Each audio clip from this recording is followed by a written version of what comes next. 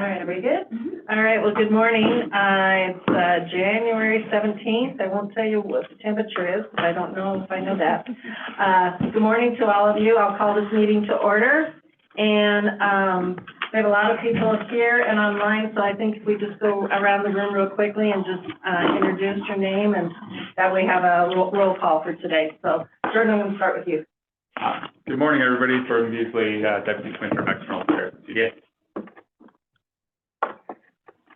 Good morning, everyone. Roberto Mesa. I'm one of the Ag Commission members. I'm also a farmer on the Eastern Plains. Good morning, David Block, also Ag Commission member, and also Northeast Colorado. Elena Miller-Turkile, also an Ag Commission member, and I'm from the San Luis Valley. Robert Sakata, Sakata Farms in Brighton, and brand new employee at CDA. Yes. Yay! Ag Water Policy Advisor. Excellent. Wow. And I'm Bethany Howell, also CDA, Director of Strategic Outreach and Engagement. Good morning, Billy Seaver, Council Chief of the Department. Jeff McCullough, Ag Commission member, San Luis Valley. Catherine Bedell, Ag Commission member from Grand Junction. Morning, everyone. Kate Greenberg, Commissioner of Agriculture. Colleen Pepler, Commission member, and Front Range, Meade, Colorado. Good morning, Hollis Glenn, Deputy Commissioner of Operations. Hi, everyone. I'm Ariana Antonio. I'm the Executive Assistant to Commissioner Kate Greenberg. And if we could real quickly online, can I just call you Simon? Good morning, Simon Martinez, Ag Commission member, Southwest Colorado. And Nick? Nick Trainer, Ag Commission member, Watkins, Colorado. Good morning, Becky. Greetings. We're glad to have you here. Good morning. I'm excited to be here, so thank you. James, welcome. Hi, James Thompson, Senator Bennett's office, do ag outreach around the state. Thanks. And Amy? Hi, it's Amy Ostick with the Colorado Water Conservation Board. Great. And Colleen, we have Emily here. Okay. Emily? Emily's Matt, Colorado Water Conservation Board. Wonderful. Thank you. Well, welcome to everybody. Is that everyone that we've got online, Ariel? Yes, that is everyone. And we do have a full quorum to start today's meeting, so I think we're going to go with the next piece of agenda item. Everyone should have received the meeting agenda and had a chance to look at it, so could I have a motion to approve today's meeting agenda? Madam Chair, I approve the meeting agenda for today. Thank you, David. Do I have a second? Second from Catherine. Any discussion? All those in favor of approving today's meeting agenda, please say aye or raise thumbs on the screen. Aye. Aye. Opposed? Meeting agenda has been approved. Second item is November meeting minutes. Hopefully you've all had time to check through those, see if there's any additions, corrections, anything along that line.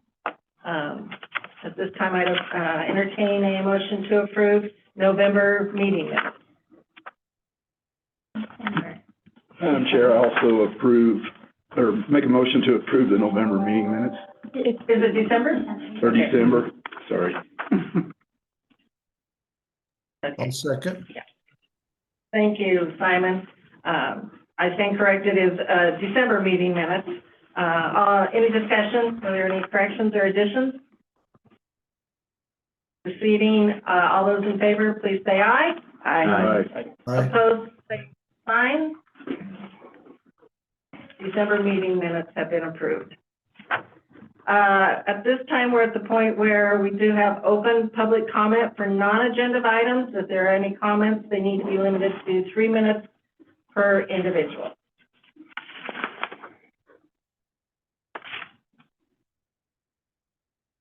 All right, hearing none, we'll move on. And at this time, Kate, I might let you do some introductions, but we're going to start with a presentation on Colorado water policy and Colorado river issues. So I'm going to turn it over to the commissioner. Okay, fantastic. Well, thank you, Colleen, Madam Chair, and Becky, Commissioner Mitchell. It's great to have you with us. So this was a request from the commission, I believe at our November meeting, to have more water conversation at the table. As you recall, almost a year ago, we did our first joint meeting with the Colorado Water Conservation Board out in Steamboat area, which was fantastic and a big lift, and just thanks to our teams for doing that. But we just want to keep integrating the work that we do, of course, across ag and water, knowing that they are very much intertwined in all sorts of ways. So Commissioner Mitchell has, as of the last few months, taken on full-time a truly critical role for the state at a truly critical time. For those of you who know Becky, she's worn 2 hats over the last many years, both as the director of the Colorado Water Conservation Board and the Upper Colorado River Commissioner for Colorado, so representing us on interstate compact matters around Colorado River. She's now able to do that full-time, and it couldn't be a better time to have her advocacy and have her voice representing us across the Colorado River Basin. So with that, Commissioner Mitchell, I'll hand it over to you. Thank you, Commissioner Greenberg. And first and foremost, I want to say thanks for having me because you guys really showed up to the last CWCB board meeting in Steamboat. And when I say showed up, I mean showed up both physically and emotionally to be there and kind of spread the word about the importance of ag and your views. And I think it was incredibly helpful. That being said, I want to make sure that I am here for you all in any way, shape, or form that I can be. And I'm hoping that this is not just a one and done, that you'll invite me back. And because there's so much going on right now that I think it's important that you hear what's happening on the Colorado River. The next couple of years are pivotal in big decisions being made. So I get the pleasure of being your Colorado Commissioner. So Colorado River Commissioner. And so I just want to give you a few updates, a little bit of a background. I have a presentation there. I think Emily might have been trying to run it. If not, I've spoken before just off the cuff. People don't love it, but I've done it. We're pulling it out, Becky. So just a little bit of structure in terms of how we work. I'm going to keep talking because I know we're limited on time, but just a little bit of structure. Kate mentioned, or Commissioner Greenberg mentioned this. Recently, I was relieved of one set of duties so that I could more fully focus on the Colorado River. And so as of July 5th, I became the first full-time commissioner for the Colorado River. And as Kate mentioned, I had been splitting my time, and this is worthy of full-time, especially right now. And so I get the benefit of representing the entire state, not just one part of the state. And with that comes a lot of weight and importance at trying to represent the entire state and making sure that all voices are heard, and that I am taking that to the negotiation table is a difficult role, but I think we've tried to figure out ways that we can do that. You can move to the next slide. And so you all know this. If you're in ag, you know how this works. You know how administration works. We know that we're living within the means of the river at all times because we have no other choice. We know what the role of the Division of Water Resources is, and because they are essentially, they hate when I say this, but the water cops of the state. So the river starts as snowpack. It's looking a little bit better this year, but we're still not at 100%. And when we say 100%, it's important to it's important to recognize that means 100% of average, right? And so that's how our rivers start. And people often think about the Colorado River as, you know, the mighty Colorado. And when we're sitting in the state of Colorado, we know that it often is beginning as a trickle, and it ultimately forms the almighty Colorado. But we know what it means when those trickles are not there. We know what that means for agriculture. We know the flexibility that has to occur with on the ground. Oh, I don't know why my watch is hearing me and thinking I need something from her. I do need something. We need good administration on the Colorado River. That's what we need, Siri. We need everybody to live within the means of the river. That's what we need. So managing within that sub-basin level, that really means that Colorado water users live with two realities. First, we don't have consistency. We can predict, but we can hope, we can pray, we can do a lot of things, but we don't have consistency with what is provided by Mother Nature. Water availability changes significantly. We can just look at the last few years and see how it's changed from year to year. We simply don't have a large reservoir like Lake Powell to pull from, and so we don't have that level of consistency. The other reality that we live with is that each of these sub-basins can live with different hydrologic conditions. So one basin can have average snowpack, another basin can be experiencing extreme drought.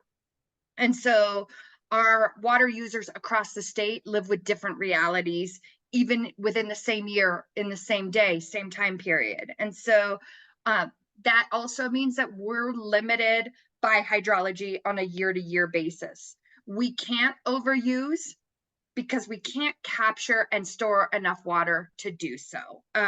When our stream beds dry up in the late summer, so do our diversions. And I think that's an important component. I'm struggling with getting the rest of the world to acknowledge that and recognize it, and also recognize there are some benefits to that, and especially if we're responding in real time to Mother Nature. So next slide, please.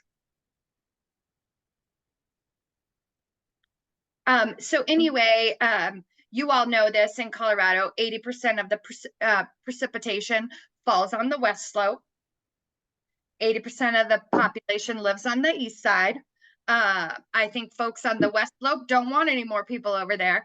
And the folks on the east slope would love more precipitation, but that's just not the way we are at this point. And so we've been moving water across the continental divide for over 130 years. Our first big Trans Mountain diversion was dug in 1890 to transfer water from the Colorado River Basin to the Front Range, and a few similar efforts occurred in the early 1900s. Those are pre the compact, and they paved the way for the Colorado Big Thompson Project in the 1930s. And the CBT, as we tend to call it, is our largest Trans Mountain diversion, and it pulls approximately 213,000 acre feet of water annually from the headwaters to the South Platte River Basin. I think it's important to recognize, there's often conversation about Trans Mountain diversions, but I think it's also important to recognize some of the benefits. That it really supports about 5 million people on Colorado's Front Range, or about 85% of our state's population. That's not to say we should do any more Trans Mountain diversions or anything like that, but I think recognizing the impact of these Trans Mountain diversions. But it's not just a story about water for cities. And I think that's an important thing.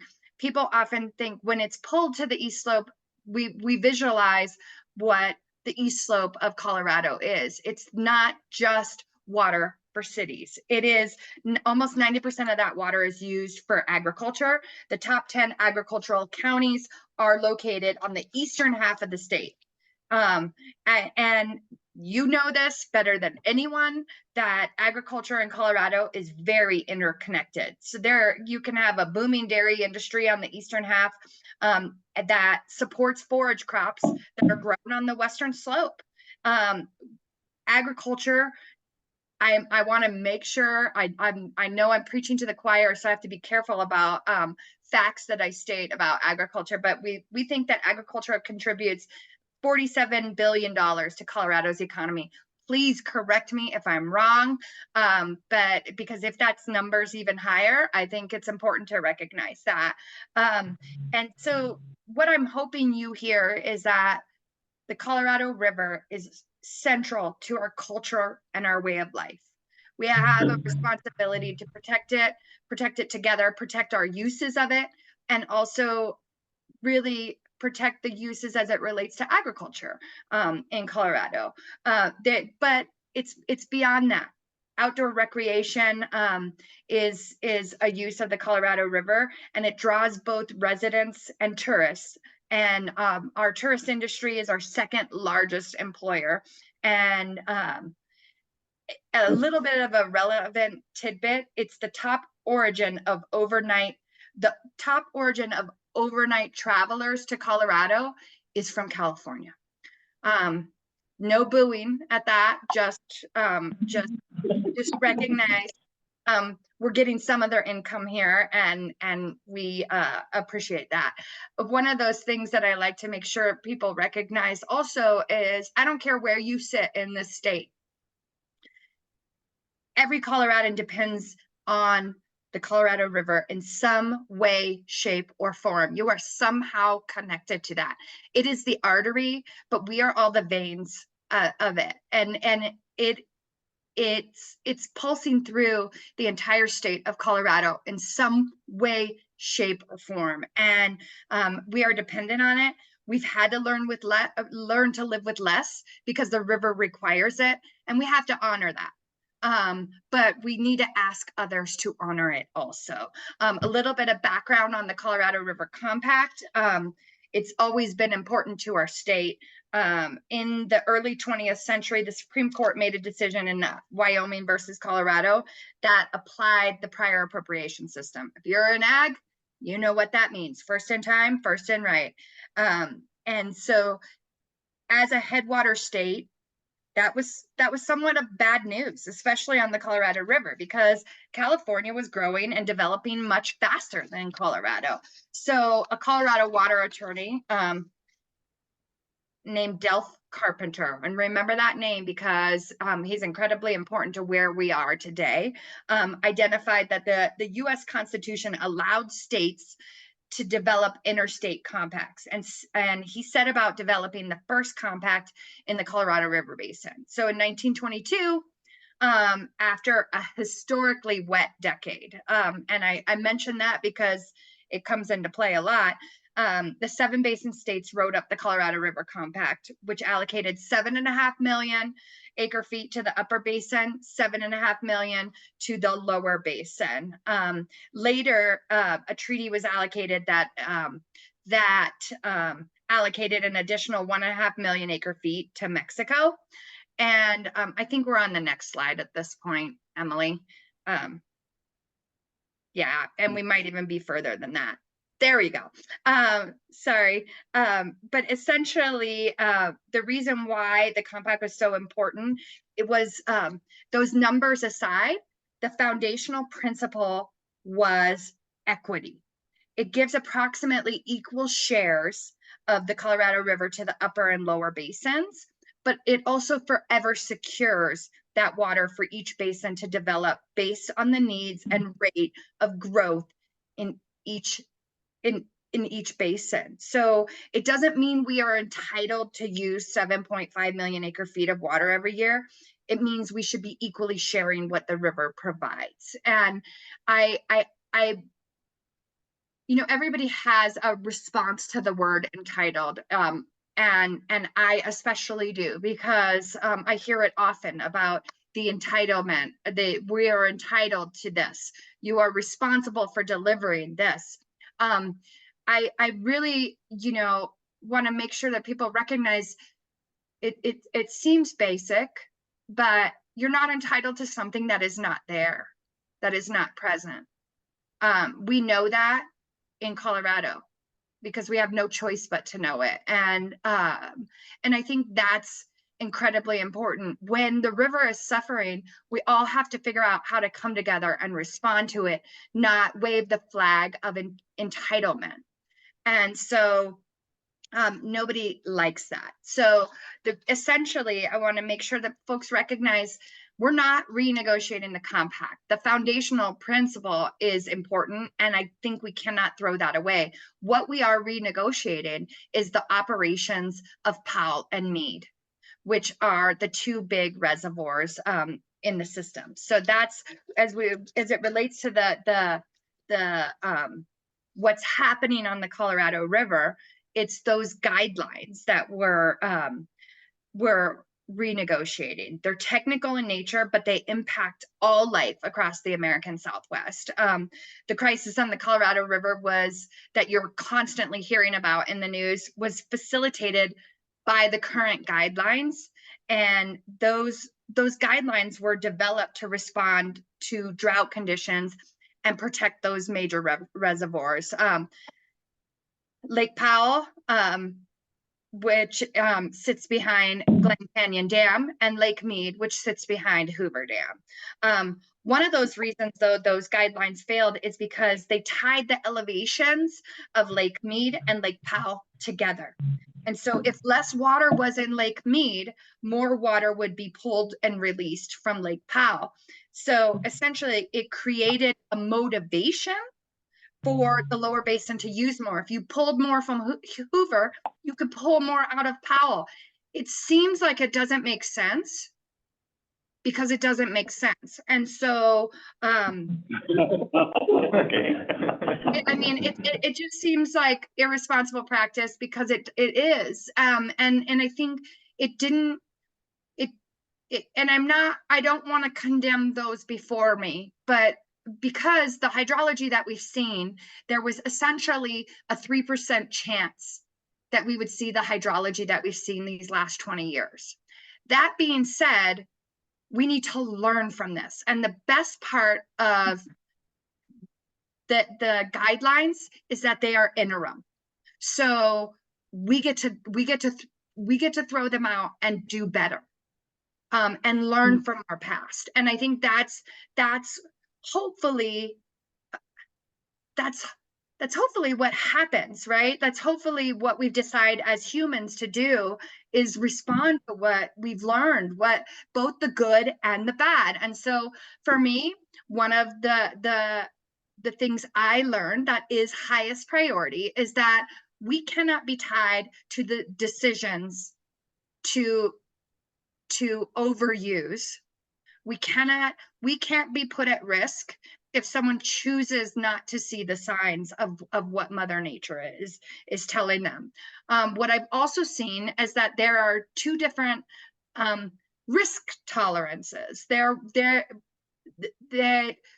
There's two very different views of where reservoir elevation should be. And I think when you have such differences, I think we have to figure out how to resolve that, because it seemed like there was a level of comfort to bring Meade down, where in the upper basin, we don't have these big reservoirs. So we have this connection of saving for a dry day and recognizing that when you have one dry year, you don't drain your reservoirs, because you may have 2 or 3 or 4 dry years in a row where you'll need to rely on that. And so those two very different views really highlight the need to rethink that balancing piece of the current guidelines. So in terms of the Colorado River uses, in 2021, the upper basin used about 3.4 million acre feet, while the lower basin used about almost 11 million acre feet. And so remember that equal shares thing. I know not all of you are mathematicians, but that doesn't look equal to me. And just throwing that out there. And I don't want to condemn the use of water if it's available, but I do want to push and motivate folks to respond when we're starting to hear this and see the signs that it's not available. And so when we look at those middle columns, I don't want you to think, oh, we're so responsible and in the upper basin and we're just better people. That's not what that is saying.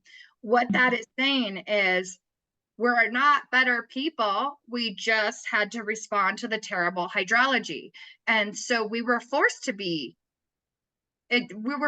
use less because we didn't have more to use. And so, and we would have if we could have, but we couldn't. And so we had to have that immediate response to the hydrology. I often say we are on the front lines of climate change because we are on the front lines of climate change. We respond immediately if it's not there.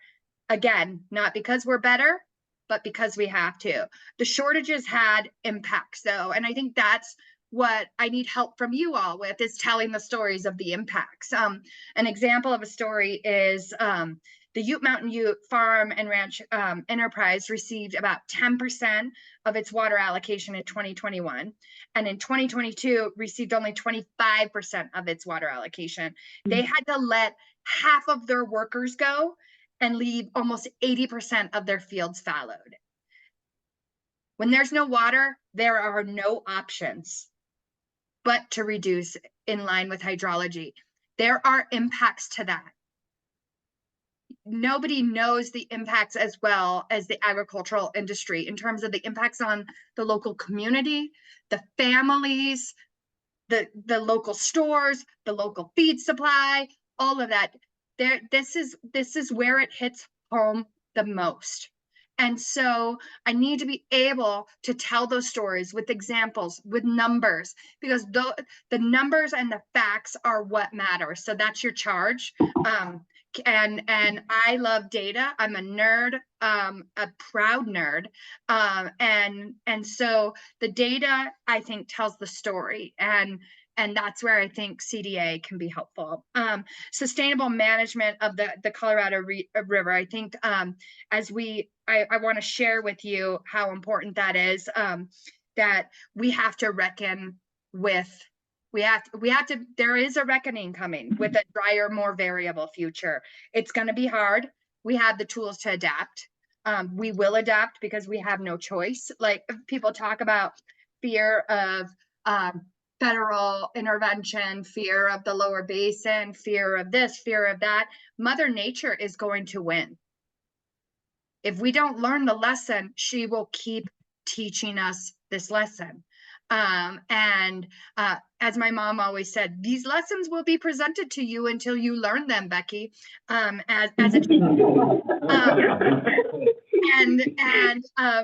And people relate to that because until you learn it, they will be presented, right? And so she keeps presenting, and we get to decide like how quickly we respond or how much pain we suffer, right? And so, but the thing is that the weight is heavy because it's not just the individual pain. If we choose to look aside while others are not learning this lesson, or we are not figuring out how to set the boundaries so others can learn this lesson, it's not just the individuals at the table, it's the 40 million people, it's the 2 countries, it's the 7 states, it's the 30 tribes that are unwillingness to learn the lessons is impacting. So when the decisions are being made to not learn these lessons, it's not our own self that pain is being inflicted on.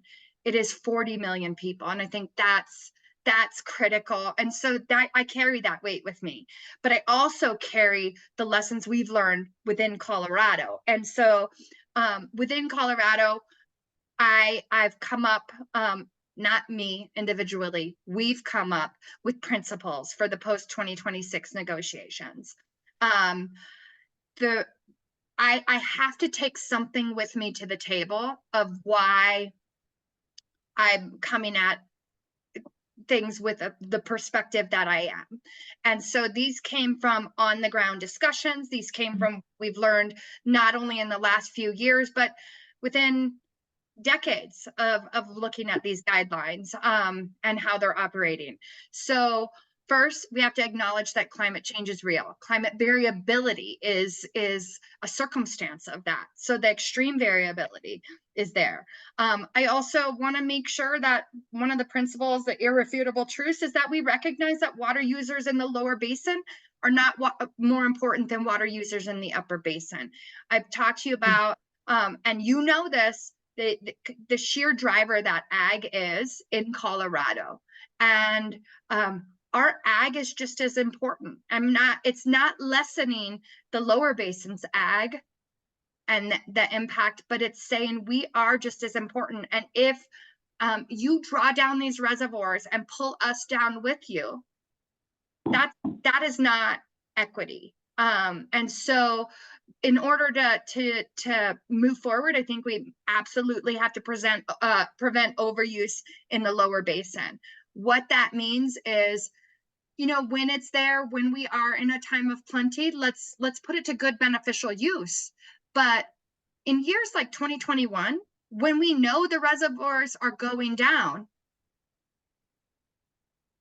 we need to start with knowing how you would get to 7.5. And I don't think there is a knowledge of where the cuts would happen to make that happen. And I think that's the first step. And so that being said, we have to continue to defend against attempts at compact curtailment in the upper division states. Currently, there is this 75 million acre feet over 10 years in the compact. Our number right now is 88 million acre feet running average. I am not concerned about a compact curtailment. What I am concerned about is political pressure. So I was glad to see that someone from Senator Bennett's office is on the line, because we continue to pressure on that side, because we need the political support in this. We want to make sure that there are not attempts to curtail water uses in a mandatory way in the upper basin states, because we've met all obligations, but we have also not done anything to deplete the river below a delivery of 75 over 10 at least ferries. So I want to make sure that's clear. And next slide, please. We also want to make sure, and if you don't come out, I hope what you come out of this discussion with is that, wow, these principles that Commissioner Mitchell is going in with are common sense, because I think they are common sense. But I'm hoping that we can get everybody in Colorado to support them. While we know that where they've been developed, I just want to make sure that the gut check is there. And so we need to make sure that we're operating Lake Powell and Lake Mead to respond to hydrology and available water supplies. I hope that I've given the reasoning for that. Another thing I want to call attention to, and you may not be, or not all of you may be aware of this, but it's incredibly important. It's especially important to me. And this is one of the principles that I don't really like to take critique on, because I think that it's important to fulfill promises that were made. Currently in the upper basin states, there are 6 federally recognized tribes with water rights. There is over 400,000 acre feet of federally reserved water rights that are undeveloped by those tribes that were promised. So they're currently undeveloped. Somebody is gaining benefit from that. And they're not gaining benefit from their undeveloped tribal water rights. not only that, but as I mentioned about the Ute Mountain Ute and the 2021 numbers, they are suffering right alongside.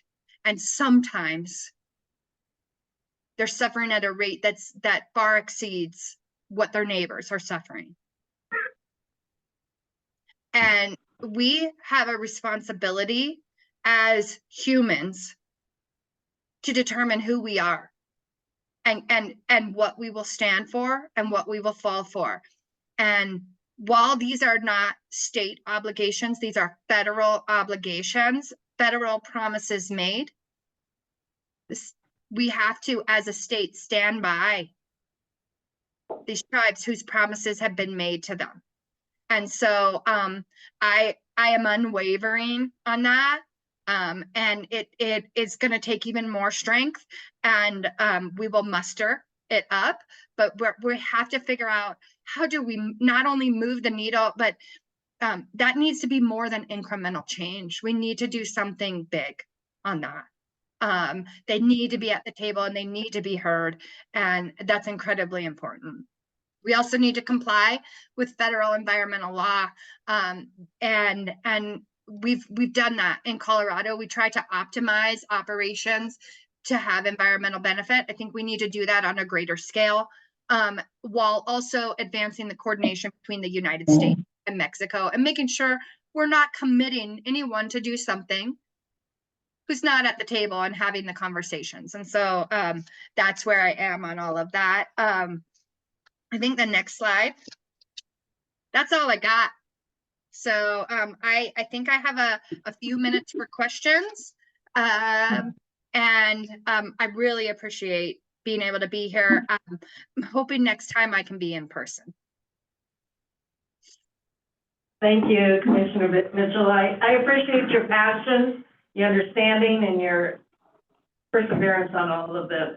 And I think you've got the data to support everything that we need to be sending forward. So this time I'd like to open the floor for anybody that might have questions. I just have a comment.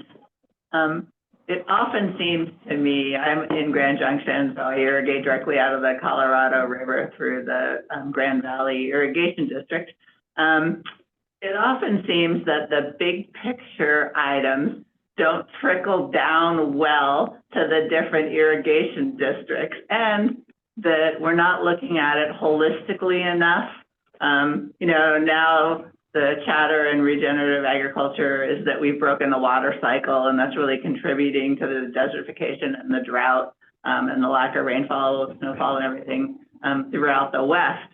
And it seems that we should start incorporating the conversations from the ground up into the compact and vice versa. It just seems like we have the big picture. You sound like we have this image of what that's supposed to do. Somehow it needs to translate down the rest of the way to the, water running in my canal. And can I respond to that? Is that okay? So I 100% agree. And I think that's one of the reasons I sit here today. I'm sitting wherever, standing actually, wherever I am asked to be, and vice versa. I don't sit to not learn also at the same time. I think you mentioned, the ground up piece, and that's incredibly important. What's being learned, what is being learned on the ground. And so I have worked with Grand Valley and Tina specifically, and have done some folks with them, some things with them. I'm actually going back, I think it's in February, for their annual meeting at Grand Valley, or one of their meetings. I'm not, that's so next month. So, but that's so not this week, but that's what we're trying to do. And are we moving fast enough? I mean, we are running at a marathon pace, but that being said, we're trying to get everybody out there. And while it may not always be able to be me, we're trying to get that on the ground. It takes a little bit of an invite, because it's often awkward to say, hey, we'd like to come and talk to you, and do that. But if there's a place that we need to be so that not only we can tell you, inform what's happening from what we're doing, but get informed by what you are doing, I think that's important. The data is critical. The data is critical. And if you have it, I want it. Let me just say one thing, Becky. Part of the problem, I think, is like, especially with Grand Valley Irrigation, is there is no communication with their shareholders. They have no newsletter. Their website is hopelessly out of date. And so you may be meeting with them, but it's not trickling down to on the ground. And I'm not really sure, you know, they're just doing things as they've always done. And it's really frustrating to get information or to get them to get on the page and communicate better. So I don't know if you have any poll or can sort of address that to them. But well, I do know you can stay directly informed with us. We do have a newsletter. We have a website. We think it's up to date. You're welcome to tell us if it's not quite good enough. But that code that you're seeing, the Commissioner's Corner, links you to like our newsletter, which is coming out really frequently, kind of where we're at, what's happening, ways to give input, requests for meeting, those sorts of things. So while I can't fix everything in the state, and you know that's part of y'all's job too, while I can't fix everything, I can do my part and be the change, and that's what we're trying to do. Thank you.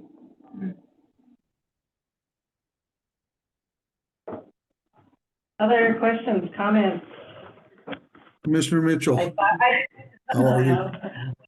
Can you hear me?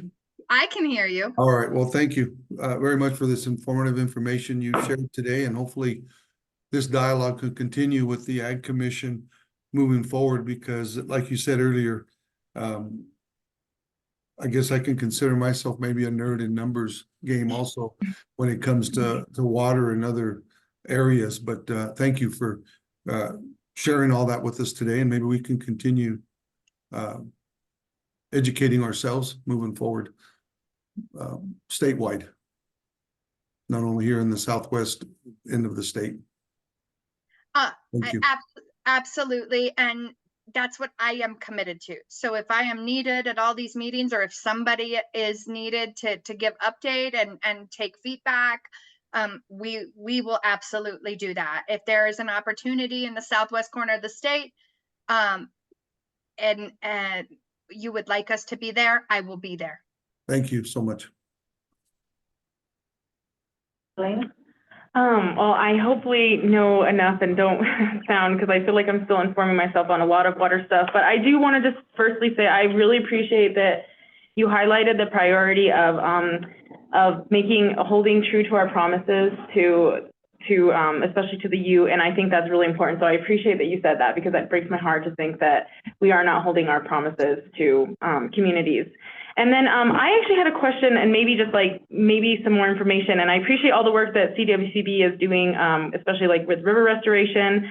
But one of the things I'm seeing, like on I'm in the San Luis Valley, is that unfortunately there's just a lot of damages that are happening through, and I'm guilty because I'm a senior water user, but you know, a lot of damages to firstly groundwater and then also surface water users just because of overuse and over diversion. And I think that's really tragic, because there's been some really great river restoration work, and I'll give an example of our little very small river, the Alamosa River, which is dry like most of the year, even though it has this beautiful river restoration project. It's a dead river, not because the water quality is really improved from the mining disasters and stuff like that, but then it's just a diverted, overused water situation. So I'm just wondering, like, how do we, and I think I hear the same things happening on the Colorado River, is just like over committing and maybe overdevelopment. And so I'm just wondering, like, how do we creatively solve those things so we keep agriculture intact? And I know this is probably what you said, because you even said, how do we do that? And I was just curious if you have some ideas, because I see this on our drainages, and I really would love to see, like, I have this dream of seeing my beautiful little river have fish in it, and don't know how to get there just because of, you know, it is an appropriated system. Well, no one knows that more than the folks in the Rio Grande, of course, right? And so I don't want to claim to be the expert on anything because on everything, because I am not. But I do, like, you are more of an expert on that, especially within your area, than I am. And I think that's important. The CWCB does what they can to support and lift up those innovative ideas, but also protect people while they try things, right? Like there are opportunities to say, okay, we can try this and protect you while you do it, to make sure that you don't lose anything.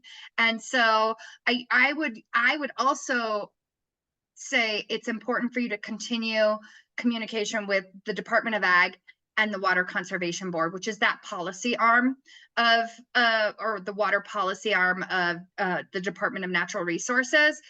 Is there ways that we can optimize? Is there more ways that we can work together where it's CDA, CWCB, the folks on the ground? But I think there's also a responsibility that when we learn something, we tell something, right? Like one of the biggest struggles that I had, I'm not under the CWCB arm anymore, but one of the biggest struggles that I've always thought that we just need more of in our tech work is, especially when you get grant funds, there should be a responsibility for more of the lessons learned component to get out. What did you learn that was not good? What did you learn that should be replicated? And especially when you're taking public funds, that should be a part of what gets out there, is how can this be transferred to somebody else? And so I think we need to continue to do that. We're committed from the state side, but remember, while I feel like the CWCB is the little engine that could state agency, remember there's about 50 people with multiple directions. All of you guys were at that meeting, what that agency is responsible for. And so how do we come together? I think need to continue to work on that.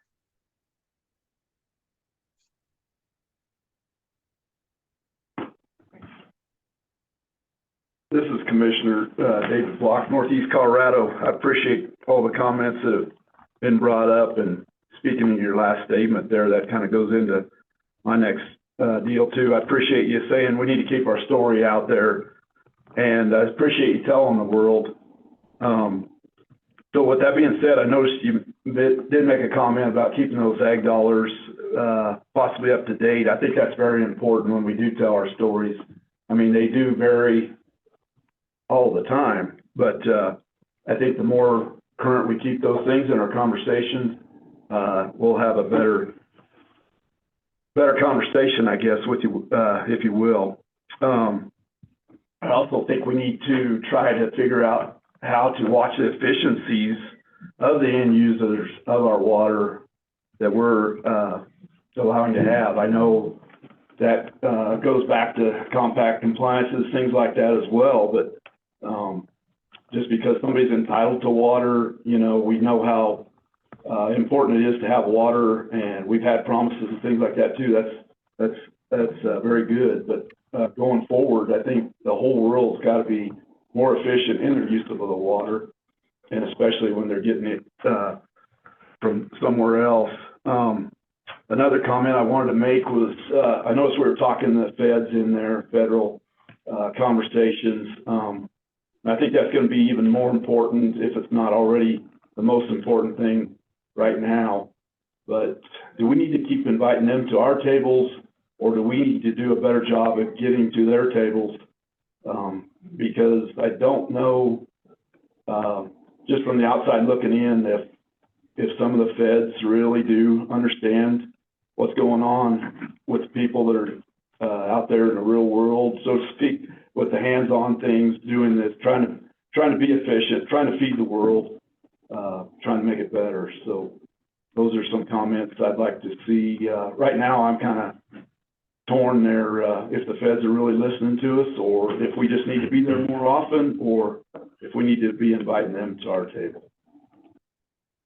Can I make a couple comments on that? First of all, I don't sit anywhere without an ask. And so I know you saw me open up and say, I have an ask for you, and it's keeping those dollars up to date. That story is important. That's the positive side of the story to some level, right?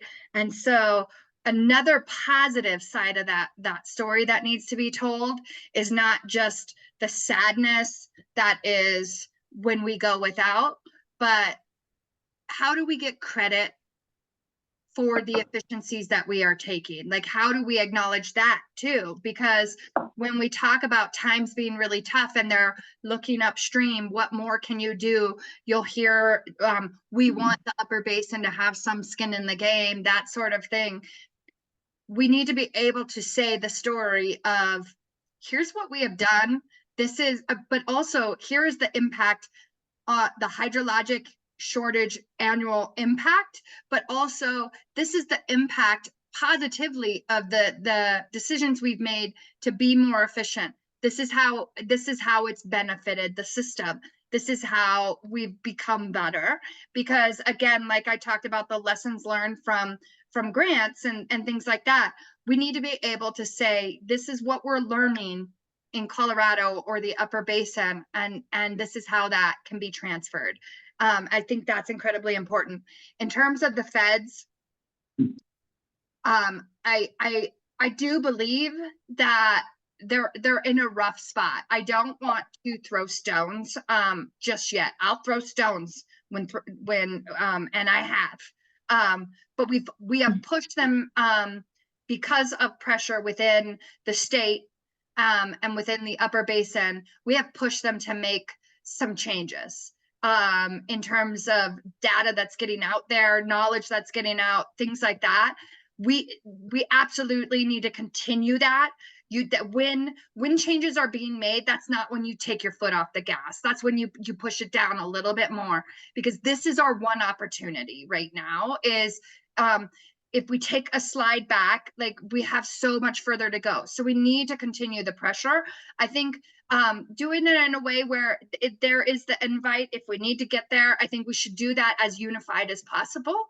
If we need to make sure our voices are heard in the DC realm. But I can assure you specifically from Senator Bennett's office, and I'm not pandering because they're on this and I saw that, but when I pick up the phone, they answer. And I think that that's the case for a lot of folks. And so we need our senators in this, because that's the only place we have numbers. We need our senators to be informed, to know the importance of agriculture within the state, to know both the sad stories and the positive stories. So I would say, keep your foot on the gas and keep making sure they show up and demand that folks from Senator Bennett's office are at every CDA meeting and at every time that they can be, and they need to trickle those stories up. Thank you. I don't want to dominate the conversation, but Elena Miller again, and Colleen, I know we're kind of running out of time, but I did want to just, you've talked about a couple things that I just wanted to ask, because this is something that I'm also seeing in our drainages, but like I sometimes feel like we simplify things and overgeneralize. Like I think one example that I think of is how we use the idea of efficiency. Like the acequia systems are traditionally very water inefficient, but they also benefit hugely the ecosystem and also do a lot for recharge. And so I think something that I'm seeing through federal funding, but then also through how the water is administered, these ideas of how we look at efficiency is really only one idea, which is cut water use. And sometimes inefficiencies can actually be contributing in ways that we're not measuring. And I think that also ties into what Catherine's talking about of like the water cycle. Like what I've seen is as we've moved to more, what I would put in quotes, efficiency, you know, we've lost riparian area, we've seen our floodplain, you know, we've lost our floodplains, and we've lost our, like just a huge ecosystem loss, which also affects water use. And trickles down into like how we look at sustainability, like with the aquifer, you know, the San Luis Valley is always facing that issue, but you basically cut out all these inefficiencies that actually contributed so greatly to an ecosystem. So that's something that I've really been watching a lot and very concerned about, like that oversimplification through funding, but then also through policy. And the other thing that I think about a lot too is, and I think you talked about on climate change, and that concerns me a lot too, is that each drainage, especially with the water plan, is being treated the same. And I've seen, like I've looked at the hydrographs, and there are drainages, for example, that drain in, all of their drainage is done by March. And then you have an irrigation season that starts in April. And so what does that do? Basically, it turns those water users into, they basically have to go beg the state to allow them to use their water when it's actually available. And I think that's just going to get worse with climate change. And luckily, on smaller drainages, I've seen that the state has been working, you know, like that they have been understanding that those drainages really do not have the same irrigation season. But I think that's something that I see tied to sustainability too, because you don't let those water users take that water, which definitely has that effect on the aquifer, but also on the riparian area, and definitely on the economic side of like farmers going out of business just because they can't call out their water when it's actually available. And so I think those are some of the things that I see, and I really I've been very concerned about, because I do think they undermine like the bigger picture of how we solve water issues and I'd love to see them. I did actually go talk about the Farm Bill, and I don't know if it came through, but I really was like, we need to be giving funding to people who are doing things differently, because just because it's not a high efficiency, like what I've seen is as everyone's gone into pipelines, everyone's gone into center pivots. I mean, we've just lost a huge ecosystem benefit, because the traditional, we're using surface water, but the traditional acequia systems, their inefficiencies had these massive benefits. So anyway, that's just a comment that I have, and this is something that I've been watching with more and more concern, especially as climate change, I think, will become more of a factor. And I think that I'd love to see it be like big picture. I don't know how you do that, but how do you zoom out enough to see, yeah. That ties into sort of the spread of information that we need to get out there. And I'm thinking, there's all this money coming out for climate smart ag projects that are hitting the ground this spring. I'm working on a couple of them, so I know where we sit on a lot of that information. It would be cool to organize conferences sort of around in the basins, and then a big gathering to sort of bring the information. It makes sense to have them in the basins, because you're right, it's different in every basin. But on the other hand, we should share information across the whole system, because it could be that something that you're doing they haven't thought about over here. So that would be the way to sort of spread the information. And the more I think about that idea, I like it, because if you're right, we need to get that grant money information out there, because it doesn't make sense to spread the money out if it doesn't get it, you know, it's not getting used when we do a good job. But it is really a localized solution sometimes. I agree in that local solution, not one size fits all is definitely, we need to keep in mind that.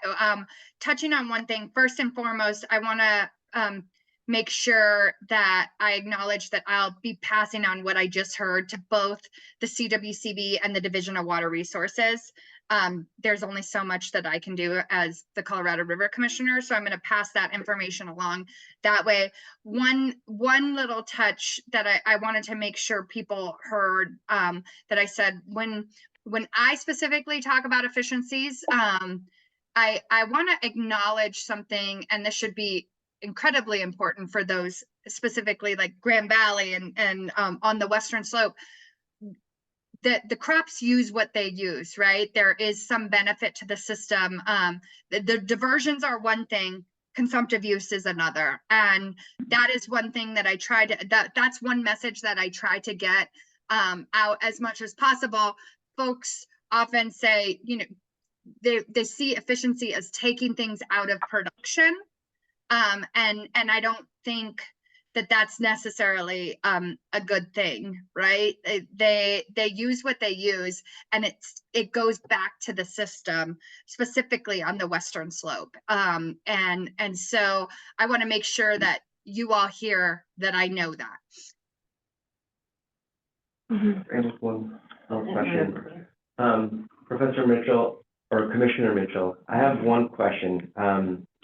Mainly in terms of good administration and the principles and guidelines that you commented on, where have you seen models of that in other regions, other communities, or other parts of the world? So I am a student of rivers, I guess you could say. I think the Nile River is undergoing some things. The Murray-Darling Basin, there were some good and negative lessons also, or positive and negative lessons that could be learned from there. We are setting some framework for the world to also see, right? When you talk about the Colorado River and the sheer amount of money that's gone to solving this crisis, if we can't figure out a better way to operate, I think that is a message that we're sending out to the world too, right? And so we continue to look at bits and pieces from across the world and try to take the lessons we can learn from, but we are part of setting the stage too. Thank you. Great discussion, great presentation. Thank you, Commissioner Mitchell, for steering the boat, steering the ship, keep going down the river. And we hope to have you join us again. You're welcome to stay on board with us for the rest of our meeting, but I know you are a busy person. So again, thank you. Great conversation. And thanks. Thank you with that, bye now.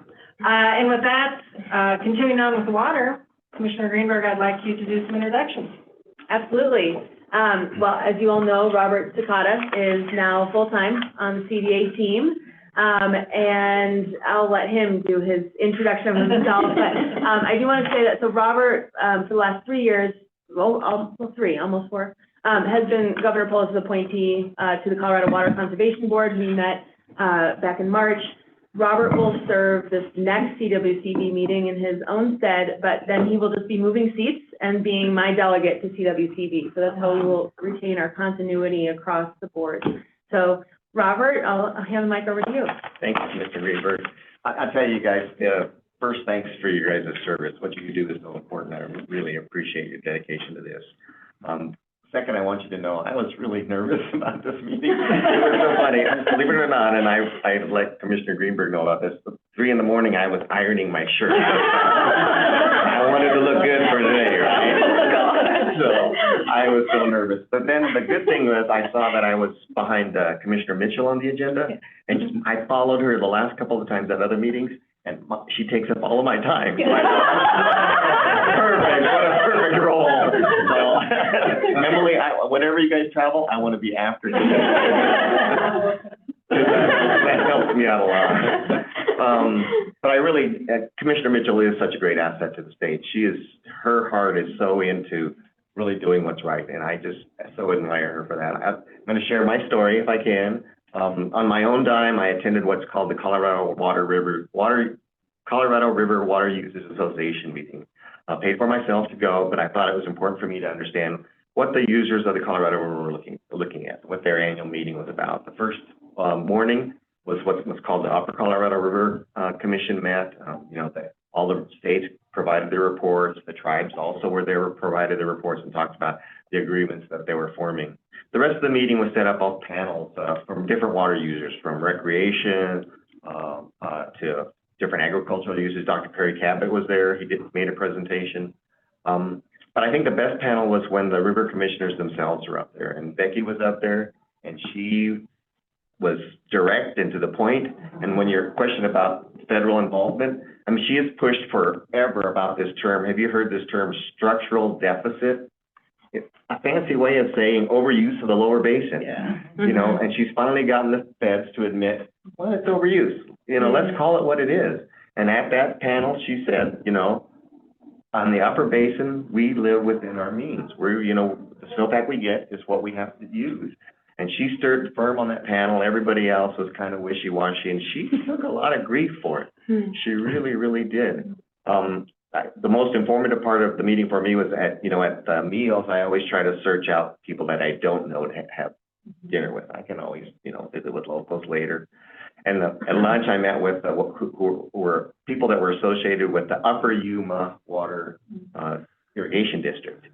And it was really interesting because the gentleman was real polite. He got the pitcher of water and he went around the table, and poured us all water. And I made that smart comment. I said, "Look, we're sharing water." And he said, "Well, be sure to tell Becky Mitchell that, will you?" So, Becky's really out there. I really have to give her a lot of credit. I just had the benefit of serving with her on the CWCB the last 3 years. And it's just amazing the passion that she works, and the staff too as well. So really encourage us to stay connected with them. And I think the biggest thing that we really want to emphasize as a state, it's so important for us, all parts of the state. I mean, the eastern part of Colorado, we import about 500,000 acre-feet of water from the Colorado River. Colorado River impacts almost all of us, except for, maybe the Republican River Basin. But it's so important that we stay involved in the conversation, and it's critically important that we talk with one voice. Just like we've learned in agriculture, we can't be bickering among ourselves. We need to be at the table together, and that's why it's so important to really support Becky and all that she's doing. So I know we're short of time, and I knew this was going to happen. So last night I typed up a written report, and I think Ari sent it out to you guys. So you can look over that at your pleasure. There is a QR code on that written report, and you can actually scan it there. I have a quick Mentimeter poll. So if you want to answer that, that'll be open for 2 days. The question for you is, what water challenges do you face? As you'll see in that report, I am just so thrilled and excited to be in this new position. I mean, with my experience on the CWCB the last 3 years, prior to that, I served on the Water Quality Control Commission for 15 years. I served when the Senate Bill 126, the Agricultural Groundwater Protection Act, was first formed. I was on that advisory committee. When the roundtables started, I helped form the Colorado Ag Water Alliance, because again, that's how, when the roundtables were formed, some of us were really concerned that the basin roundtables were creating barriers between the watersheds. It was great that we were having conversations within the watershed, what we wanted to see. But it seemed like it was dividing us, and we wanted to make sure that, again, agriculture wasn't that way, that we talk together about what we're doing, because it's so important, I think, that we talk together. So I'll be reaching out to you, Elena, about the CWCB. I think there's some opportunities in watershed plans for local watershed planning. It does take a lot of work. The CWCB is really instrumental in helping set those up. We're really trying to make sure that agriculture is at the table, recreation, aquatic life, water quality. So that might be an avenue that you can pursue, because I think the local support is really what's important in all those activities. But really, the bottom line is, I finally got an email. Becky Mitchell actually had to fire me because I had an email from CWCB. She actually had to fire me before I could get set up here, but I finally set up with an email. Yay! I know. So it's robert.sakata@state.co.us. Is that right? I'm still catching on to that one. I'm not used to that. Most of you know, agricultural background. Our family farm is in Brighton, Colorado. Commissioner Greenberg understands that, that's a family operation. I can't walk away from that. So since our operation has changed and we're not doing vegetable production, we were bringing in 400 people for a couple months. We've switched away from that because of the hurdle that we couldn't overcome with housing, finding seasonal housing for all these people. So we've switched away. Luckily, it's sad. The Brighton area, we're one of the last major landowners in the area. And so the local dairies there are so happy that we're able finally to grow corn silage, and now experimenting with, cover crops, which in vegetable production I really couldn't do much of. And so the change of an operation, instead of 400 people we're employing now, we're down to 14. So it's really allowed me the opportunity. I've got great staff, third generation on our farm, that I feel really comfortable them taking day-to-day operations over. So it's opened up the opportunity for me to jump on board here, and I'm just so thrilled and excited about it. When you look at the handout that I gave you, you can see all those, liaison positions who I'll be staying connected with. My ask for you is that if you see any opportunities for me to be involved in your local communities on water issues or in things that you want me to investigate, please don't hesitate to reach out to me anytime. Welcome the conversation. So thank you. We're excited to have you. Excellent. I'm really thrilled to be here. All the staff has been so welcoming. It's really, really exciting. I like how you just pointed at me. Thanks. I know, all the staff, I know. Miss Calendar invite, you know? Quick question, would you like this QR code shared wider, or is it just mostly for Ag Commission members? Yeah, it's just gonna be open for the next 2 days. I've made a commitment over the next year. I've taken the word no out of my vocabulary because I really want people to invite me to their events. So this is kind of a test. I thought, I'm gonna test Manometer. I'm gonna use it when I hit the road. So when I go to we all get so many surveys in the mail, and I know I don't answer too many of them. So when I'm on the road presenting, I'm gonna try this and use this at all the different events and ask questions. So if there's questions that you think I should be asking the public, think about, I knew we were gonna be really limited in time, so I just put one. Okay. But a series of questions that I should ask when I hit the road. So I may be saying maybe, and I may be saying, can we reschedule? But I'm gonna take that word no out of my vocabulary. This is really short notice, but the Montrose or the Western Slope Food and Farm Forum, which is now the Soil Food and Farm Forum. I don't know if you can show up, but that's a really good place, that for sort of the cutting edge of agriculture on the Western Slope. It's a really good conference. Yeah. You'll see it on my sheet. Okay. So I have identified it. This year I can't go. I know. Well, I just put down to. to make sure we have more water conversations at that meeting, because it really is a good one to do that. We do have a few other CDA employees, so I know Paul Kmeyer said he would go, and he's our salinity specialist, so. I'll be down there, and I think Definitely eventually. say hi. Robert, one question.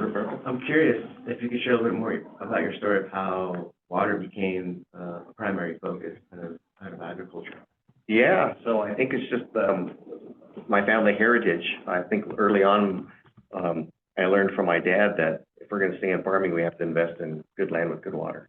And so water was so important. And I was so very fortunate on my family's operation that they really encouraged me. And they were great examples of public service. They were really involved, whether it was school board or things that they were involved with. And so they allowed me to be involved in those different things as well. And so it was, like I said, whether it was local ditch boards or whether it's helping form the Colorado Ag Water Alliance.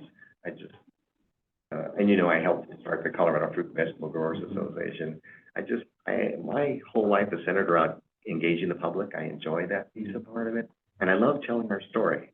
David, like what you were talking about, it's so important to tell our story. And I hope that you don't mind, but one of my soapboxes is that we all need to support the diversity of that. That's what makes us strong, is the diversity that we see across the country. If we start to have agriculture all look the same, we're in trouble. And that's what's scaring me about our food supply right now. It's becoming so centralized. Is that really what we want?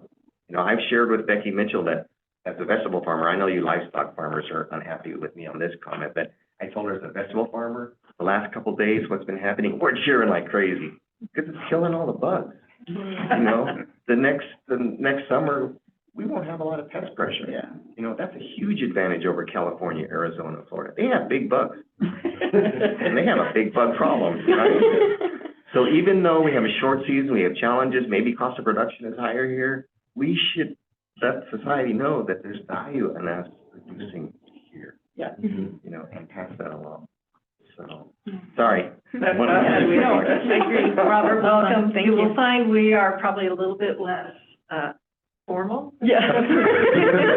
And, we're so excited to have you here and have you aboard and I would be interested in having you come back and talk about your transition with what you've done with your careers. I mean, not your careers, but your careers, but your farming operation. Yeah. That would be really I think it sounds like you've got some things going on there too. But welcome. Thank There's you. always a seat for you at this table. Thank you. Thanks so much. I'm so excited. Looks like you have another introduction? Yes, we have Amanda online. Okay, great. So I'm really pleased for those of you who don't know Amanda Laban, Amanda is another new senior team member of mine. She is our new Markets Division Director. And Amanda has worked for CDA as a senior manager for about the year before her new job as director of the division. She's got over 20 years experience in ag, both on the farm side, working for beginning farmers and ranchers, working actually with me a long time ago, helping organize the West Slope Soil Health Food and Farm Forum that we've both worked on for many, many years. So just couldn't be more delighted to have Amanda in this role, taking over at the helm of market. So just wanted to give Amanda some time to introduce herself and what she's focused on these days. Yeah, hello, everyone. Thank you, Commissioner Greenberg. Nice to see you all at Commission. I'm sorry I can't be there in person. I'm trying to make my way out to Grand Junction for the VINCO and Hort conference. I just want to say I'm really delighted and honored to be in this position. Tom was in the role for the past 17 years, so it's a lot to step into to fill his shoes.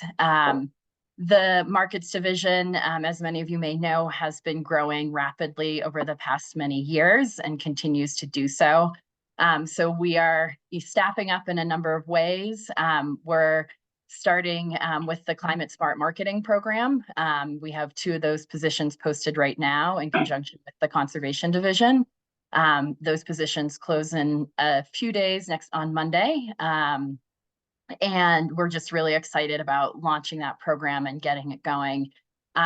We have the Resilient Food Systems Infrastructure Grant opening up soon. So just impacting the state with processing and aggregation facilities. Can't wait to see those proposals. And we're busy right now with Ag Workforce Development, reviewing those applications, community food access. Round 2 just opened up yesterday. We got a lot of great proposals in round 1, set to send out close to $2 million in funding for that round 1, and then another $4 million in round 2.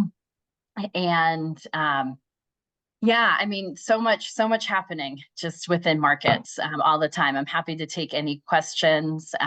Kate gave you a little background on me. I've definitely worked across the state, the variety of nonprofits, a variety of ag enterprises and businesses.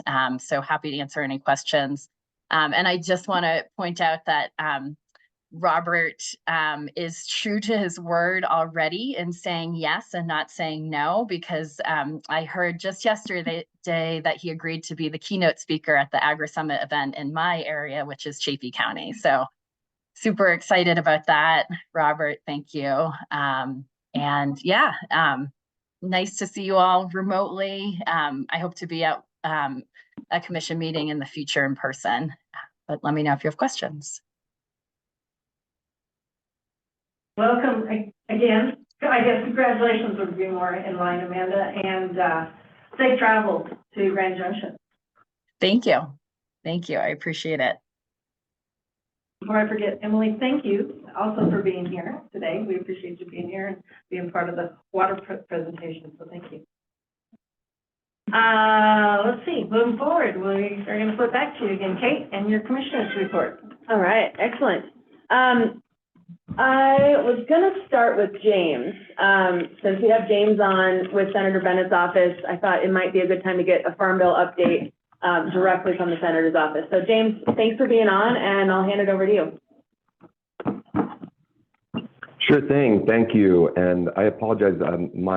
As I told Kate, my Senate laptop hates Zoom, so I can't really see you, and I don't know if you can see me. I think can you see me?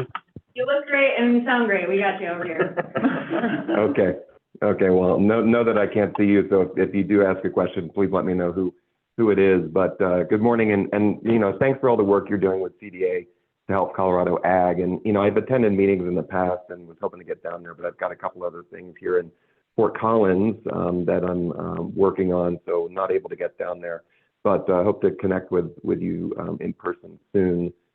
As you may know, I'm Senator Bennett's. I have 2 hats. I'm Senator Bennett's regional director for northern and northeastern Colorado. So I cover 15 counties here out of Fort Collins. But my other hat is statewide. I do agriculture outreach and policy work in conjunction with our DC team. And you may have met Rosie and another James Whaley back in our DC office. So we've got a pretty pretty strong ag team. You know, Senator Bennett does serve on the ag committee and chairs the conservation subcommittee. By the way, I wanted to say congrats to you, Robert and Amanda, on your new roles. We've always relied on Robert for your expertise, and I know, you know, Senator Bennett sends along his congratulations to you and to Amanda. In the past, Tom has always provided us with the latest on the ag market. So, Amanda, I do look forward to connecting with you more down the road. So, congrats again. And in regards to the Farm Bill, as you know, the Farm Bill expired briefly last year before Congress passed a one-year extension. That is set to end on September 30th. You know, the Senate and House Ag Committee leaders have expressed their commitment to pass a 5-year Farm Bill this year. And we've even heard talk of passing a Farm Bill this spring. Now, this is an election year, as you may be aware. So not sure about that one. There are a lot of competing interests and a limited amount of available funding. So there's general agreement that the next Farm Bill will not have, generally will not have an increase in overall funding. And there are a lot of disagreements centering on which programs could get an increase in funding and at what cost to other programs. So there are a lot of discussions we have had there. For instance, Senator Boozman, who's the ranking member of the Senate Ag Committee, wants to increase reference prices for commodity programs. But that would require about $20 billion in cuts to other programs. That's just one example of many where we need to talk about our funding priorities and you know, come to an agreement there. Last year, Senator Bennett introduced and co-sponsored a number of marker bills for the Farm Bill. I think it was somewhere around 17. They're all available on our website, and happy to connect with you on those. I know we don't have a whole lot of time and we're coming up on the break. He's going to introduce several more this year. And these marker bills reflect priorities that we've heard from farmers and ranchers all over the state. We held, and I know many of you have attended the Farm Bill listening sessions in 2022. We had 26 around the state. Senator Bennett himself attended several of those, and we even had Secretary Vilsack attend one in Palisade, and Kate was there, and others of you may have been there or have heard about that. These top priorities that we heard about, you know, generally speaking, broad stroke, as was mentioned before, addressing the Western water crisis. And, you know, Senator Bennett spoke at the Colorado Water Congress in the summer about a lot of, you know, our priorities, specifically around the Colorado River. So, Dave, we are, you know, very much in tune with, you know, the discussions there and are doing whatever we can to help. Also, ensuring that USDA programs work for Colorado and the West. We have introduced bills to improve a number of Farm Bill programs. Again, not going to get into detail. Investing in forest and watershed health, addressing climate change, deploying clean energy, and strengthening local and regional food systems. So furthermore, you know, Senator Bennett wants to protect the $20 billion we secured for ag conservation in the Inflation Reduction Act, the IRA, and the $10 billion we secured for forestry in both the IRA and the bipartisan infrastructure law. This week, we're facing another deadline. So Congress does need to pass a funding bill for fiscal year 2024 before they can pivot to the Farm Bill. So we will have to see what happens there. We're hopeful we can come to an agreement on that funding bill before the deadline, which is the end of this week. So the clock is ticking. And, you know, in regards to the Farm Bill, if we can't get it passed by the fall, we could certainly see another year-long extension, which, of course, would not be ideal. But, you know, we do need to make sure that we keep those programs going. And really quickly, outside of the Farm Bill, we are still focused on improving the situation in regards to farm labor, which Robert referenced earlier. And, you know, Senator Bennett supports the Farm Worker Modernization Act to establish a certified agricultural worker status, improve the H-2A program. And more recently, we're also looking at possible legislation creating an emergency program to assist farm workers in the event of a disaster. And we've been in touch with CDA and other ag groups on that and are still having discussions on that, but maybe look for that in the future. And I'll stop there. And I don't know if there's time for questions, but I can also put my contact info in the chat. And I know many of you already have my cell phone number and can call anytime. Thanks.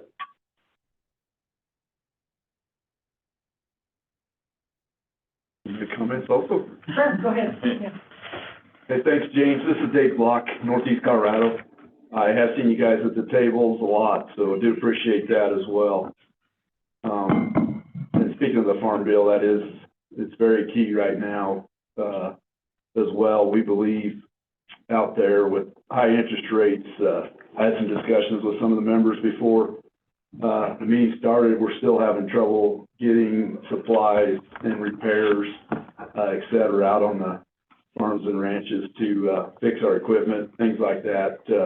6 to 8 weeks, sometimes getting parts, and even, common everyday parts, maybe a week to 10 days that, technically, used to be there, just overnight. So a lot of inventory supplies are not there anymore. And we were talking about some of the issues. Why is that? They used to say it was COVID and things like that, but I don't know what's going on now. I'm wondering if it's a change of business plans, et cetera, but that is a key thing going on right now. Even in my example on my own farm, I've got a couple tractors that need some parts. They say it could be 6 to 8 weeks, if that, getting some of those parts or components of the tractors themselves. We could be in farming season by then. So, what's a guy do? Does he go buy a second tractor, et cetera? So just some issues out there in the inventory of supplies and parts. So, and again, thanks for being at the tables out there in our well-diverse agriculture in Colorado. Thank you. Yeah, sure thing. And I'm happy to take that input back to Senator Bennett. I believe some of what you're referring to is addressed by the Colorado Right to Repair bill. Is that what you're referencing there? Some of it is. It's even beyond that. Yeah, okay. And I know Senator Tester, we've been talking with his office about a possible federal right to repair bill. I know he's introduced that in the past, and we've done some outreach to Colorado ag groups on that specifically. But thanks. Thank you. Colleen, could you just actually open up the chat so I could put the I don't know. Yeah. Okay. Oh, sorry. I guess I don't know who's running the computer. James, again, thank you. Send greetings to Senator Bennett for us, please. Sure thing. And by the way, I'm now having issues again with Zoom. I may have to sign in again, but I can't open the chat box and put anything in there. So please pass along my contact info. I'll sign off and sign back in after your break. We will do that. Thank you. Thank you. Thank you,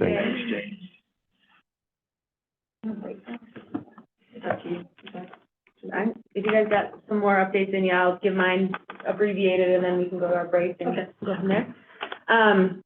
All right, well, thanks so much for being here, everyone, and for folks online, thanks for tuning in. So you heard from some of our amazing new senior team members. I'm just seeing our cameras a little crooked. Sorry for folks online. They're not in fact sliding away. Thanks, Jordan. There we go. All right. Yeah.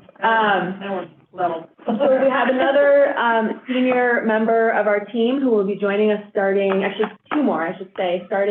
February 5th. As you know, Chris Whitney, our branch commissioner, retired at the end of December, and I'm very excited that Todd Ingley will be joining our team.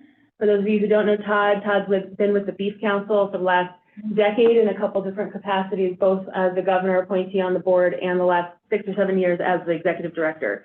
He's also started and run his own beef operation and been in the ag world for the entirety of his career. So really excited to have Todd joining. And I think we'll do an introduction just like Robert and Amanda at probably our February or March board meeting, depending on how the timing works out.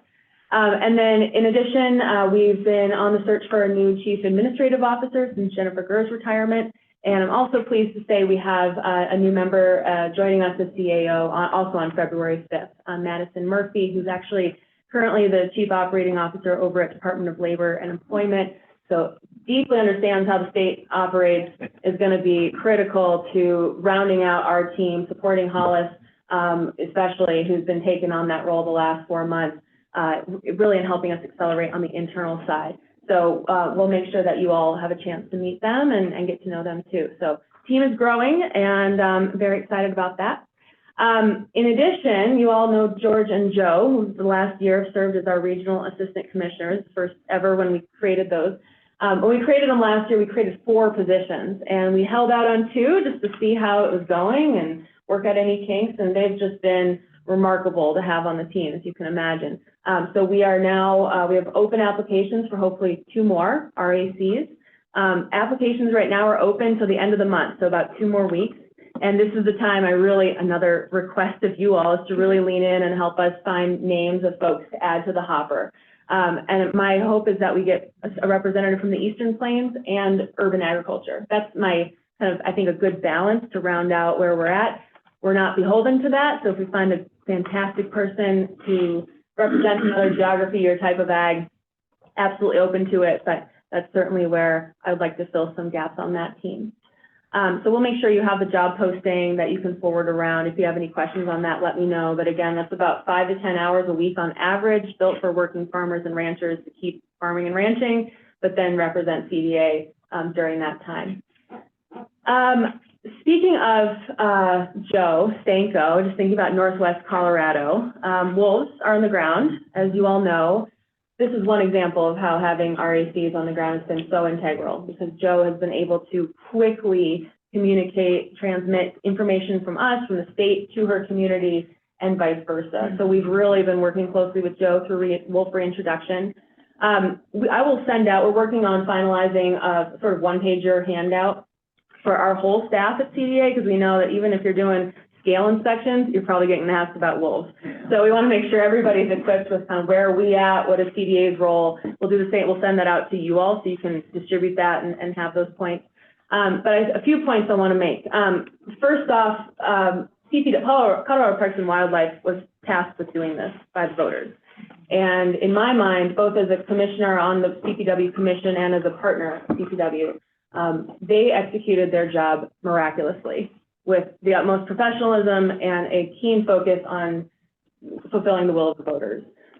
So obviously there's lots of emotion around what it means to have wolves on the ground. There are a lot of questions around communication and what sort of information will be available to the public, and Parks and Wildlife is committed to working through that. We'll be at the table with them. But I can't say enough how they got their job done, and they did it well. From CDA's standpoint, we have, I would say, 3 things to know if you want to keep track of bullet points. First one is that in November, we signed a memorandum of understanding with Parks and Wildlife that really lays out the template for how our agencies are going to work more closely together. We've already got a great working relationship, but this MOU does 4 things. It essentially says we're going to have much stronger interagency coordination around wolves, but all depredating animals in particular. CDA is going to be building a non-lethal technical assistance program. Good. So I'll talk more about that with my second or third bullet point, second and third. You're going to see joint communications. So we're going to have co-branded material. When CPW wants to send something out, they're sending it to Bethany and Wayne and Les and our team. We're doing the same thing. So you'll see both of our logos. That means our teams have shared in reviewing that content. And then the last one is cross-training. So we're going to be bringing our teams together at certain times of the year so that all our folks are on the same page. So that's the first one, is the MOU. We've now got a formalized agreement between our agencies. The second one is, and this is hats off to Wayne East and Les Owen on our team. They've been working with Western Landowners Alliance and a few other organizations who recognized there was federal funding to support non-lethal management in the West. They were successful in that, and are bringing about $22 million to Western states. $2 million of those dollars are coming here to Colorado. So CDA, we supported it's a Regional Conservation Partnership Program grant, RCPP grant. We supported that grant. They were successful. So we'll be working closely with those nonprofits that represent landowners and what they need and what landowners in their membership and in their regions need on this non-lethal side. And then lastly, so MOU, RCPP, the last one is a budget request. So CDA submitted a budget amendment to the governor's budget submission, requesting 3 full-time people to be on the ground, primarily developing a range rider program. So that will be one tool. We'll also look at, how do we work on inventory, non-lethal inventory like fladgery? Do we have folks actually in the field with CPW implementing that? So we're going to be building that, but the big thing is getting the resources. So I'm sort of active in the events projects, what they're doing. Oh, yeah. And one of the things that, and they didn't write these into their proposals, but one thing that could sort of replace the range riders by being able to collect the cattle in the evenings and bring them in. So I'm really interested to sort of see how we work with the projects that they've laid out and maybe extend the proposals if we can to include, you know, the non-lethal strategies to keep the cattle or the livestock safe. So, really excited to hear about that. I love that as well, the non-lethal part, because I'm just seeing a lot of these different creative management techniques, especially with cows, because I think sheep have a different tradition, but I think it's really exciting to see how it's like, could benefit both animal security and dealing with this whole new change, and then also like range management and really enhancing the ecosystem. So I love those. Yeah, I love that. Yeah, and I think we've worked a lot with them, so I think their team and that technology will be part of how we build this program. So they're already deploying some of it up in Route County, which you probably heard, and that's adjacent to the release area, so it could, and they're actually, if you know anybody up there, they're trying to recruit more people to get into the events research in Route County, and they're willing to look at sort of, you know, outside the county and the adjacent counties too, so. That's great. Yeah. Yeah, thanks for that. And just, you know, I know there's a lot of kind of rumors swirling about what happened. Just so you have the facts about reintroduction, 10 wolves were released from Oregon in Grand and Summit counties. They may have moved. CPW does not share their location, and the location data that CPW has is in retrospect. So it's within the last about 14, 15 hours even. So we know that wolves will move. They probably have already, but in terms of what CPW did on the reintroduction, that's where it was and what happened. So we'll just keep in touch. We're going to really be leaning on you all, the commission, and your communities on this for how we build this program. There's a lot of interest now in CDA's role, but I think the really important message is that we are not coming in to do something that CPW doesn't already do. Parks and Wildlife has managed wildlife, and they've managed depredating animals for a long, long time. Our wolf management plan also has, in my opinion, the most aggressive depredation compensation program in the country. Up to $15,000 per kill, up to $15,000 in vet reimbursements. We have a multiplier equation for those assumed kills that you don't find. That's the most aggressive in the country, and that is because livestock community showed up during the public listening sessions over the last 3 years, and the CPW commission responded. So those are kind of the big elements to keep in mind, but again, over the next really 2 months, as we're working through the budget, this is going to be our focal point. You might see some movement on the staff, because I want to get boots on the ground soon. Especially just kind of given the timing, given the season, and whatnot. So, lots more to come on that front. Any other questions, comments? What's CPW's plan on reintroducing more wolves into the rest of the state of Colorado? Yeah, great question. I don't know their plan. I'm not sure if they have a plan yet. I know they are, so within the wolf management plan, the target is to reintroduce up to 50 wolves over the next 5 years at a regular cadence. So while they've met sort of the will of the voters, I think they're probably looking at where are they within sort of an ecological matrix, where are they within the acceptance of the community, and what other wolves can they find within the time frame that you need to actually for the darting and relocation. Sure. This is a pretty narrow seasonal window for that. Mm-hmm. So I think those are some of the many variables on the table that they're considering. Sure, it's a long process. Yeah. Yeah. And this is a bit of a big ask, and maybe it's already out there, but just talking with producers, what I think it would be very, very helpful to maybe just have like a resource, because like I think people don't know, like what I'm seeing is people just don't know like what compensation, like who they would get a hold of. And I don't know if there's like a way, because I feel like that'd be something to present at conferences and stuff, because I just hear a lot of people unclear about what the legislation is, like how wolves are protected, and concerns about like what's going to happen to their operation. And then I think that would be, I mean, I think a lot of producers have a good relationship with the Department of Wildlife in their areas, but I do think that there's kind of like missing those, like that informational piece. Like I didn't know about like that, how significant the compensation was. And I would be interested to know how specific that is, because I know, I mean, we've sought compensation in the past, and it's always been a little bit complex because it's like you have to kind of show, like I had to prove what killed it, and I was like, well, I mean, I don't know. So I think that maybe something like that, like a producer resource would maybe really help, I think, and also I think, because what I hear most is producers are just really frightened. Yeah. Because I don't think they know what it looks like, and I think predation has been such a big issue in livestock management anyway, and so it'd be really cool to see, maybe that might make people feel a little bit more included and at least have the resources, because I know that I'm hearing a lot of and I don't know the answers either, but a lot of questions on.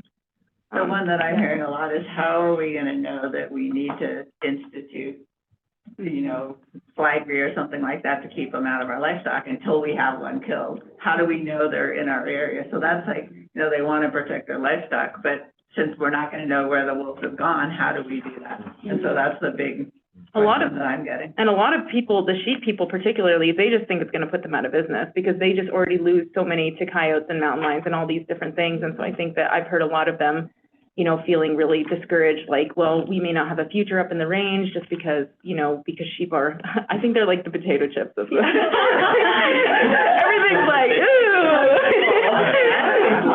I hear that. I need a snack. When I was up Rome Creek, my sheep just ran wild. I mean, they weren't even fenced in. And I saw bears up in the trees eating apricots while the sheep grazed underneath them. And it's like the bears seem to go to anything except for the sheep because it's the wool. I mean, they didn't like the lanolin or whatever it was. So if there was anything else to eat, well, I'm not even, the sheep alone. I know, I'm not even on the range and I get a lot of kills. So I've had to implement a lot of non-lethal techniques, but I know the range people are really, really concerned because they've already seen a lot of kills from bears and stuff like that, and I think the stress of labor and sheep herding and stuff like that is really heavy. Yeah, and I think they're also worried about security issues because they just, a lot of the time they have one sheep herder out there on the prairie with a gun, with a .22, and I think there's that concern of wolves are a lot scarier than I mean, I don't know, they just are, and so I think there is that, that's what I hear from them, it's just they are very frightened of what the future looks like. Well, just like our commission meeting, Colorado Parks and Wildlife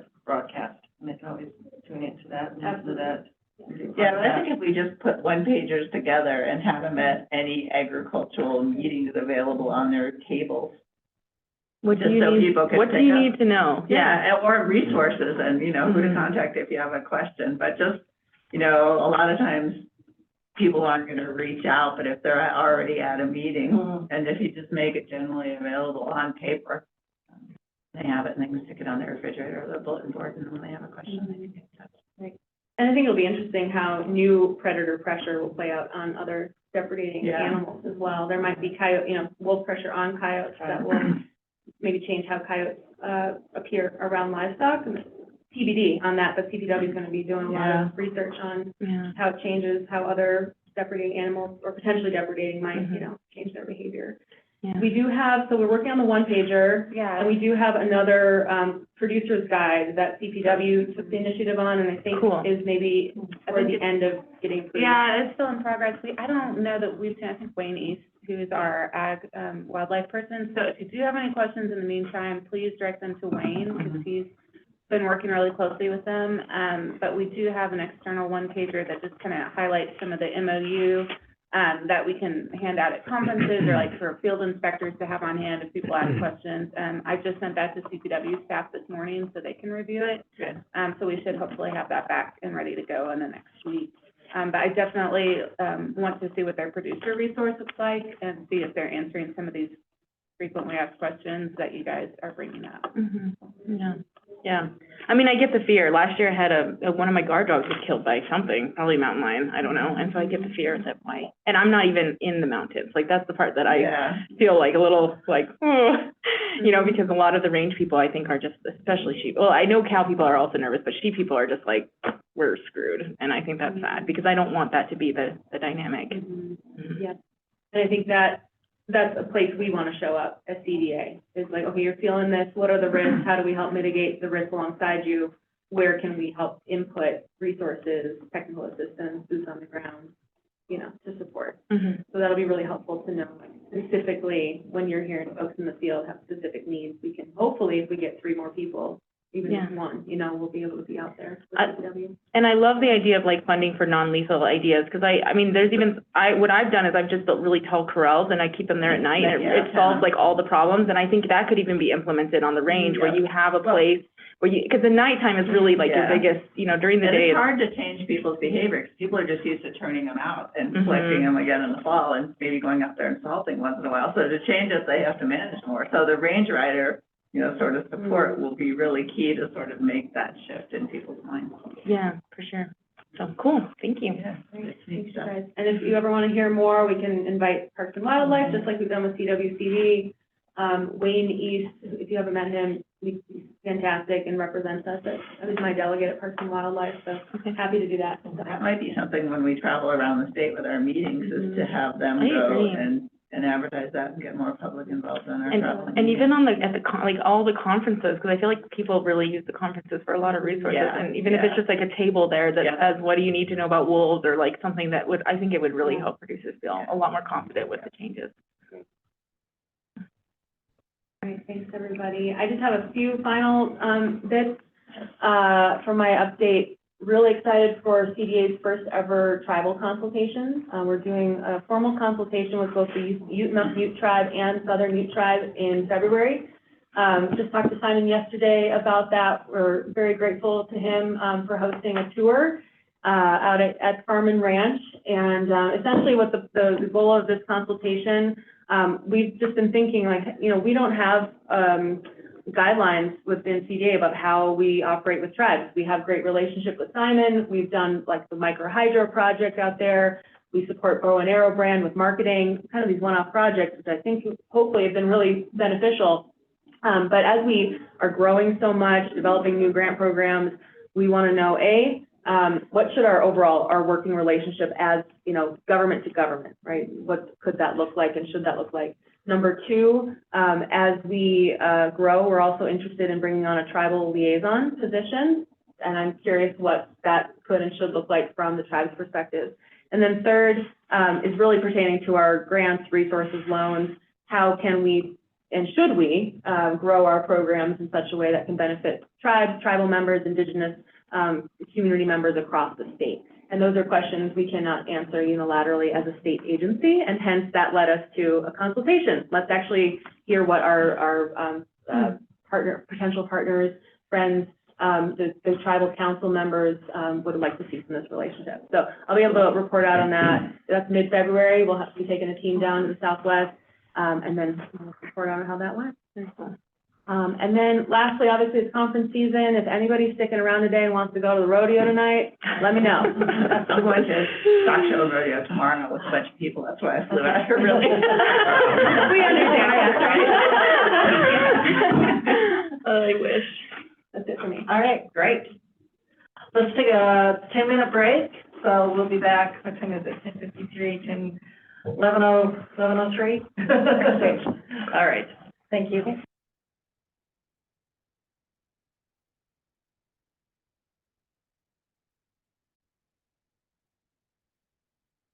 I'm thinking, you know, I'm project managing a climate smart ag thing. January 26th. We got it, this internet doesn't do any good unless people know what we're doing. Yeah. So luckily I get to organize some. Then hold it. You're amazing, amazing. I Really start handing things off. How do you? Steer her away, and then I will Put like together fully a company engage and in all have the two other people involved, so I can write out the page. You know what you can do? Dabble. Again? Yeah, really. No, I'm not. A gong. I'll bring my cowbell next time. I can turn on some noise on my phone, yeah. All right, let's go ahead and reconvene, restart, re-record, and we are going to start up with Jordan on legislative budgets and updates. Great. Well, good morning, everybody. Just to start off, this is going to be a relatively short update for today, got a lot on the agenda.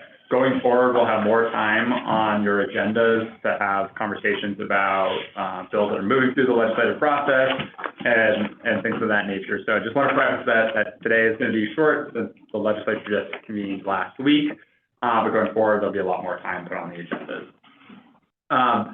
Also, just today, want to do a little bit of a process, kind of reminder that, you know, as we're going through legislative session, things do move quickly. So if you are hearing about bills that you're interested in, you have input, please reach out to me directly in between meetings. Don't include other ag commissioners on that, but you can provide that feedback directly to me, and I'll work with Kate on kind of incorporating that feedback into our kind of response and engagement on legislation. And then, again, when we have these meetings, we'll kind of go through things, and that's a great time for you all to kind of discuss and provide that information back to us. Again, kind of the best way we end up doing that is the informal discussions. We don't really need and it doesn't really make sense in most cases to have a formal vote on anything. Again, we just want your input, and we'll kind of take that and move that, help us kind of use that through kind of the process that we work through as well. Also, you know, you are all members of the Ag Commission. However, you can participate in the political process on your own. And so if you are doing that, I just ask that you let me know. And it's best that if you are going to be testifying on a bill or something like that down at the legislature, just to make it known that you are there testifying on your own behalf, and not on behalf of the Ag Commission.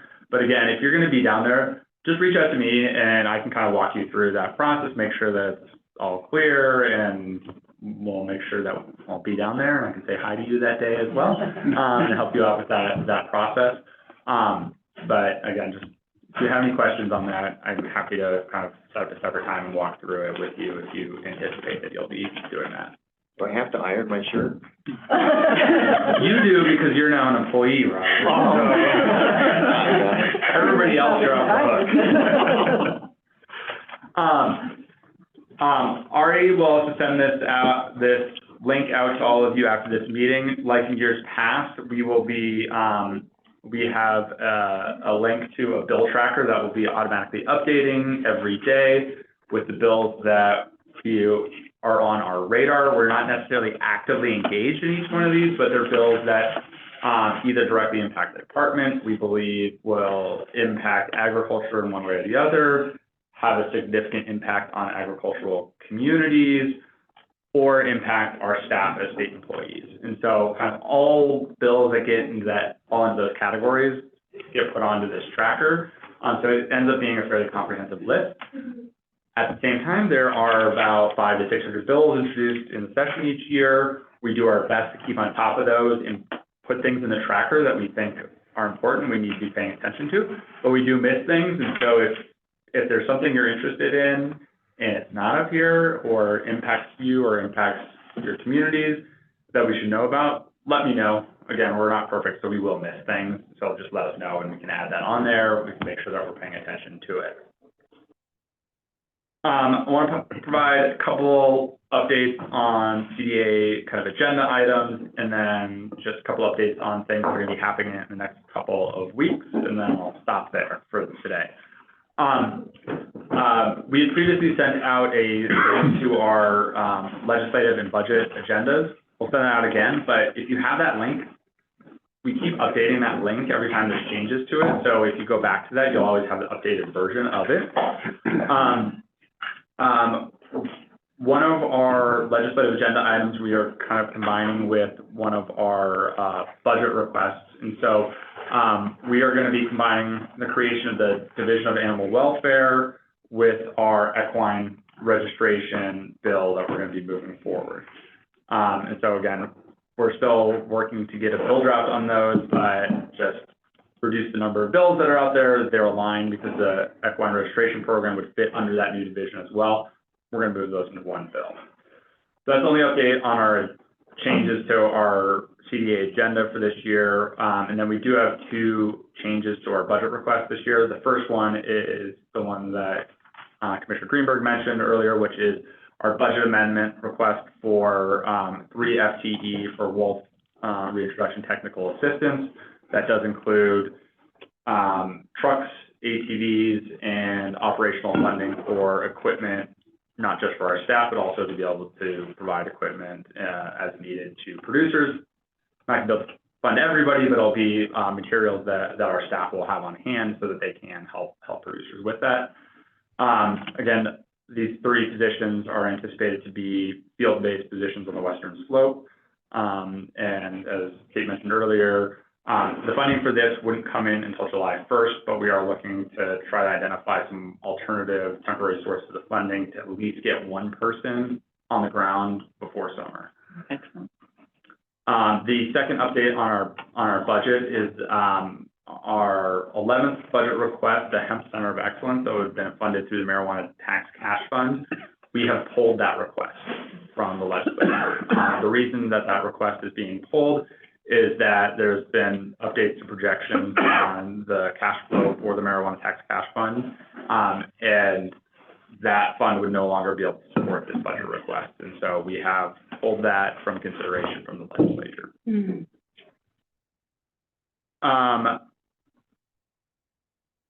In the next couple of weeks, we already have some committee hearings starting actually tomorrow, and there's one bill of note for all of you, Senate Bill 24-026, which is titled the Agriculture and Natural Resources Public Engagement Requirement, puts public engagement requirements on you as the Ag Commission, Parks and Wildlife Commission, as well as Colorado Water Conservation Board. This bill would require each of you to hold 2 public in-person meetings per year in your district if you represent an ag district. If you're one of the 5 at-large members, you would have to hold a meeting in eastern Colorado and one in western Colorado each year. The way the bill is written right now, we believe that existing commission meetings probably would qualify for that. But we are looking to see if we can't make some clarifications on that to make it very clear that existing meetings would comply with that. Meetings where more than one of you are there would also comply with that. And then we're also looking to see if there's a way to ease the in-person requirement to allow for virtual meetings as well. We actually, while in-person meetings are great, a lot of times virtual meetings we get better attendance at, and so being able to have that option, I think, would be helpful. So we're looking in discussions with around those things regarding this bill. However, it is up in committee tomorrow. At this point, we don't anticipate any changes being made tomorrow. If it is heard, it might get pushed off till next week or later. We'll keep you updated on that one. With that, we would include, there will be staff resources to support all of you if there is a requirement for additional meetings that is passed by the General Assembly. Did you say per session or per fiscal year? I'm sorry on that. It's per year. I don't know if it's calendar year. I think it's calendar year, but. Scroll down a little bit. Yeah, I got the bill right. And is it like a town hall where people come to speak with us? Yes. So I think the idea is that it provides more kind of accessibility to all of you as members representing your communities to have that direct public engagement with your communities. I don't believe you are the focus of this bill. I think some other commissions might be the focus of this bill. However, you're kind of getting pulled into it. So we haven't heard any complaints about the public engagement on your end from public or the legislators that are running this bill. It's been more on the others. We could sort of cut it off before it comes by using our outreach to make more of a public announcement about when commissioners are going to be at certain meetings. And that would probably actually fulfill the requirements anyway, because we all attend a lot of other conferences. Exactly. I was just going to say, I think this is a great commission that does go above and beyond. Exactly. Yeah. So that's where, again, we just want to get clarification in there. Because the situation we don't want to be in is to say, yes, we think this all complies, and then next year come back and those legislators that pass the bill, get angry and invest us in a committee hearing for not following, their intent on the bill. And so, again, we just want to verify that with them if we can. I wouldn't stress about it too much either, because you guys do do so much, so even if something came to pass, you're in good position to keep going with what you're doing. It's not gonna shake things up too much. So. But we'll keep you updated as that moves forward. And then the next update, next week on Wednesday, we have our annual SMART Act hearing, which is where we present to the joint House and Senate Ag committees on a number of required items, but really it's focused on the performance of the department and our planning and what our goals are as a department, as well as our legislative agenda, budget agenda for this year, and regulatory agenda for the year. We'll send you a link if you want to try to listen to that next Wednesday. However, I'm going to caution you, it's been scheduled for upon adjournment, which means when they're done with floor work. So we don't really know exactly when that's going to be next Wednesday. And then we are also after the Department of Natural Resources, so. Could be late. Could be long, because there could be some questions posed to them tomorrow, or next Wednesday. So we'll send that out. They also do record it, so we can send out the recording afterwards if you're interested in it. And then once we have, probably next week, once we have all the materials for that finalized, we can send those out to you as well, so you can take a look at the PowerPoint presentation that will be going off. That's all I have, and happy to answer any questions, otherwise get you sort of back on track. Okay. Would you keep me informed about the veterinary medicine telehealth bill? Yes, I will. So those aren't scheduled yet. Okay. But we'll keep you informed on that. And if you want to talk about it, I've been talking to a lot of producers about that from a livestock point of view. Yeah. Because as written, it doesn't really serve production medicine. There has also been 2 ballot measures that have been proposed through the process. One regarding telemedicine, which I think goes a little bit farther than the introduced bill, and then one on a mid-level practitioner. So there's competing ideas from last session. Representative McCormick's ideas, she's going to try to move forward through the legislature this year. The competing ideas that kind of stalled out everything last year, they're trying to move those to the ballot initiative process. So it'll be interesting to. And we had quite some conversations about this at Farmers Union too. So I have lots of perspectives of what people are thinking. Yeah, so let's connect off. Okay. Great. Hollis, operations update. Sure. So Commissioners, I'm going to help us get further back on track, I'm going to take a lot of what I had and put it into the recap email. This was going to follow up on some of the efforts in the markets division since you met Amanda Laban, our new markets director, with a lot of the grants that we're working on, either that have recently closed or are currently open. So I'll put that in the recap email.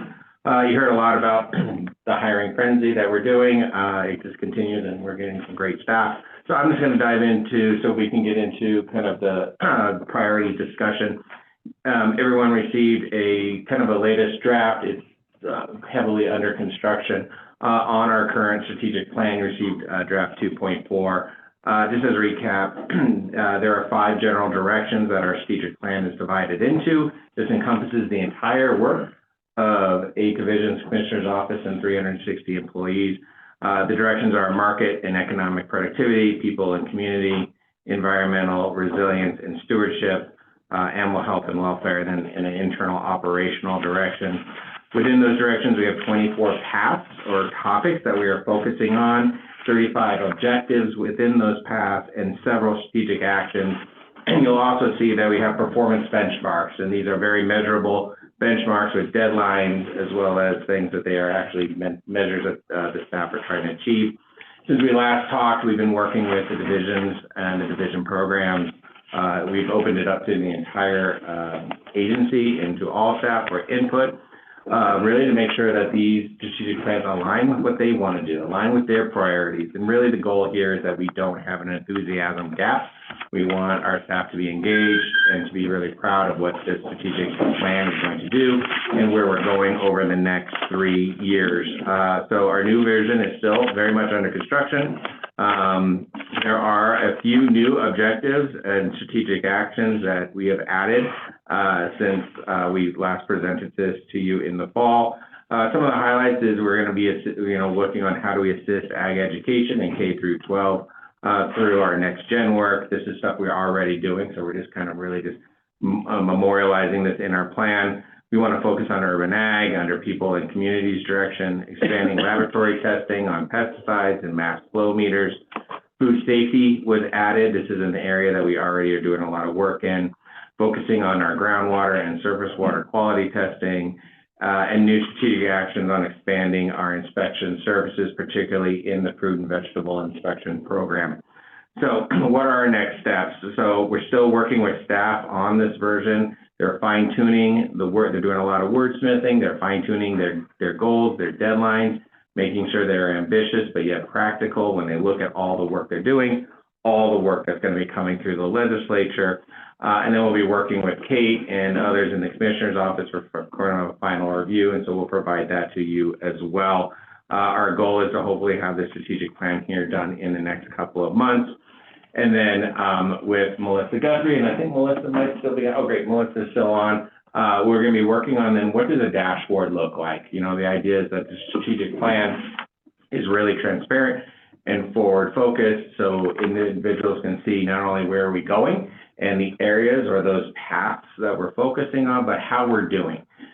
Both internally, we use this with division directors to make sure that they're marching and where they're going and they're achieving their direction. But again, outward facing, so we'll have a dashboard that's built that the industry can see, where are we working on work, how are we doing on workforce services, or how are we doing on our next gen or in our animal welfare efforts. So with that, you have the plan. I welcome feedback. Again, welcome feedback here after the commission meeting. Just a reminder, reach out to me individually. Don't CC everybody as well, so we make sure we comply with open meetings law.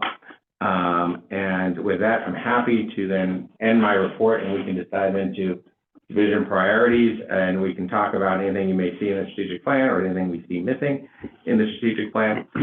One final note that I did forget to mention is this is still very much a work in progress. There are things we have kind of wish lists that are not in here that may show up at the end, and there's stuff that we may consolidate and condense, and there's stuff that we might ultimately just kind of take out just for brevity's sake. So still very much a work in progress, but welcome to kind of now turn it over to the commissioners for a discussion of our priorities. Absolutely.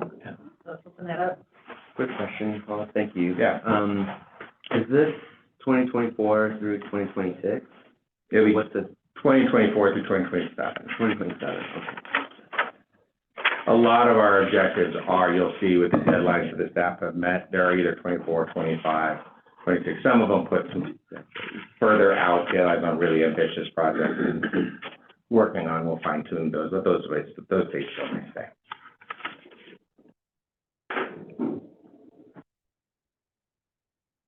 Very thorough performance benchmark. Very thorough, very impressive. Can you address this a little bit more further about ag education and next gen? Yeah. I know Colorado's having a hard time. Yeah. What we do a lot of is really, this is something that Eric Petty, Division Director of our Laboratory Services Division, does. We do a lot of school tours, school education. We also recently, and I think Colorado Proud, our presentation may cover this, but just recently we've been working with the STED school out in Adams County. We took 11 students, and they are working, and they learned about marketing through Colorado Proud and marketing and what does it take to come up with a marketing plan. And so really, we see that we already have built these relationships in developing outreach to programs. I think the Yampa Valley students came out last month, and so we're really kind of fine tuning that. And since we do this, and this is something that Eric and his team have a passion for, we're putting it in there, but absolutely still kind of like lining this out, like how we can support ag K through 12 through our STEM work, particularly with our lab, is something we think we can move the needle on.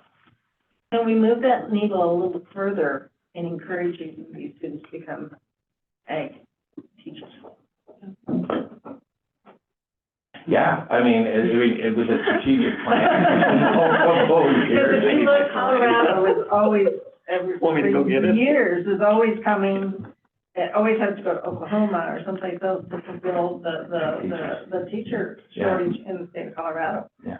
So, And one thing you'll see in the plan, and absolutely, one thing we consider doing, and we can maybe connect offline, is we do a lot of, there's some programs where you see that the current benchmark is developing a strategic plan or looking into, right? And that's kind of step one. And so if we do something like, okay, what would that look like? Can we explore that? And then when we come up with an idea that we then want to put into action, that then allows us to go to the legislature, say, okay, we need resources, we need funding for this, or we see the need for it. So even if it's an exploration of something like that, we're happy to consider that. And so happy to work with you offline on that. just to light the fires. Yeah, Yeah. yeah. And this also was a result of, when Ag in the Classroom came Mhm. earlier this year, and how do we connect on that as well? Right. Yeah. Another question, for local food system and access to local food. Yeah. One of the things that I've noticed is, for example, USDA programs like LFPA and LFPA Plus have been predominantly administered by ag departments in other states, whereas here in Colorado, it's been Colorado Department of Human Services. So I'm wondering if that's a shift that we're anticipating, and if, that could be kind of filtered into this, this objective as well. I think particularly because when talking to, for example, folks in Iowa that have been implementing LFPA, they seem to have less trouble with some of the allocation, logistics, and reporting. And I'm wondering if that could be kind of smoothed out in case there are future iterations of LFPA. Yeah, I mean, I think that's definitely possible. If we look at kind of what is our strategic action under the labels of MEP8, we label our strategic actions as advance the whole Farm 2 movement, which I think would include all of that effort with multiple agencies connecting producers and end users. Right. So we have a lot of in the work, particularly with resilient food system infrastructure, retail food business, RFSI, grants, and some of the other work that we're doing that has come out of the food summit recently, and through our participation with COSAC. So how can we, Mickey Davis and her team are constantly looking at how do we connect better on some of those programs that the funding dollars aren't here necessarily at CDA, but you see a big dotted line to producers. Right, and I on guess those programs. maybe that's like a larger conversation perhaps outside of this scope, to really identify, as we've seen ag departments become much more interested in food security and local food production, how to work with other agencies that perhaps are not as versed in agriculture, that are also kind of overlapping in those spaces. Yeah. Great, thank you. This is great input, so we can see how do we fine tune, how do we work this. It may not show up in here, but these are great ideas that of course we bring to Mickey or we'll bring to Erica, others on our education. And actually, I've worked at LFPA too, and I think that there's still a role for human services because they really are the lead on who needs food assistance. But on the other hand, that connection to the producers needs to come through the Department of Ag. And some of the states have both of them more involved. Some of them are strictly like ours that go directly through human services, but in the Southwest particularly. But, the reporting's been working fine for us. We haven't had any issues, but again, we're not aggregating different varieties of food and stuff, so it's pretty simple process for GP. And we are in meetings. One project we are starting to develop is working with COSAC and CSU on developing a technical assistance portal where we connect people who can provide technical assistance to institutional procurement, as well as connecting them to schools. So we're working on that project, which will begin next month. And then, we are working and meeting with like Blueprint, Hunger Free, and some others on what does it look like to develop kind of more of an institutional procurement portal, not just technical assistance, but connecting them with producers. So there's one For that. piece that's missing from that whole Yeah. chain, is like to be able to sell it to institutions, you have to have large amounts. And so the aggregation and then getting it to the institutions is like the missing center, especially for some of the rural communities where there's a bunch of small, like Grand Junction's the perfect thing. There's a bunch of small farms, but we can't serve our own hospitals, our own institutions because there's nowhere to aggregate that food. Yeah. And with the Community Food Access Program, and this will be in the follow-up notes, they are working on an RFP for food hubs. Yeah. For like $1 million to be spread out for food hubs to begin to bridge those connections. Yeah, because we've just formed a new group with Community Food Bank and My Public Market Group to sort of bring it all under one roof. And we actually have a location now for a food hub. And so we're hoping to move that because we realize that we have tons of small farms, but unless we start figuring out how to aggregate their stuff and be able to market it better. Right, because they they're don't want gonna to go out deal of with a business. small farmer. Yeah. Yeah. Great. Any other discussions?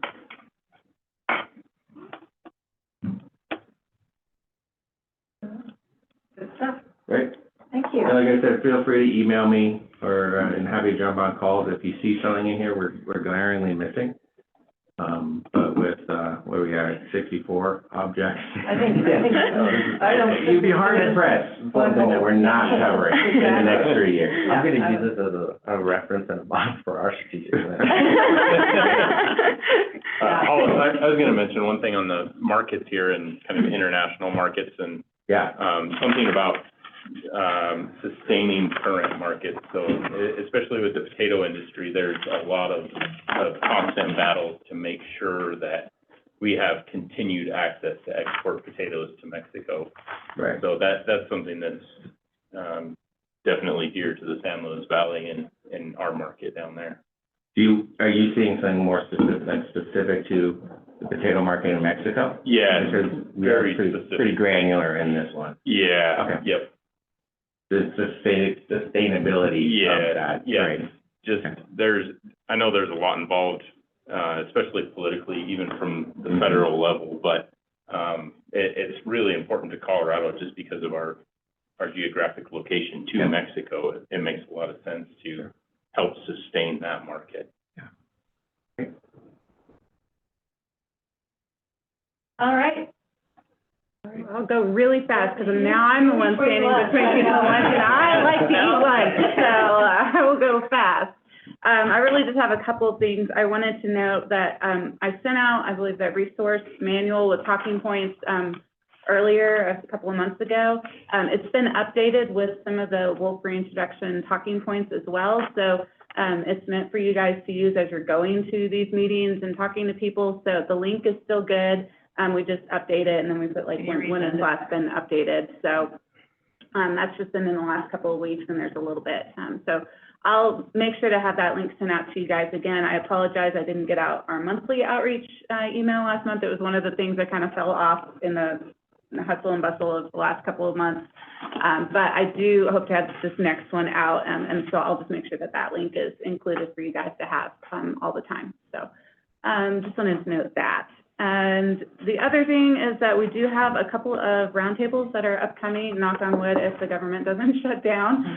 So that's now a new concern, but the USDA does have a couple of roundtables that they're doing. And so the one that's going to be pretty interesting in the next couple of weeks is on either the 30th or 31st. We're still kind of working through the details of that, but on specialty crop block grant kind of stuff. So if any of you guys are interested, we'll try to keep you on the invite list for those kinds of things as well.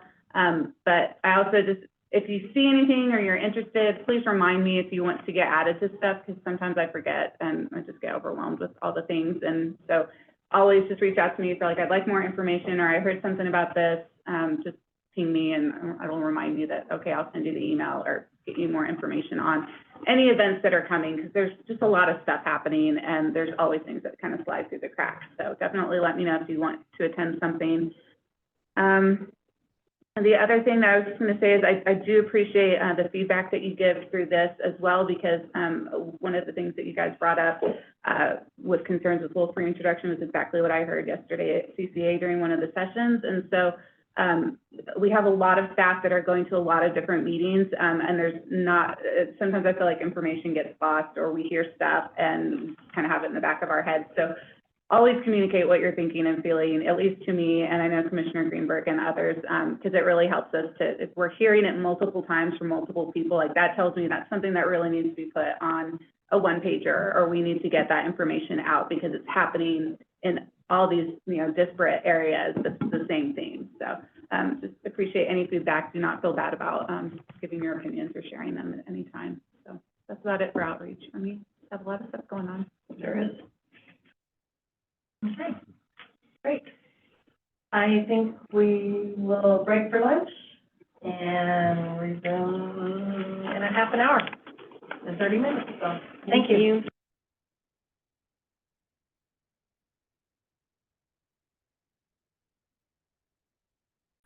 We share food.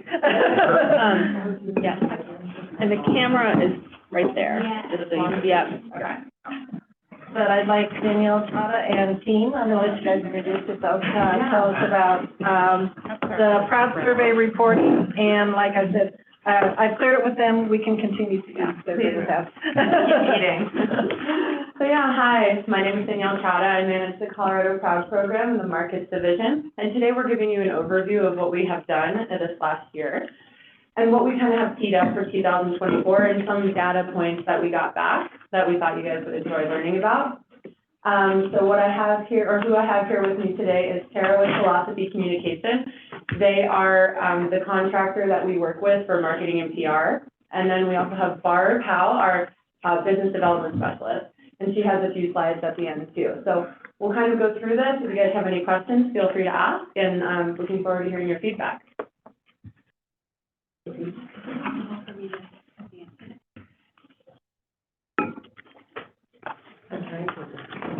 you want to do it? It might be easier. I don't have to.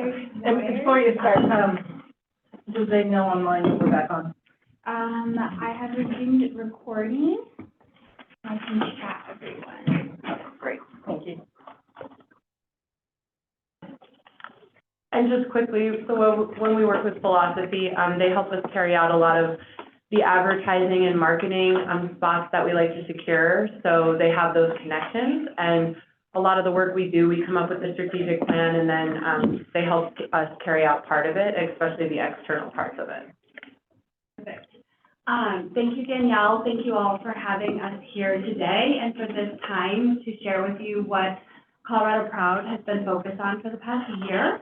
As Danielle said, we work collaboratively with other members of the Markets Division and Commissioner Greenberg and Hollis to set the objectives for 2023.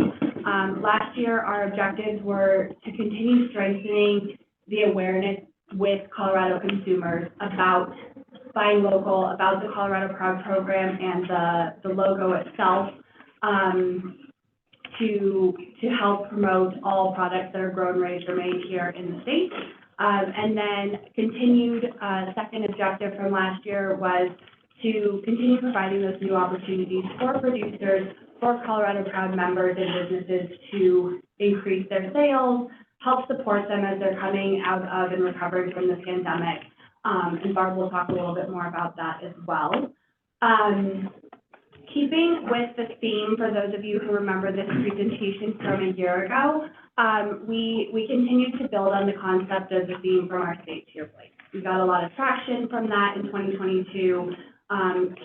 Surveys with consumers that really resonated with them, helping them connect the dots of food that is grown or raised or made here in the state and how it gets to their plate. So through partnerships with farmers markets, grocery store retailers, producers, manufacturers, distributors, direct to consumer opportunities, helping make that connection for the average Coloradan on where their food comes from.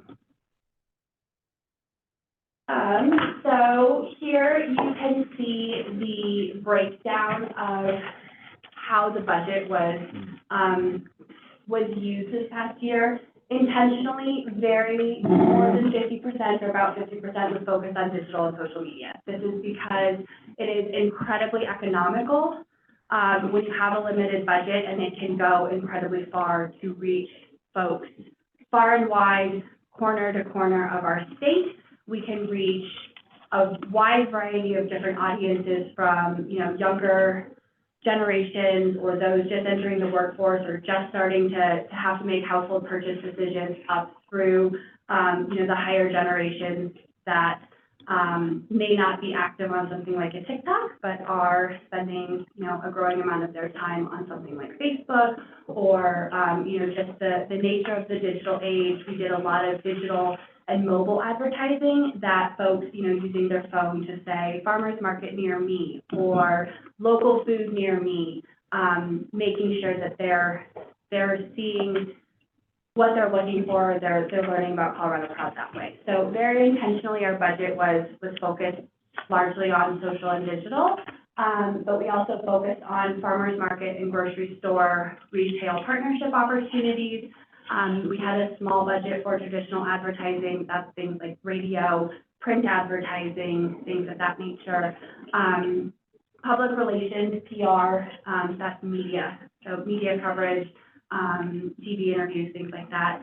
The other big portion of our advertising or our work was on in-store advertising, and we're going to talk a little bit about that in a minute. And the results from that is the biggest place where consumers saw Colorado Proud or connected Colorado Proud with local food. So definitely some opportunity to increase that in the future. And then for the first year, we had a great partnership with the Colorado State Fair folks and being able to sponsor the Colorado Proud Farm Trail, which was in the small animal education part of the fair last year.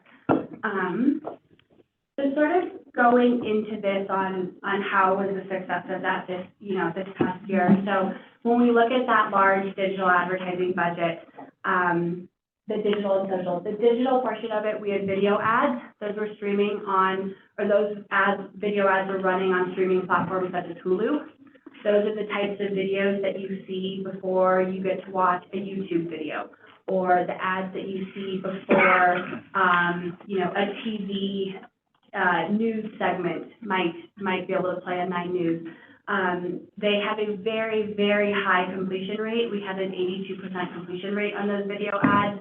The average is about 70%. So folks are really motivated to watch those ads from start to finish to then, see through whatever it is that they're looking to add. We also did some Google search advertising, which is exactly what it sounds like. If you search something in Google, those are the ads that show up at the top. And then mobile advertising, as I mentioned, that was the second year of doing that. So if somebody is looking on their phone for something near them, Colorado Proud is coming up for that. So collectively, we had over 5 million impressions. That's estimating the number of people who saw those ads across all of those different platforms.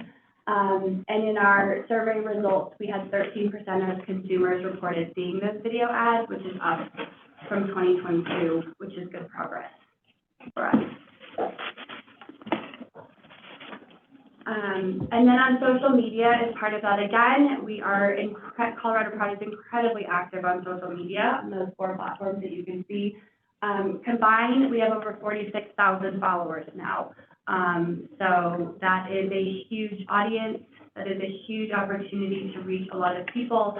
That number exponentially ballooned, as you can see there, with estimated 11 million impressions.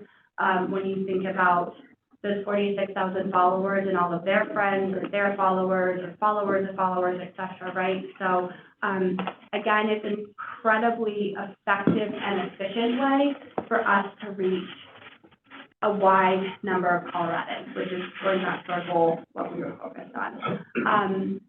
So over the course of last year, we saw a 77% growth in our impressions. That's the estimated number of people that are seeing Colorado Proud content across all those social platforms. We had over 1 million engagements. That's somebody liking a post, commenting, sharing, watching a video all of the way through. So that tells us that people like what they're seeing, right? They like the content, it's relevant to them, they're wanting to, you know, it's doing what we want it to do. In addition, we held a social media influencer event with the Boulder County Farmers Market earlier this summer. We had 25 influencers come out. Those 25 influencers had over 300,000 followers or contacts through their social media avenues. And in that single 2-hour event and the posts that those 25 influencers made during the event or immediately following the event, brought in an additional 1.4 million impressions, over 33,000 engagements with those influencers, and in that week following that event, Colorado Proud gained 3,500 new followers alone. So that is the power of those type of events. Relatively affordable to put on, amazing partnership with Boulder County Farmers Market, and to work with 25 individuals and to see that bump is great. And then also with our consumer survey around social media, we saw an increase in respondents saying that they were seeing Colorado Proud on social media.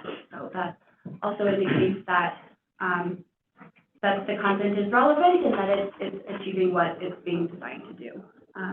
When you look at what are some of the types of social media content that's performing well for Colorado Proud, folks love recipes. They love how-to videos, cooking instructions, easy tips for preparing a recipe. So we serve up that content at least 1 to 2 times a month, using seasonal produce, items that are available year-round, giving alternative options for folks to consider how to make something, all Colorado, or giving them options on where they could find Colorado ingredients for that recipe, things like that. We do a number of member spotlights. So we have a number of members that reach out to us on social media. We put out calls through the Colorado Proud newsletter on a very regular basis, asking for members to share any content that they have, any photos that they have, any specials or promotions or things that they wanted to share, and then we feature those members or profile those members. Events down here in the corner with the governor at the Governor's Place State Fair last year performed really well.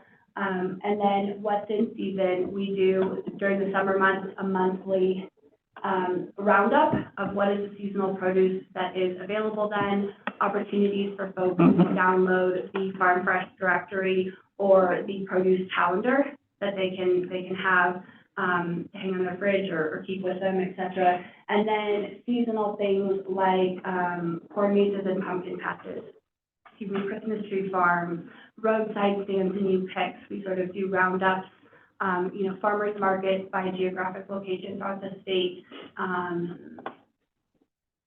CSA opportunities like that, those types of roundup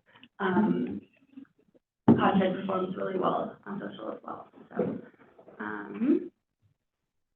then we were, cut off a little bit there. We were fortunate enough, again, we had we were advertising on 4 billboards over the summer, 2 on the Eastern Plains, 1 I-70 West near Burlington, another one on I-76 westbound as you were coming into the state, and then 2 over on the Eastern Plains, 1 on the I-70 business loop when we were entering Grand Junction, and then another at Western Slope, excuse me. And then another one on at Highway 6 and 50. So those, again, are great opportunities for us to get the message out in a very large way. Our message on the Eastern Plains is the billboard on the left. The left sort of thank you to our farmers and ranchers, our ag community that's on the Eastern Plains that's driving I-70 and I-76 on a daily basis, making sure that they know that we see them, that we're supporting them, that we appreciate them, and obviously, consumers, whether they're Coloradans or folks coming in from out of other states, that they're seeing as they're driving that this is a big part of Colorado agricultural community. This is where our farmers and ranchers are doing that important work, growing those crops, et cetera. And then over on the Western Slope, those 2 billboards were focused on farmers markets. So promoting, the abundance of things that are offered at farmers markets beyond traditional, what you think about with produce. So those were our billboards. Again, an increase in consumers reported seeing those billboard ads.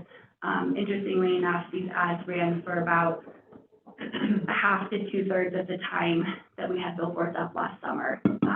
So that's great that, I think we had 7 or 8 billboards last summer as well. So, that level is continuing to increase even though we have fewer billboards up for less amount of time. In-store advertising, as I mentioned, was hugely successful this year. Instacart advertising, there we go. Okay, so in-store advertising, hugely successful this year. Through a media buy, we had Colorado Proud in 122 Safeway and King Soopers stores across the state, through the entire summer months. We had, as you can see sort of on the bottom there, we had floor decals in and around the produce section, in the meat cases and in the butcher section of the grocery stores, and then on the dairy refrigerator cases as well.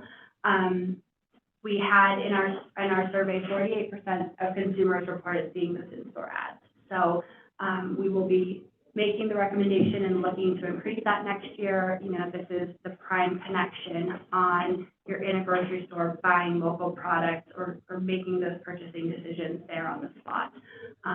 So really, really valuable for that work. And then Instacart, this is our second year advertising with Instacart. For those of you not familiar, it is a grocery delivery app.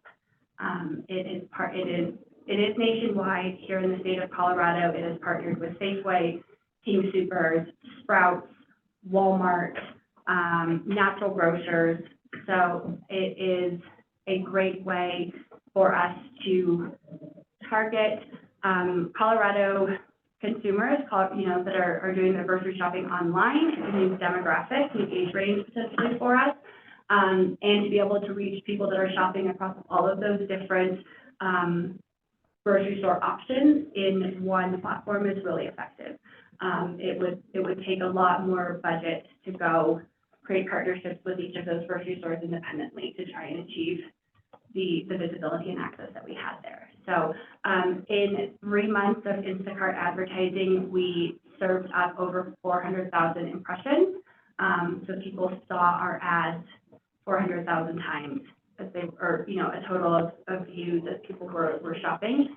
And we can track through the Instacart advertising platform that there was over $68,000 in sales for Colorado Proud products or Colorado Proud businesses that were featured in those ads. So we work with Instacart to determine what Colorado Proud produce businesses are in Instacart or in the grocery stores that Instacart partners with. Same thing with dairy, local dairy and cheeses, and then any meats that are Colorado in those grocery stores or part of the Instacart family. Shoppers at those stores looking for those products and see those ads. So we can say that $68,000 was directly attributed to sales for Colorado Proud businesses from our efforts. And then, as I mentioned, our first year partnering with the State Fair for the Colorado Proud Farm Trail was incredibly successful.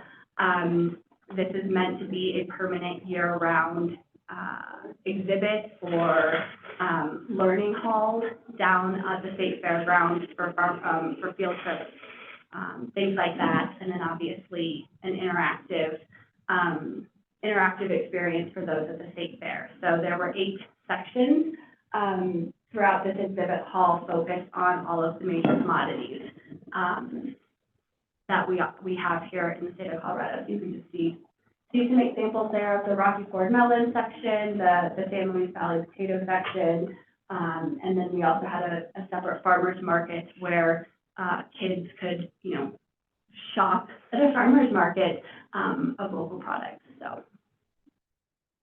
And I believe, I might be mistaken, but I do believe this won an award in through the National Fair circuit. I think this is for the Farm Trail, right? Yeah, we didn't know that. Was it national? National, yeah, this is on the national radar, what Colorado Proud and State That's Fair. amazing. Thank you for sharing that. And we are already in conversation with Scott and his team and thinking about how to expand the Farm Trail next year, or what more can be brought into the Farm Trail exhibit or offered, next year and year round. So that will continue to grow as well. And then our media coverage, public relations, we talked about, we had about 80 stories over this past year.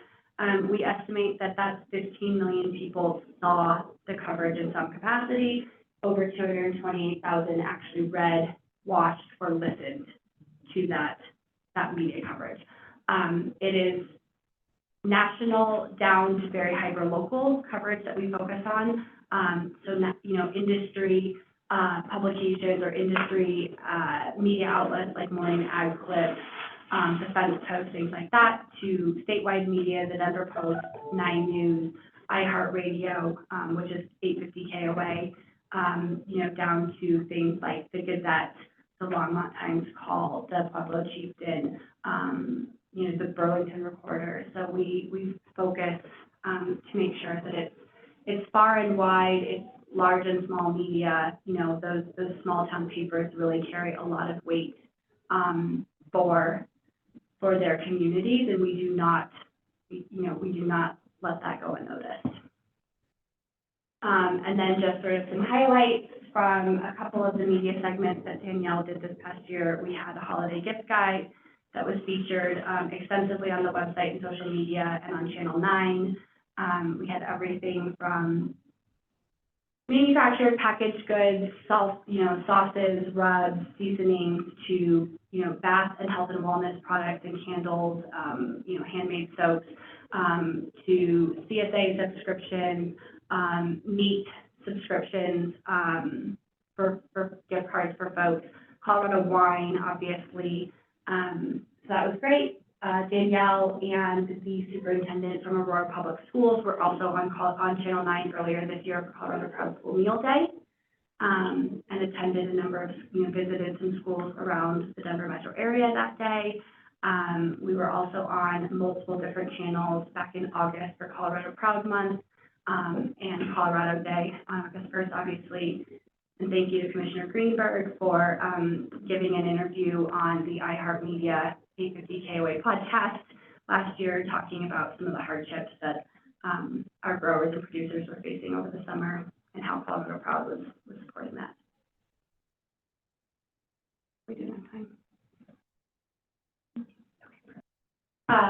So then getting into consumer survey results, every year we field a survey with about 500 Coloradans. It is intentionally statewide. We use a third-party research party for that, so that it is independent of the CDA. We had some primary and secondary objectives this year around awareness for Colorado Proud, how are consumers learning or hearing about Colorado Proud, what is the message they're hearing to make sure that it's memorable, or it's what we want them to hear. And then we compare purchase intent by product line. And that is important into some of our secondary objectives when we look at, we just started in the past 2 years asking some questions about how does sustainability potentially impact a consumer's purchasing decisions or behaviors. This year we asked if consumers would be willing to pay more for local products because of labor, and we have that broken out by which product would they be willing to pay a premium for. And then also starting to do a little research in response to the Olathe sweet corn issues with last year. What do consumers know about that, if anything? Did they purchase Olathe sweet corn last year? And so the findings for that are pretty interesting that we'll get to in a moment.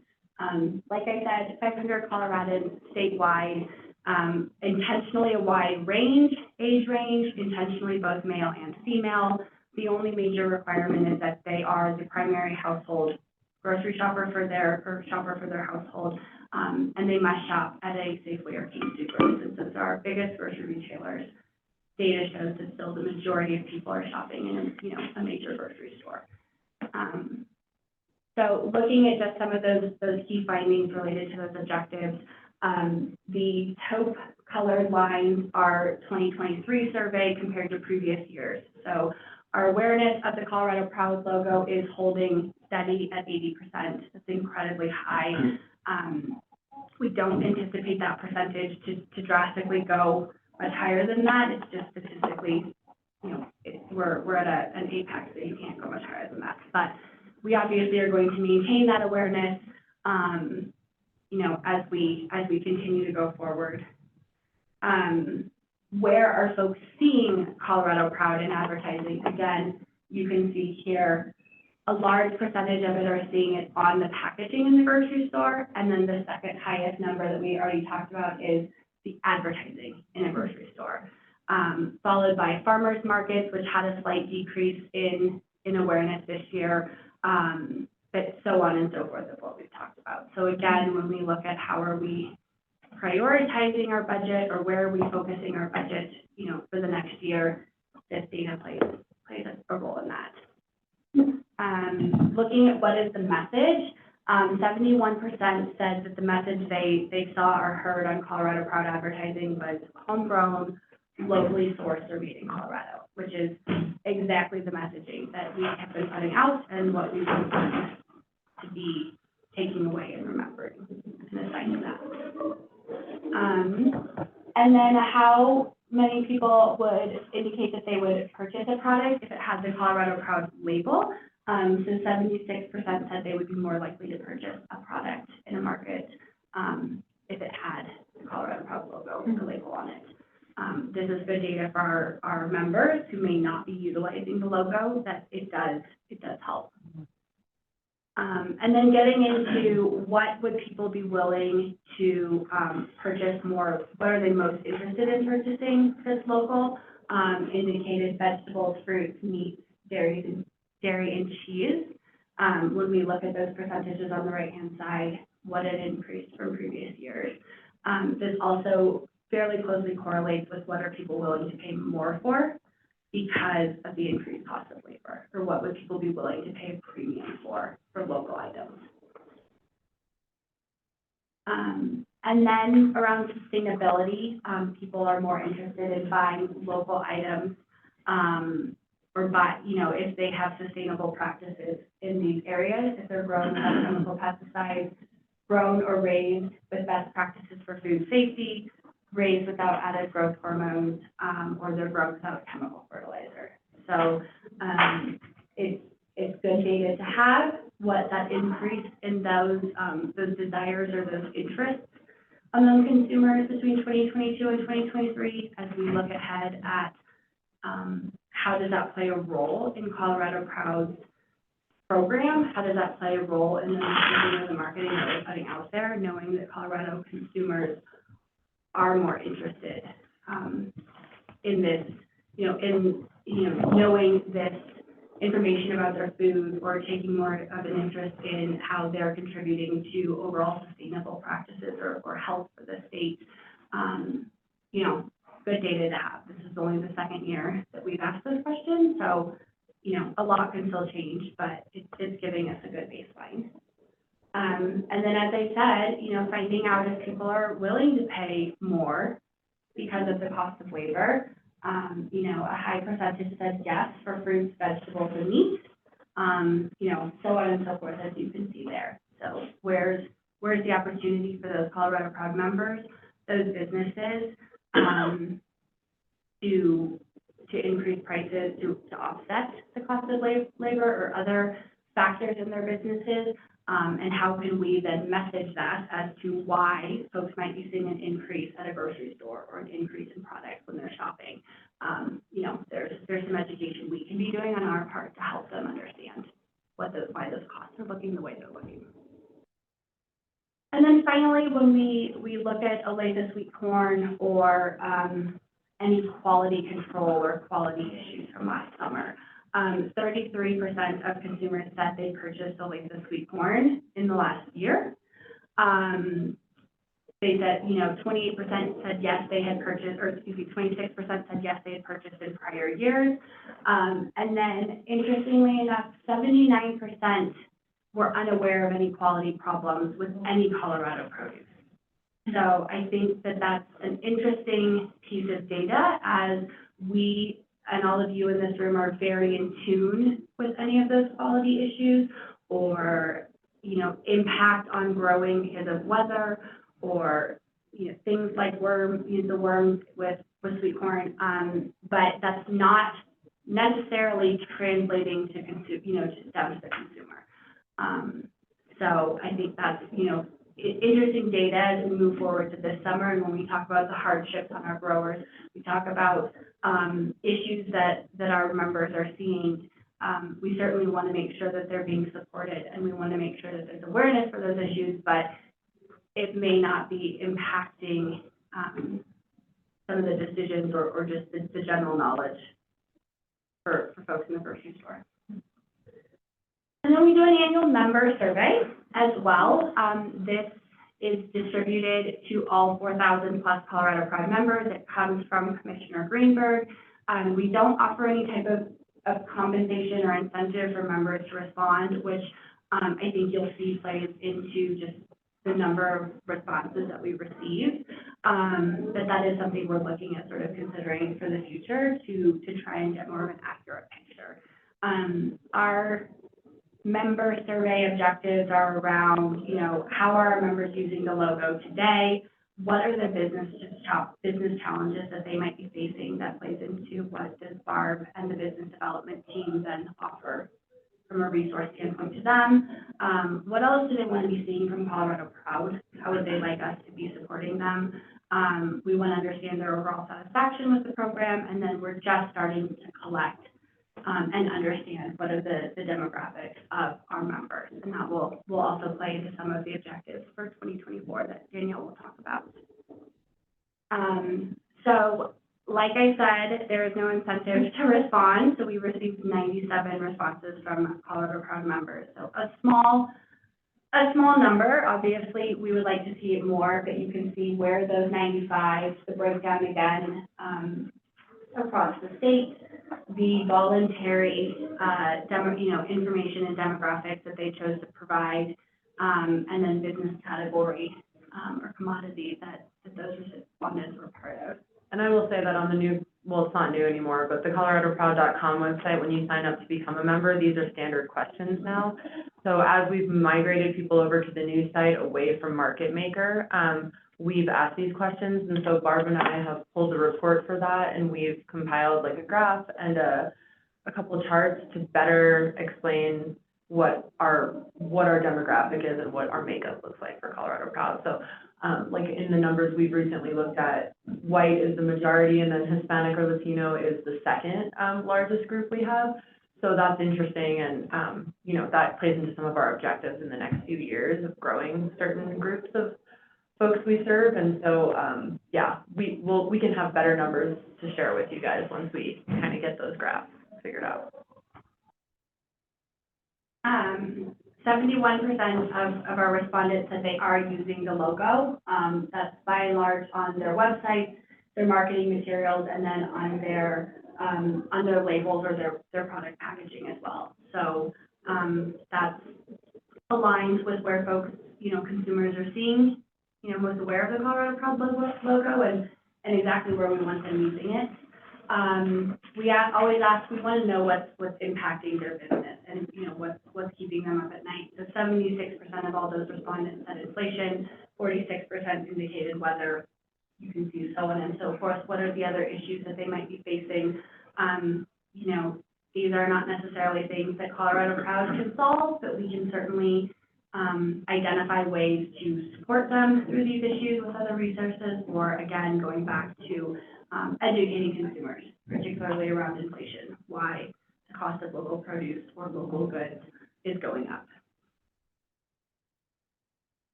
And then understanding if there were additional funds or where could folks, see additional resources from the Colorado Proud team. Those that responded indicated grant opportunities, sales and marketing resources, co-op promotion, or partnerships with retailers, restaurants, et cetera, business resources and consumer marketing. I've added this note after our conversation with Hollis that those 95 members tend to be small to mid-sized businesses. So that's not necessarily an accurate representation of folks' desire for international marketing. It's just not necessarily applicable to the survey respondents of this. And then Colorado Proud satisfaction, again, it's, 80% are satisfied with the program. There's obviously always room for improvement for us, but we are never going to please all 4,000 members. We are intentionally very inclusive. We have a wide range of members to support. So there's that. And then I'll turn it over to Barb to talk about business development. Thank you. So part of what we do, pardon me, is we are putting on 2 podcasts per month. Some of you have joined our podcast. And we do webinars as well. So part of that is just getting resources out to our Colorado Proud members. Different topics come up. Some are brought to us by Colorado Proud members. Others we just kind of try to go back to the surveys in the past and say, where were the interest levels? Maybe it's marketing, maybe it's business development, things like that. So we do that. So for 2023, we did 19 podcasts, and, nicely, we had over 3,600 downloads overall. And then as far as webinars, those are live Zoom, so our members can actually interact with the speakers. And we did 10, and we had an average number of views was 36 per webinar. We get a varied number of people who actually attend, which I think, can sneak up on somebody's calendar, and they're able to download it later on. So we're pleased with that.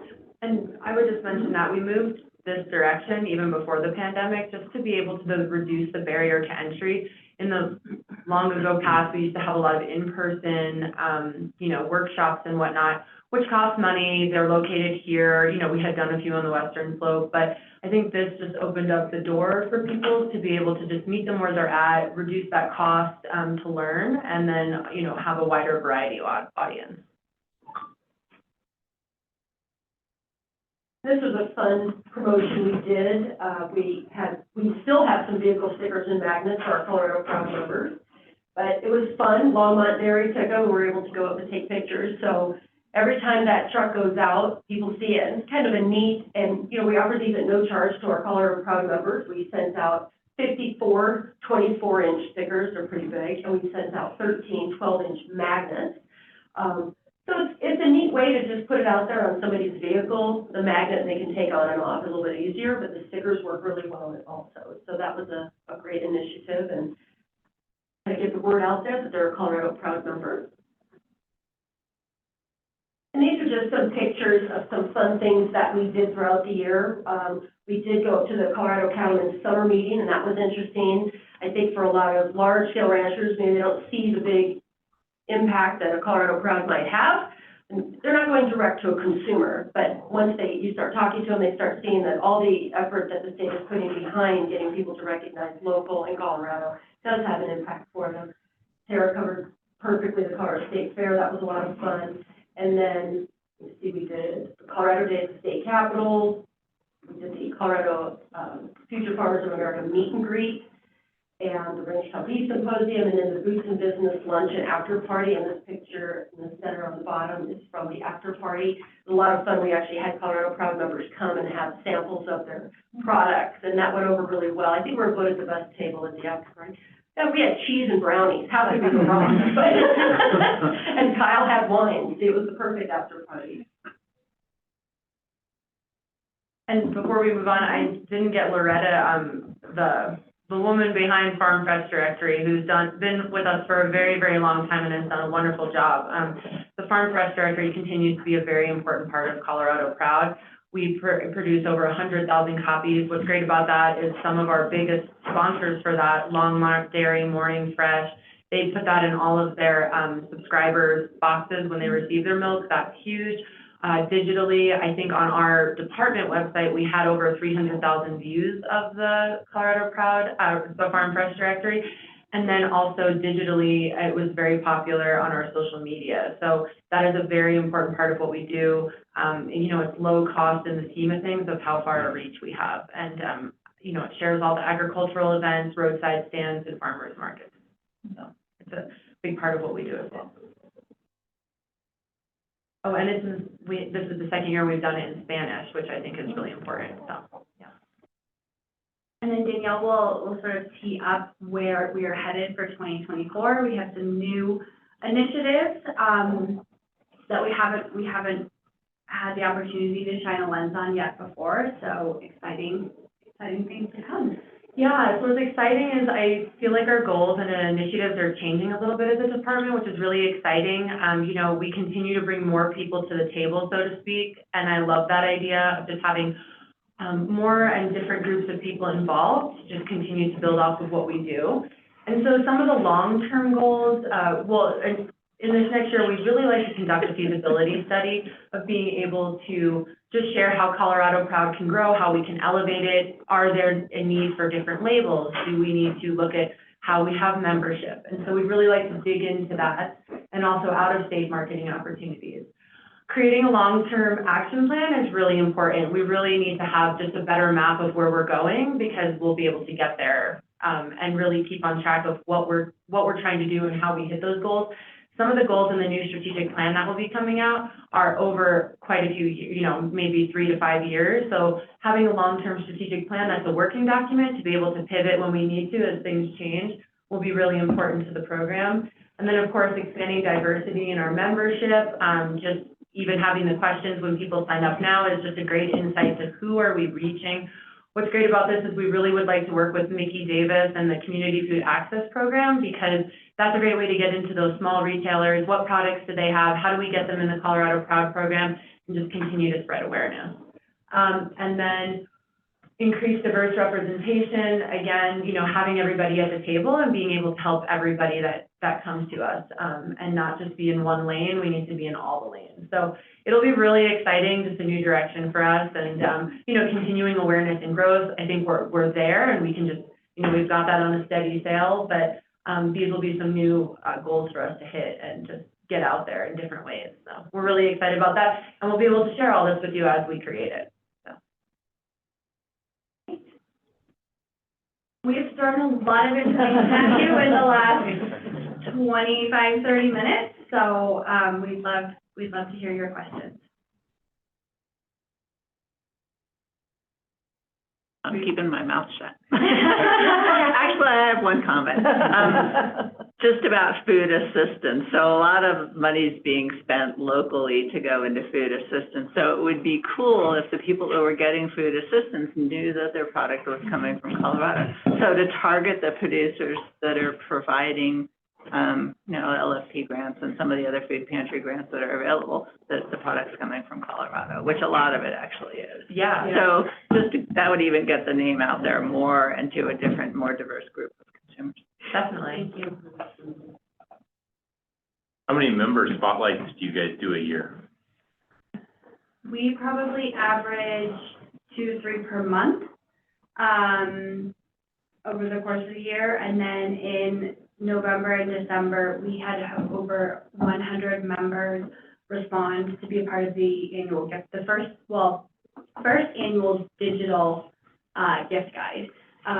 Loretta has produced a gift guide over many years, but we ramped it up this year. So all 100 of those were featured over the 6 weeks from Thanksgiving through the holidays. That member spotlight looks like a really good platform to tell farmers stories and to get kind of key issues out on the table and get them out to the state of Colorado. So I think that's a great idea. Thank you. I can't remember with the strategic plans. Do y'all have anything in there about more targeted ads, or because the demographic ads are pretty broad, you know, they can hit a whole lot, but especially with maybe the Spanish language community or some of the younger, you know, like college age or people who are not necessarily like a primary grocery buyer, but still, you know, like that younger generation really cares about local and like supporting that. And so I'm just wondering if there's thought in the strategic plan about really targeted advertising?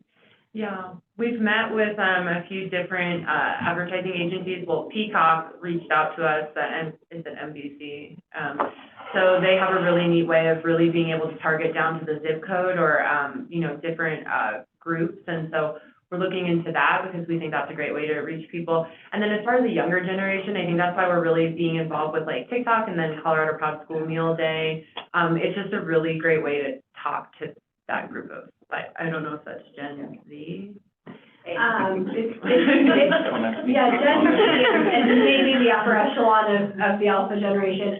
Our consumer survey is actually also, like, that data is broken down further by age breakdown. And you're absolutely right, we see different trends in the 18 to 24-year-old demographic of those who are part of the survey compared to the, you know, 64 to 70-year-old demographic. So we will utilize that data as we move forward and as it makes sense to have more targeted advertising, definitely. And then, you know, the data that Danielle and the team have been collecting more from a race, ethnicity perspective, you know, will feed into Hispanic marketing opportunities that we look into for next year. Or as Danielle was talking about, you know, we can start to segment out the message by geographic part of the country or of the state, knowing what might resonate with that county, with that zip code, you know, the residents that are there.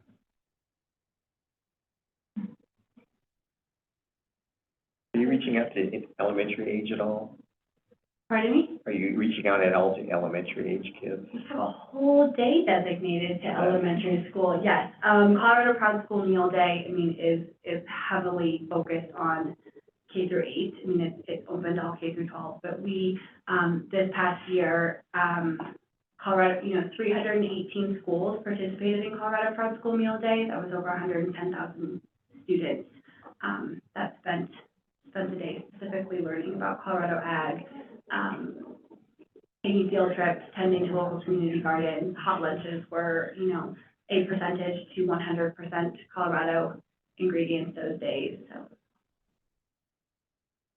Our kids tell us what to do. Yes, they do. Yeah, and early childhood education and Department of Education, we have a lot of groups and meetings and how to reach those, even like in pre-K and at-home daycares. So yeah, we've been working with them and we help them out a lot with that, so. Curious about, so I can see the emphasis on the consumers. I'm wondering if there's any strategies for B2B, farm to institution. And Barb, I know that you did a podcast with some of the Healthy School Meals for All folks and CSU, and I thought that was amazing. So I'm wondering if there's any efforts to kind of promote institutional procurement. Yeah, we have an event next week with, do you want to talk more about that with Bart? Sure, with Moss Adams and Naturally Boulder. It'll be the COPAC Summit, so trying to get everybody together here in the state, which leads into a lot of that, right, is, you know, how do we connect businesses to businesses and get that information out. And then we've also talked about looking into, as part of the feasibility study, is there a backside to coloradoproud.com where we can create that business-to-business commerce and make it easier for, like a manufacturer to find, you know, chilies that they need, or, so, before Tom left, we started talking about that and being able to work that into the budget and create that for our members, which I think would be a huge, draw. Hey, everyone, we still have conversations and everyone looks to see Colorado Proud to be this great hub of connectors, and I think that Colorado Proud is definitely a tool to that, not the end all be all, because it has different mission, right, as we see, but just promoting Colorado products. Right. So it definitely has a. Yeah, we didn't mention it, but we, again, before Tom left, we talked about doing, is it the National Produce News? One or two of those, digital magazines and also physical magazines, we did a Colorado section, just kind of talking about what we produce and how great it is and why, you know, people should be looking at our state. So we are doing some of that as well. That was a big part of, our work in 2022. We had, with the federal stimulus dollars, we did some B2B, direct to producer and buyer, ads and marketing. And that was nationwide. So we did discuss, is that something to bring back in 2024? If there's a demand for it, as well, so. And I think with the climate smart marketing specialists we're going to be acquiring, and also the research we've been doing about that will also bring some more B2B opportunities, I think. Thank you. Wonderful. Is there any questions or anything online? No, there's just my chat that we're back. No questions. Wonderful job. Thank you very much. Thank you guys. Excited to see you. Absolutely. Thank you so much. Our partnership with Velocity and Colorado Proud and so many other things is so valuable. You're doing such a great job. It's a pleasure. Yeah. So thank you all for your support. Thank you for giving us a chance to present to you today what we've been hard at work on for the last year. And we're really looking forward to what is going to come out of all of this research and the feasibility study in 2024. And as Danielle said, what does the next 3 to 5 years look like to meet all of the larger objectives that the department has? Yeah, please call or email anytime. I'd love to talk about Colorado Proud, so always available. And great plug to Nikki Davis.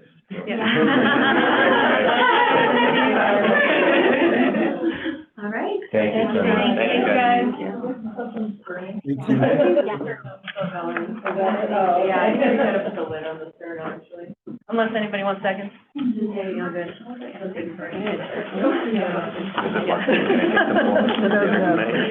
actually, you have to go back. So funny. Yeah. All right. Well, that can take up. All right, Hollis has, some briefings and some rulemaking actions for us. Thank you, Carmen. I can do this really quick. John, are you with us? He is. All right, I'll hand it over to John. This is a rulemaking that we're beginning. The rulemaking hearing is on the 22nd. So this is a preview of upcoming rule we have on pesticide applicator. John, want to take it away? Hello, everyone. How's everybody doing today? Good job. Great. Good. Let's see here. Jumping back and forth between meetings here. Let me get organized. This last year, we've gone through all of our certification and training updates for our new federal requirements. Happy to say those all went into place and we met our federal certification plan timeline. One hiccup that we ran into was, of course, best laid plans. We intended to have gone through on the federal certification, the federal fumigation category 309. This was a new requirement of the federal certification requirements that any person using a fumigant has to have a specific exam, either soil or non-soil fumigation to go along with their primary category. Our plan was, as we had submitted our certification plan, was that we would actually have this in place and reviewed by October 1st, and it would coincide with our rule as it went through. Unfortunately, we did not get all of the exam questions until and start reviewing them and breaking them out about November. Now, the soil and non-soil fumigation, those federal categories are very specific. They really focus on fumigant characteristics itself.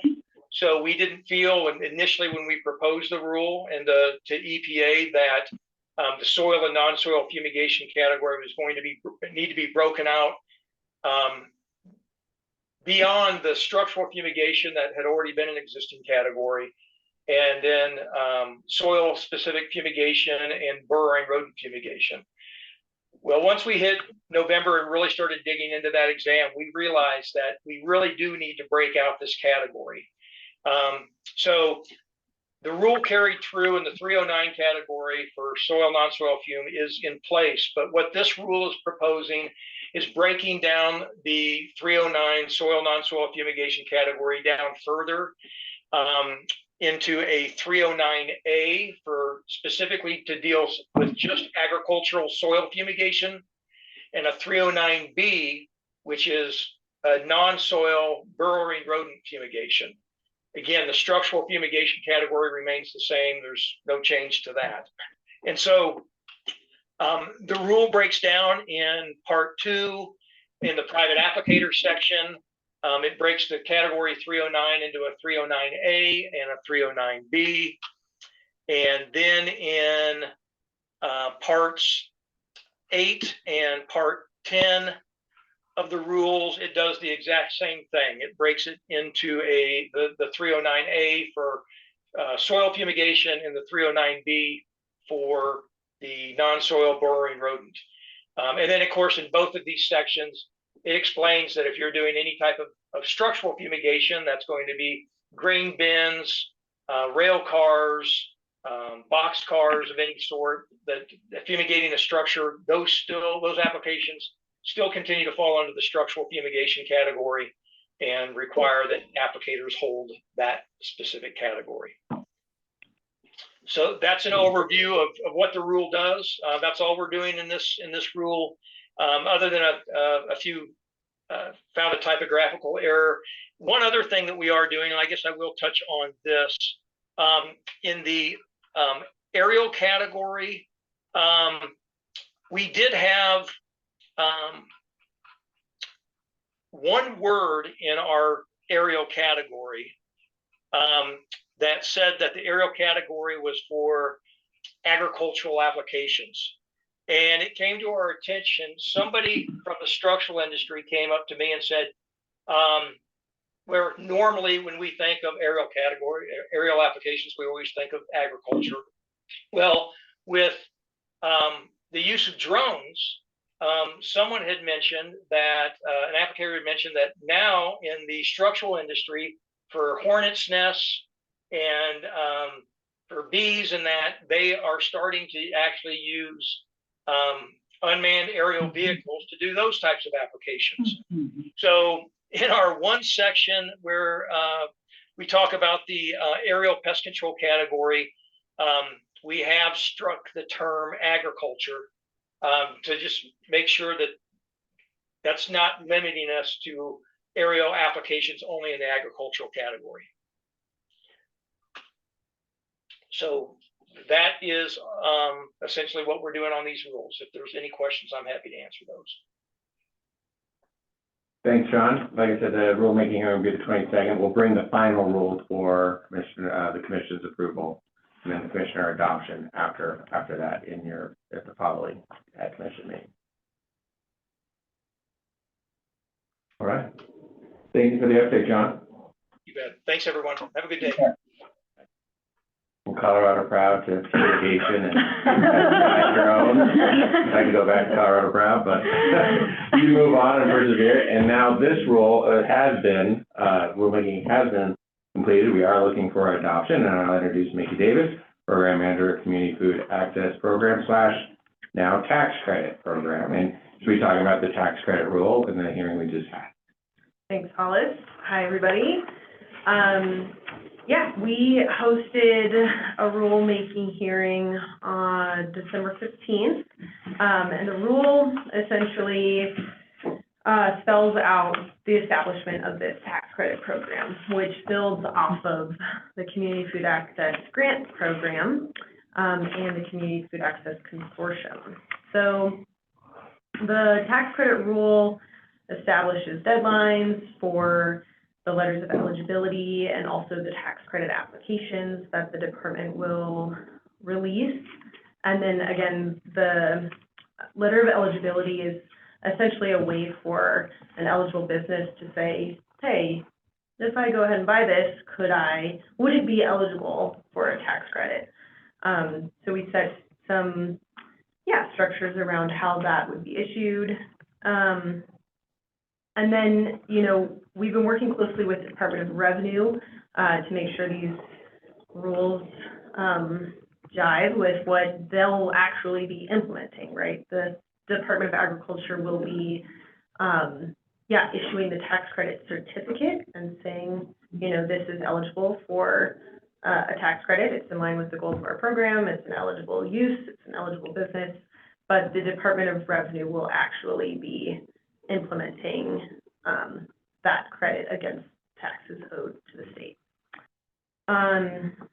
So yeah, another important part of this rule is it establishes the order in which the department will review applications.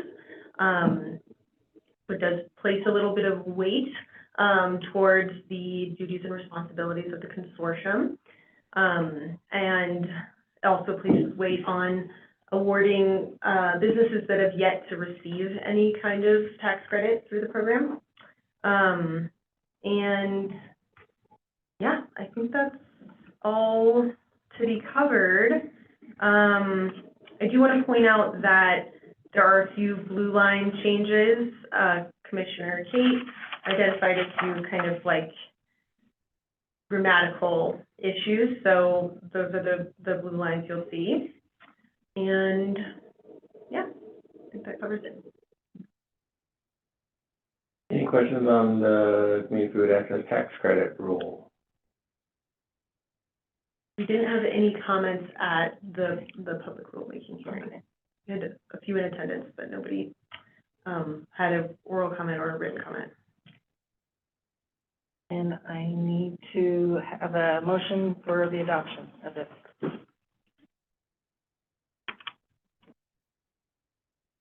And we did provide the magic language for that in the agenda. That is right here, Rhoda. Hello. I'll move that the commission recommend the commissioner adopt the revisions to the rules pertaining to the small food business recovery resiliency tax credit as proposed. Thank you, Simon. It's been moved. Is there a second? I'll second. Thank you, Roberto.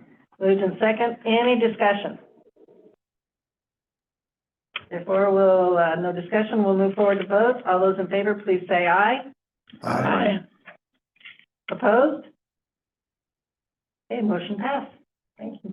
Yay, thank you. Thank you. Thank you, guys. Thank you. Hopefully that's the last rule.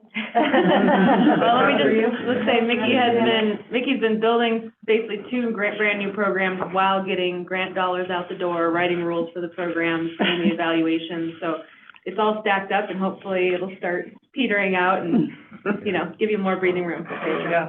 Cool. Well, good to be here today. Thank you so much. Thank you, Nikki. Okay, Bureau of Animal Protection Agent Confirmation. I think I saw Courtney. Yeah, good. There she is. Good afternoon, everybody. Hello. As you probably saw on your agenda, we have 10 agents that are pending Ag Commission approval. Hopefully everybody's had a chance to review the files. I know time is a bit of an issue, so I'm not going to go through them individually. Does anybody have questions or would like more information about anything related to this presentation?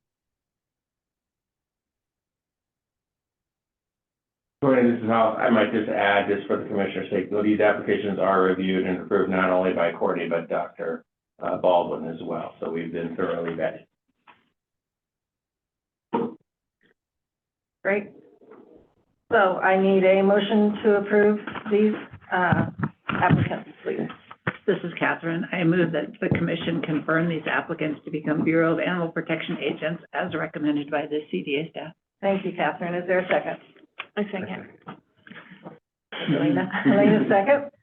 Any discussion? No discussion. All those in favor of this motion to approve the applicants of the Bureau of Animal Protection, please say aye. Aye. Aye. Those opposed? Motion passed. Thank you very much. Thank you, Courtney. Excellent. Thank you very much. We'll see you at the next meeting. Excellent. All right, we will take a 10-minute break, and we're 2 minutes ahead of schedule. Oh, my gosh. How did that happen? There, we're good. We got time to be off schedule. Colleen's like, no way. I know. Took off my jacket, so it's wet here. That's right. Dave's got places to be, I know that. David, Oh, yeah. got competition. So is it, who's showing? Granddaughter will be showing actually Friday. Oh, on Friday, okay. We had several friends in the Marcus here. Yeah. Marcus here today. Megan? Daughter? Yes. Oh, nice, yeah. Oh, that's great. Yeah.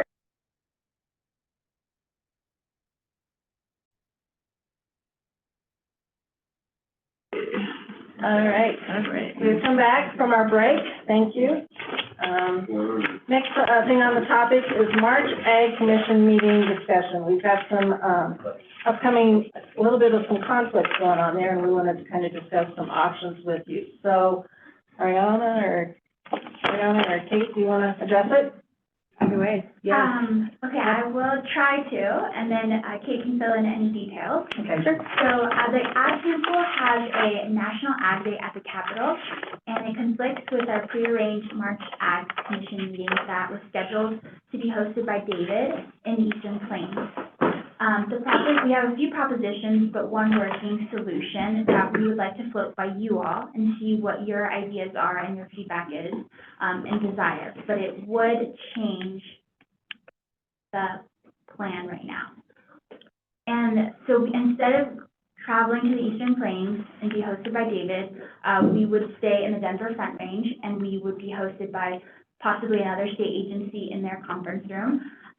It is the long Ag Commission meeting, so 9 a.m. to 3 p.m., and we would have like a first half portion, and then we'd have a 2-hour break where we would go across the street over to the legislature and have, and host a meet and greet basically with like legislatures, as part of Ag Day. Can you just tell me the dates again? Is that the 13th? It's March 19th. 20th. 20th. 20th. Yeah, okay. 20th. Okay, I just wanna, yeah. And then I think that would, and then we have to look at our September date too, because I know Catherine and Simon, you had both offered to host then, but since we're bumping David, want to make sure we were putting Yuma back on, if this is the route we decide to go.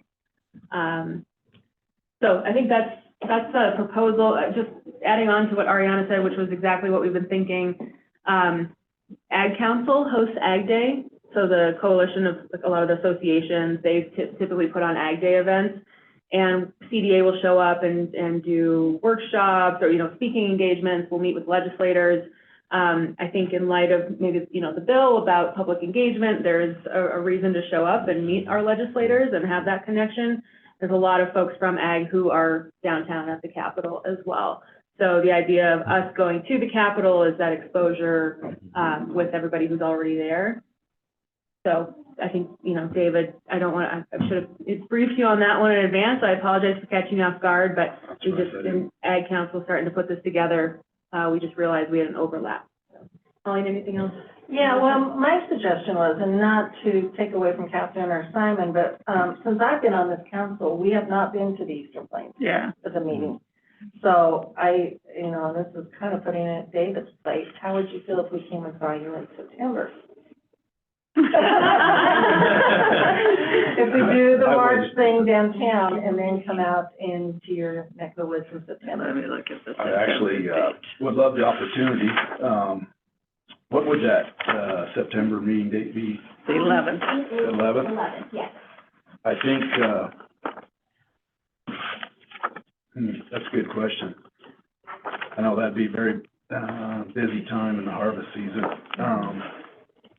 which can probably be worked around, but how much, the question I have though for that would, would there be any extra time to showcase some of that as well, as far as Ag Commission, or since we are on the Eastern Plains, will we have very, much attendance, I guess I would say, too, to make it, is another thought I have, Okay. which we could, even if we're doing it, some of that thing via Zoom as well, I mean, we could showcase some of that, but it's just some thoughts. But otherwise, I agree this Ag Council deal in March is very important, or Ag Day, I should say, is very important. I would highly recommend us changing that as well. And then I guess we could probably continue to have that discussion about September meeting unless you need to know immediately. But, You know, I'm fine with not holding on the Western Slope. I'd love to come over to the East Slope. And that time of the year is fine for me to travel. I feel the same way.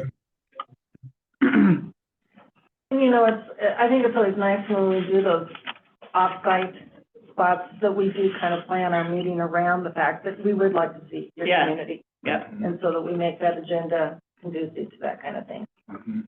You know me, I'd be there. Well, the public forum that we did on the Western Slope was really good, and we'd love to be able to replicate that in each place that we've been and give people an opportunity so that you can invite your community to come and meet staff, and that's a good opportunity also for staff to get out if we have something specific, and we have any topics that we want to identify that are of interest for your community in particular. And if you need volunteer labor, you know, during harvest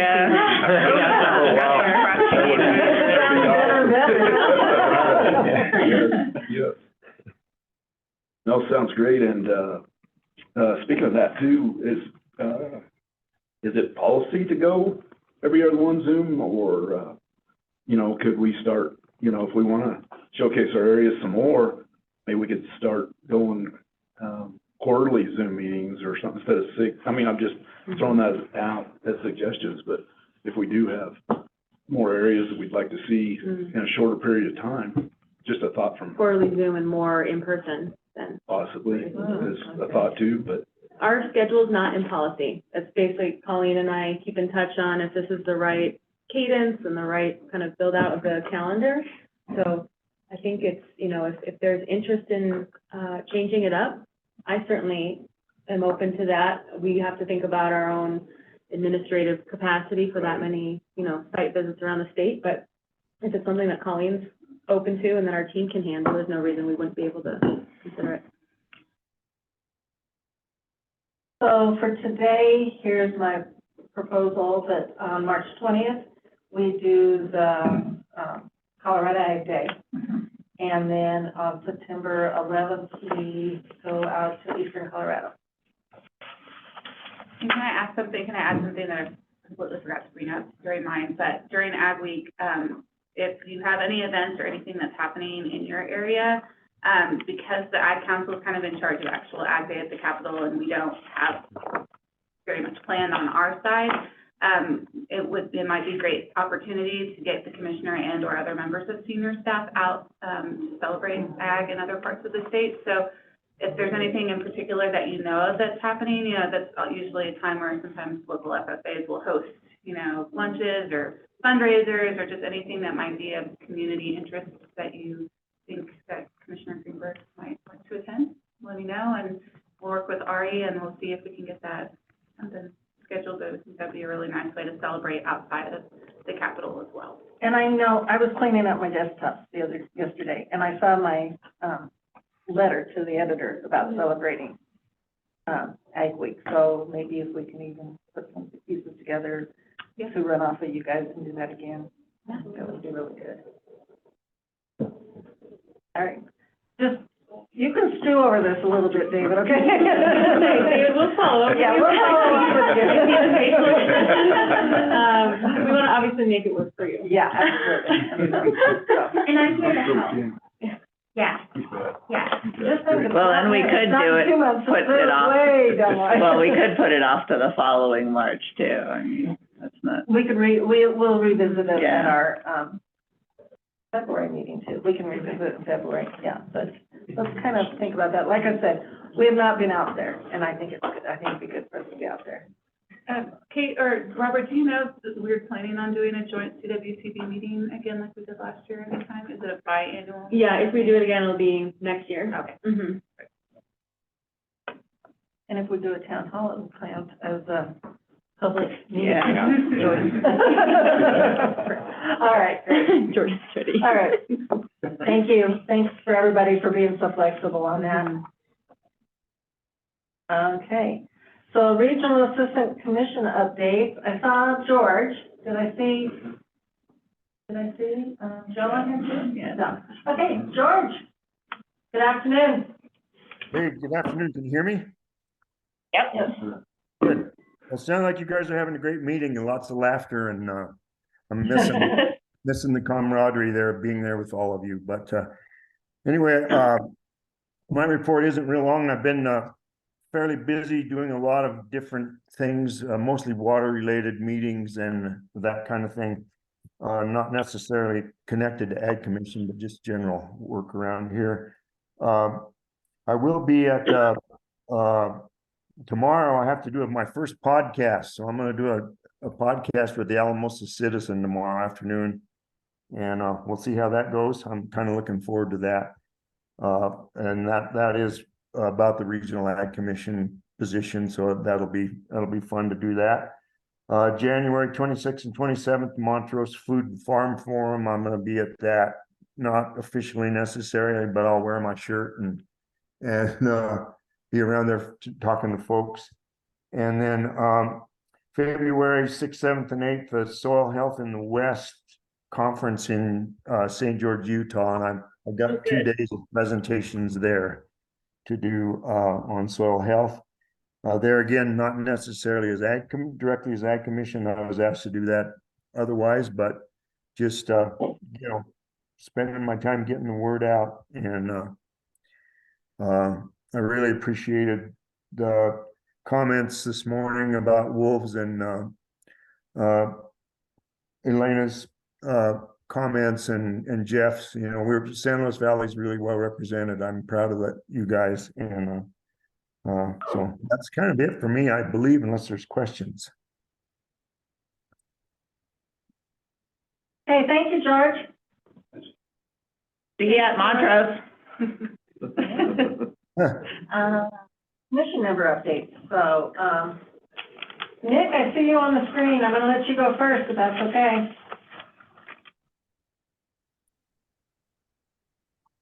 Sorry I didn't make it today. Obviously the cold snap, we got down to -25 on Monday night, which I think is the coldest we've ever seen around here. And -25 is the gift that keeps on giving. When I came out to check stuff this morning, we had some stuff that thawed out and flooded our corrals last night and created all kinds of problems around here. So I think the cattle did just fine. It always amazes me how resilient they are. It's the people that struggle in that weather, and we're certainly feeling that struggle. I haven't heard of any real big wreck because of the cold temperature, at least in the cattle business. Obviously feedlots and everybody else performance problems, but no big major issues on that respect. And fortunately, I think most people haven't started calving yet, so that's good news. Not much to report on this end, just kind of in the winter routine. Obviously here in anywhere you go in the cattle business right now, wolves is a pretty common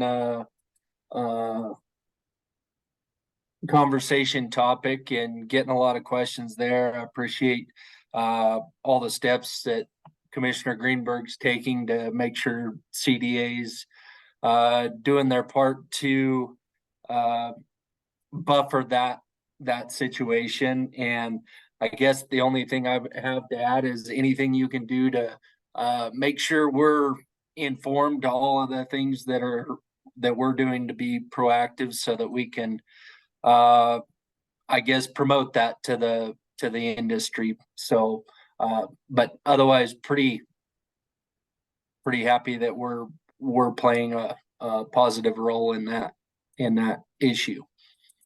I think that's about all I have to report. Thank you, Nick. At least your cows can have an ice skating rink tonight, maybe? Yes, they can. Yeah.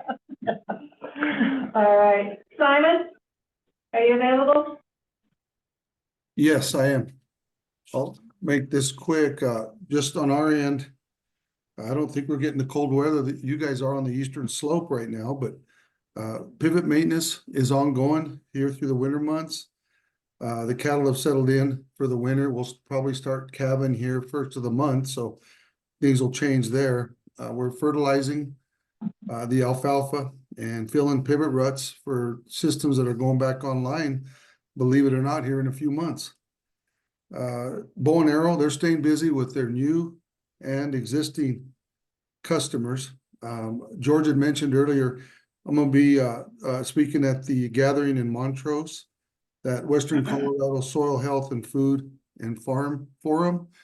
I'll probably just be discussing a little bit on the future of water efficiency, renewable energy, crop selection, and farm to market products. And then also Kate had mentioned that there'll be a gathering down here for tribal consultation on February 14th. And that's about it for my end. All right, thank you. You Stay bet. warm. Let's go around the table if that's okay, Roberta? Sure. Thank you, Colleen.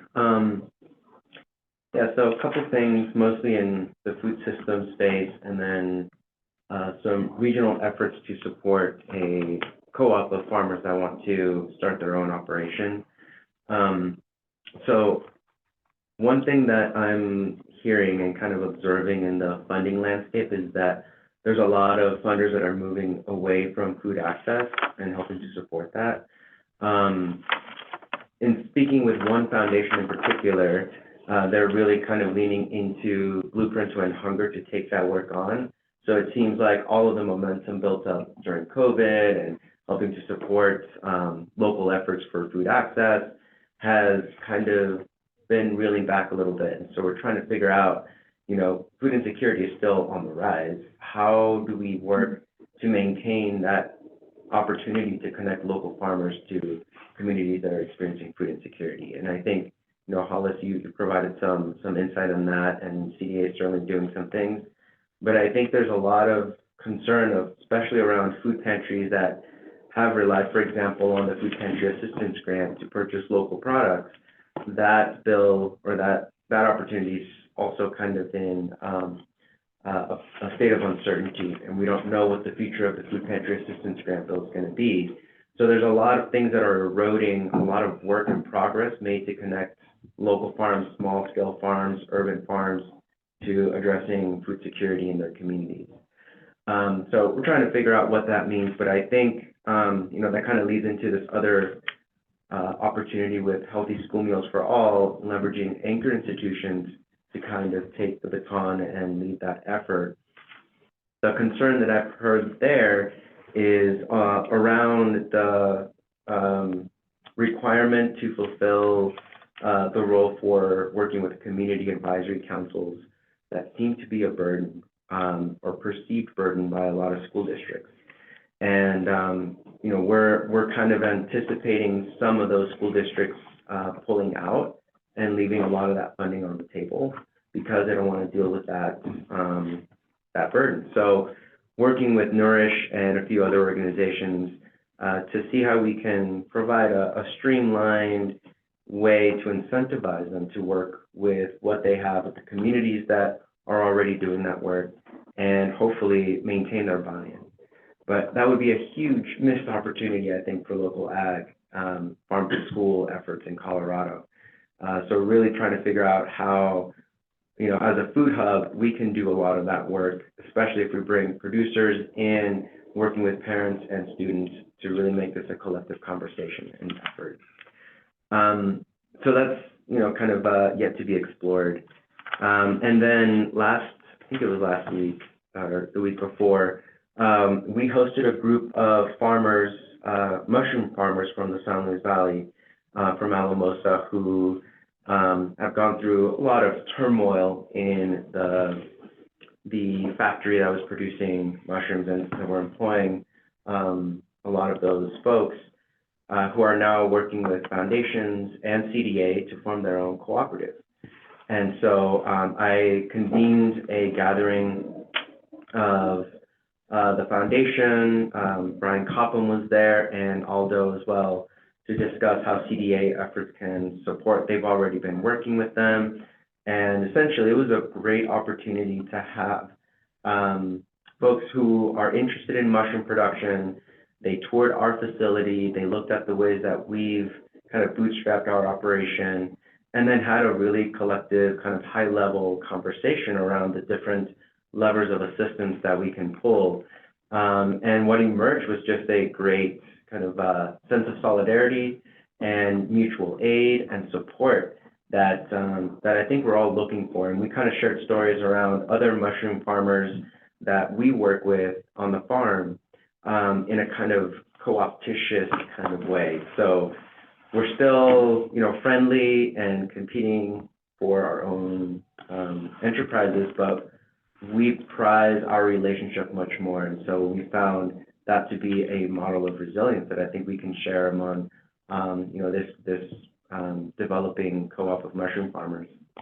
And then on February 9th and 10th, Mile High Farmers will be hosting the Producer Summit, which is tradition that's been going on for the last 3 or 4 years to bring metro area producers to the table to discuss their needs, aspirations, achievements, and priorities for the coming years. So I'll have some more info to report after I attend that. All right, thank you. David. How cold is it? Actually, I didn't want to look. But when you're out in it, you kind of don't want to look, I guess. But no, it did get pretty cold. I know they said there were record colds there, possibly 2 nights in a row. We did, we did have wind chills of, I think they said up to 47 below. Wow. We had some probably 30 plus mile an hour winds. And it was, you all heard on the local news as well, but I think over 80 hours of below zero temperatures in a row. So that kind of like Nick said too, a lot of people aren't calving yet. There are a few people calving. So, they were out there basically, if an animal's wet like that, they just a few minutes you need to be there. So unless they're in a shelter, obviously that can't happen all the time. So that was I guess another blessing was, as cold as it was, we didn't get a whole lot of snow, so we didn't have a lot of drifting. Actually, the storm before that, I think I was discussing with a few others over New Year's there were actually, several roads, closed, impassable. And so actually the town of Yuma itself had, I think there were upwards of I think they said around 150, 175 people actually needed shelter after the hotels filled up. So our local community center and I believe 2 churches donated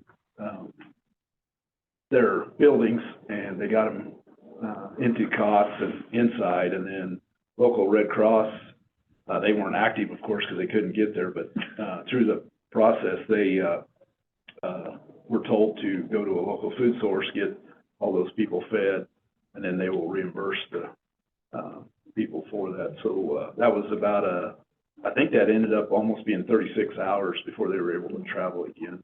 It was kind of ironic. Next morning we buzzed in to get some supplies and things, and from hardware store, stopped at the coffee shop, and it was overwhelmed with people because they were trying to, get some breakfast and things like that. But I talked to a few people in there, and they said that they were actually, it was kind of ironic, trying to head up to the mountains to go skiing. So anyway, they were kind of interesting deal. But yeah, in that storm, we had probably 3 to 4 inches of snow, but we had up to 5-foot drifts. Wow. There was even a wreck involved with a snowplow. One person was traveling down the road and just, I guess if you will, lack of better words, kind of freaked out, and they stopped, and then it was just a train, so to speak, a train reaction. And then it was in a bad area, and storm just kept blowing and drifting everybody in, and even the emergency personnel were in danger there because of all the out there. But everybody was taken care of. It ended up being minor injuries, and but one less snowplow, I guess, too. So anyhow, that was during that deal. And actually, believe it or not, with all this going on, we're still in a Palmer drought, that index out that way. Our winter wheat looks a little tough out there. And speaking of no snow cover per se, because it's not level, it's in the ditches or what have you. But with this below average cold, now we'll be concerned with winter kill in some of the wheat and things like that. That is actually growing. Ever since the December USDA report came out there, or whatever day that was, I think it was the last part of December, 1st of January, as we all know, the corn, wheat, milo prices have just kind of dropped tremendously. So the good thing, or the good prices in the commodities right now, sugar prices are decent. So we hope to see the sugar beet enterprise help the diversity of the farms there. Cattle at local feedlots actually are under capacity at our larger feedlots out that way by almost 30%, which is also affecting the corn demand and things in our area. Last year at this time, I was probably reporting we were getting train loads of cars in from the east. We have not seen that this year, so evidently the basis is different, and so now we're able to at least try to sell locally our corn and milo crops. Pregnancy rates were below average this year on the cattle side. We attribute that to the droughts and also the tough winter last year. The good things on the cattle side, cattle prices do remain higher than they were last year. However, have taken a dramatic downturn in the last few weeks, but the last 10 days now they're starting to bounce back. So that's good. On the livestock side, even on the plains, there are some mentions and a lot of posts. It's amazing the posts on social media about the wolves. And we actually have, not very many, but we actually see increase in mountain lions running out on the plains. So we don't know if, they're being chased out because of those fires or pine beetle or, that thing, and they're losing their habitats. But now if they have another competition, I guess, for their food sources, will that even drive a few more out that way too? Let's see, and again, like I said this morning, the parts and supply deal is, I guess it's, it is just unreal. And I've discussed this probably for the last year, but it's just, I just cannot believe the problems we keep having. And again, like I say, something as simple as a fuel filter, things like that, it's amazing that you can't find these things at these, even though we're out in a rural area, we have Napas, we have CarQuest, we have national companies, we have the John Deeres, the Case Internationals, all the major brands, but it's just literally amazing. It's not the right word, disgusting, whichever, but that you can't get parts for your equipment. Also, high interest rates are becoming a major expense. That's an expense that's more than doubled since last year, and very concerning with all these other scenarios that I've talked about, working against the bottom lines in the ag industry. Lastly, I'd like to say, looking forward to the new representatives coming up that we hopefully can get going here pretty soon. So other than that, looking forward to attending the stock show here. That's another thing with the cold weather. It's been a little tough to get up. I haven't heard the numbers there, but we have several friends that show cattle across the nation. We've been able to see some of their posts that have, it's like the ag sector. They make it there, and you see some of the seats and things on the posts where the auctions and things, there's people not there, but with the online sources, I think the sales and things have been going pretty fair, really, considering people not being able to travel. So that's all good as well. So, and again, we'll try to, we'll be thinking about that September deal. I had a lot of plans for March, which that's fine. I think this will be great, and I'd sure love to. If I'm going to host something, I want to do it right, and I would love to host you guys out that way. So we'll. Matter of fact, I would like to do a little poll beforehand when we get that far, and to see how much time people have and what we could potentially do. I think it'd be awesome. So, which going to the other places we've been, it's hard, it would be hard to compete with those because, they've all been great events. And I think it's great to be able to do that. So, thank you. Thanks. Thank you. Well, it was cold, but I don't know, I feel like for the first time, the San Luis Valley, maybe we can't complain so bad. I think it was -20 something, but I don't know how cold it's been, but it hasn't been horrible. But there's been lots of fun winter activities, which has been, last year was kind of sad because it was so dry and there just wasn't, I mean, I don't know, not just bad snowpack and no sledding for kids, and I love ice skating, so I'm into the cheap winter sports, the free ones, So yeah, and then calving hasn't really started yet, which thank goodness, because I think people were really worried that, if the cold weather continued, calving was going to be a whole lot of fun. Went to a listening session held by CSU and I think University of Wyoming, talking about like conservation goals and why people are motivated to do conservation on the farm, and that was really fun and really informative. And I think there's a lot of cool talk about like maybe using farmers more of a resource through the NRCS to try to get people into programs and maybe incentivizing it. And they kind of wanted to know what people felt about that, like whether that would be weird or, like sketchy if somebody's like gets a reward by referring you to some sort of other program through the NRCS. And so that was really interesting. And I'm not sure, I didn't weigh in on that because I was like, it could be weird, but it could be good. I wasn't sure. I did actually apply for the STAR program. It was good on my side, but I did get a lot of feedback that I did want to share because I hear really wonderful reviews. Like some people are just like, this is the best thing ever. But I did hear from the Center Conservation District particularly that they didn't have a lot of interest simply because it wasn't enough money for the bigger farmers to really invest. And because you can only enroll 2 fields, it kind of limited who applied. And so I thought that was really disappointing. And then the other thing that and I did tell her I would talk because I told her I was on the Ag Commission, and she did also say that a lot of reports she got from farmers was that because it was a new practice, it didn't reward the existing soil health things that they were doing.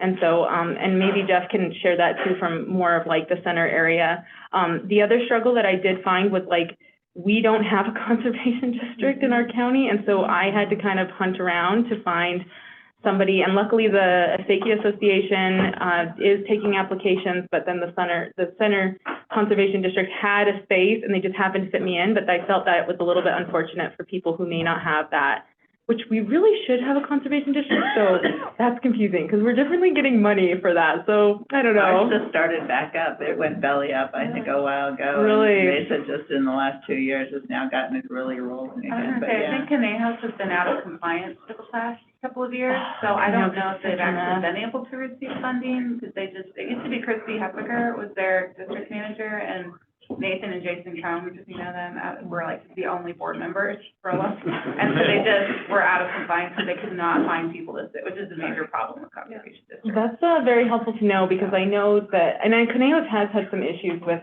just administrative. Yeah, you can always ask me. I want to hear the gossip. Okay, so. I'll talk off later. So that was unfortunate and also very like, oh, well, I didn't realize that. And so I do think there was a few barriers, but I did hear like all other people who were just thought it was like the best program and the application was really accessible, which I think is a really big deal because looking at some of these federal programs, like a lot of the time the application is the barrier. So I appreciate that the STAR program is an accessible application.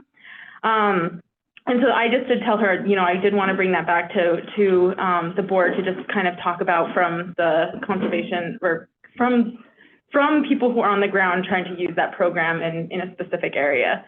So I'm excited to see how that goes. Unfortunately, with me, it also was because like I have a lot of very small plots of land because it's, I don't have like big fields. And so that was another challenge too, was which fields got enrolled weren't really the ones I wanted enrolled simply because the ones I wanted enrolled are like small little plots that maybe need a little bit more soil health attention. And so, yeah. Who did you talk to? Center Conservation District. I'm really bad with Yeah, names of organizations. Center and Rio Grande Matea, yeah. She's really cool. And, Okay. but she did tell me that that was what she heard from her producers, was just that. Okay. Yeah, I mean, it is telling, right? Center is this huge ag county that should have had so many people enrolled, and why would they have openings for people from Kinnaham if they shouldn't have? You know what I mean? I mean, I'm lucky they did, but it should have been a little bit more. And she did say that that was kind of the feedback, was that, because it was, yeah, I think that one of her ideas, and I don't know if this is anything to consider, but like, could it be like a farm program? Like, could you enroll your farm or something like that? Maybe something that's not a field, and I don't know. Anyway, those were her feedback, was just like that it had to be a new practice, that it does limit it because it's only 2 fields. And then it's also like, you know, that could, and I think for some farmers, I think 5,000 fields is the limit, that for especially these bigger farmers, not actually a lot of money.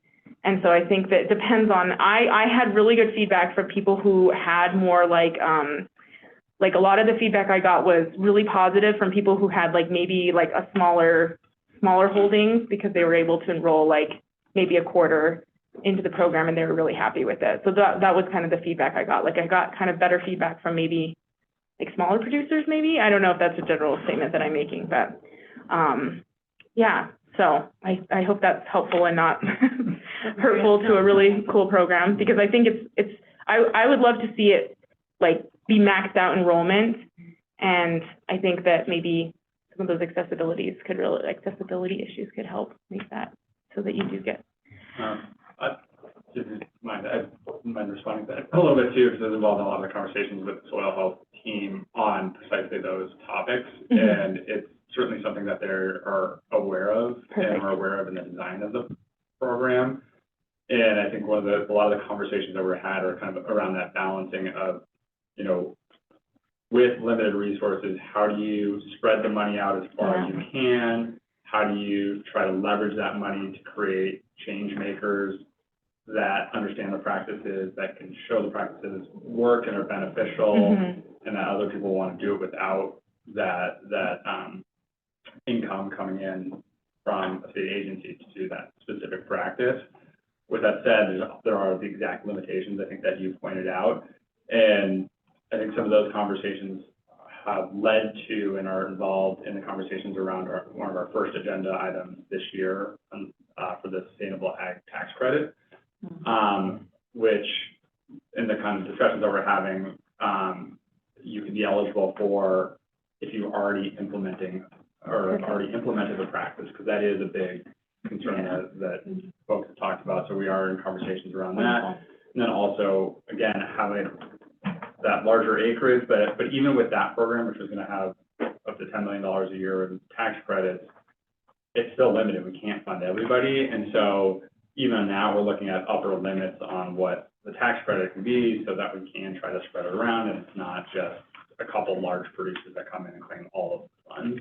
So the specific feedback is really helpful on like how to better tweak the program, but some of the challenges that we have are kind of just those fundamental resource challenges and how to best put the money out there. And like I said, a lot of people who were really happy were these people, like these small producers who are like, I just think of the people that gave me really positive reviews were people who are very much in a leadership position, especially around soil health. And they love the program because like they were able to qualify like one specific field. They maybe only have 3 fields. And so it's like a third of their farm. And so they were really happy with it. And so I think that I think it's also who the audience is. And I agree, because some of the farms and some of those farms up north are huge. And if you were to fund them, that'd be like your whole budget would be like one farm. So I think that they also understood that as well. So, yeah. But I think it is really important feedback, because I think our goal with this is to, again, leverage the small investments. Get those big folks to do these practices as well. And so, kind of that continued dialogue, I think, is going to be really helpful. And how we design these programs going forward, and again, how we kind of tweak them to best or to have a bigger impact. Yeah, wonderful. That's really great to know. Yeah, and so then this is just like me personally and maybe my failure to do paperwork, but I did recently try to get an FSA loan, and I was like, this is ridiculous. Like I felt really like it was and I've heard this before from other producers, and I know it's a federal program, it's not state, but I just was so disappointed that the process should be more like it's easier to do. And the other thing is, like, I think I wouldn't have qualified anyway, but they don't tell you that until, you know, you're already like, you're like already in there and you're like, oh, never mind. So I think that's really unfortunate that, you know, you're taking, like, that those programs are meant to benefit farmers, but I think more farmers find it easier just to work with a bank, because the bank can, you know, the turnaround is so much faster, and the FSA loans are like 4 months out, and the interest rates are so much better, but, you know, you have to wait. And so, anyway. Tell Zach your story. Yes, I know. And you know what was interesting? I even questioned them on some of the things, because when you did that presentation, Right, he said it does not have to be denied from another lending. And I pushed back and I said, I was told by your director, but I was already close to my deadline. And they were just like, no, according to rule level, you know, their response was, You should tell Zach the story anyway. Yeah, I can even send her an email. Start and tell Kent. So Tell my husband. Okay, don't go over that. Okay, tell Kent. Well, there does seem to be like, it just made me realize that, like, if the director, which is Zach, is saying that is not a requirement, but then the local agencies are telling farmers it's a requirement, then how do you, and then I did push back. I said, I was told this was not a requirement, and then they pushed back, this is the ruling that says that's the requirement. And so, you know, I mean, it was kind of one of those things where I was like, and this is the problem. We have this, and we just played this out in real time. So, yeah, I think that's really unfortunate that those, you know, because those, I kept being like farm service agency, like I'm serving the farms, but then feeling kind of like this application process was definitely not meant for farmers. So, yeah. So anyway, that's my update. It was a little, there's good stuff. Oh, working on buying the farm from my dad, which is exciting. I bought like I'm such a like salvager of things, but I just bought a used center pivot, because we have the Alamosa River, which has like a pH some places of like 3, 2, 1. Oh my gosh, so bad. And so our irrigation structure is just like, they just die. And so I bought a used sprinkler out from Bayergers, and that was fun. I felt really rebellious. Like I should not say this in a public setting, but we knocked over some signs, and I was like, oh my gosh. We followed all the rules, I think, but it was like a, you know, huge center pivot and a bunch of clueless farmers. But anyway. Okay, Jeff. Yeah. Moving on. Well, I'm gonna tell you, don't feel bad about knocking over signs, because we mow stuff over all the time, moving pivots, and move stuff. That makes me feel better. On purpose. So much better. Moving pivots around, so don't feel bad about that. It just seems kind of like meeting season for us. I spent last week down in Austin, Texas at the Potato Expo, which was really interesting. They sat in on quite a few talks on export, particularly to Mexico, and some of the challenges there and some of the challenges coming up, and which is really interesting. And kind of the takeaway that I got was to just keep moving. The longer that we're in the market, the more it'll be, or the harder it'll be for them to kick us out of the market. So that's definitely a concern among people from my area anyway. Export to Mexico has become about 20% of the Valley's business. So it's become really big and really important. So that was pretty interesting. Something that's coming up, we've got our ag conference coming up here the first week of February, which is always really interesting. It's really good to go to. So if any of you are looking to go to anything, it's well worth the time. Some things that I've been visiting with are with different farmers, and the CSU Research Center is a amendment or a ratification to our potato seed law, taking away particularly the provision for plant back seed, which means everything will either have to be tested or planted or bought as certified seed. It has mixed reviews among the commercial industry, but I think they all understand, or a lot of us understand, that in order for our seed industry to survive, we have to do something different. So hopefully we'll see that coming up legislatively here in the next year, hopefully sooner rather than later. Our watershed is 68%, I saw, so we are in dire need of more snow. Last year we ended up with a net wash on 100% snowpack year. So we need a lot of water and need to learn how to be better conservationists of water. Last year was really challenging just because of the hot, dry summer that we had. We pumped a lot of water out. So on that topic too, I've talked to quite a few farmers who are changing the way that their cropping system's working. A lot of them are going away from barley just because of the upcoming contract prices. It doesn't make sense. So a lot of them are looking more towards cover cropping. I think that's a great tool for that STAR program for new implementation of cover cropping into a lot of the systems. So Meaning that the contract prices are lower? they Really? dropped $3 this Really? year. Really? So I've talked to, he's primarily a cattle producer, but he said he's dropping his contract and going to cover crop. So I think that's gonna have a major impact on the valley. Another water issue, or something to keep an eye on as well, there's a sustainable water augmentation group that put their application for an augmentation plan back into Water Corp. So that'll be something that's gonna be interesting to follow. Whatever side you're on, it'll be very interesting. So, yeah, I think that's about all that's going on with me. Oh, my son turns 11 today. Happy birthday. Yeah. You make it back for a birthday party? They're down at Great Wolf Lodge, actually, so I'm gonna drive back and meet them here and spend the evening with them. Okay. I think it'd be interesting if you could talk about the article you read. Yeah, there was I think New York Times, there's a gentleman by the name of Stefan Soloviv.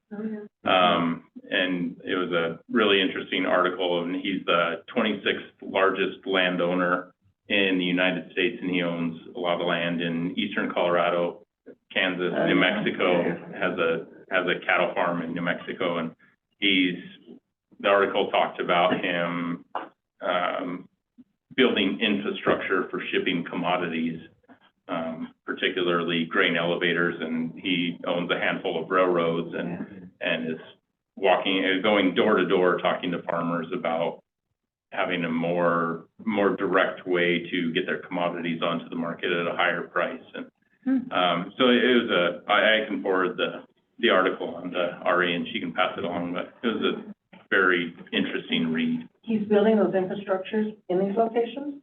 Yes, close to the railheads that he owns. Yeah, so he's trying to be a philanthropist to give back some, because he inherited, his family is in real estate and development in New York, and so he inherited bought a bunch of land, and now he's like, sees the plight of the people he's living among, and he's doing something about it with his money. And hopefully that's true, right? Yeah, right. It's an interesting read. Yeah. Too. Interesting. I think. American furniture. But he did commit to like seize buying land in Colorado. C-spine land, Yeah.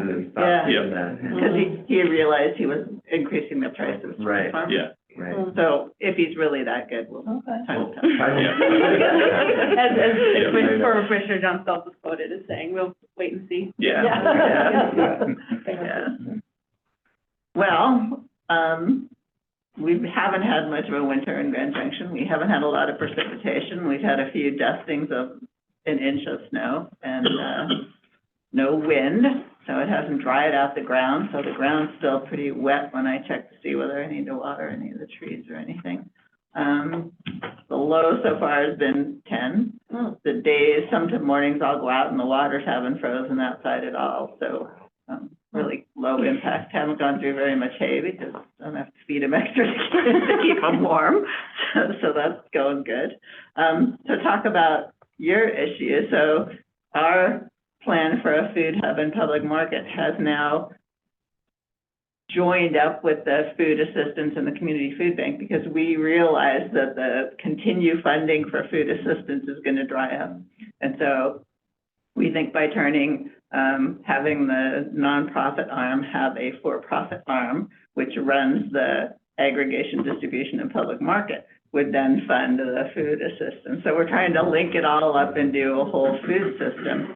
And so, so we've got quite a few different boards working on how to figure out the business structure so it sort of works for everyone.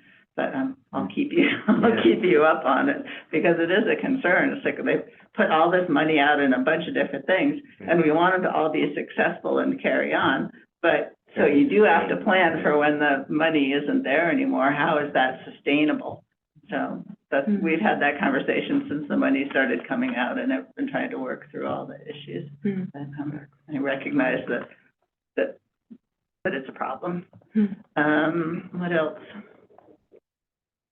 Not a lot's going on. No one's calving. I start mid-March. Cattle prices are still high. They dipped up at the last couple of sales I've watched out at Loma. Prices are good even for way out there. We're usually a little lighter or cheaper than anywhere because of the trucking cost to get them somewhere else to feed yards. But I've been amazed, and I think a lot of people are happy. Feed prices are dropping, so the people that are feeding cattle are happy. Other than that, I don't think there's anything else to talk about. Well, I call it stock show weather. Yeah, It's just the way it is.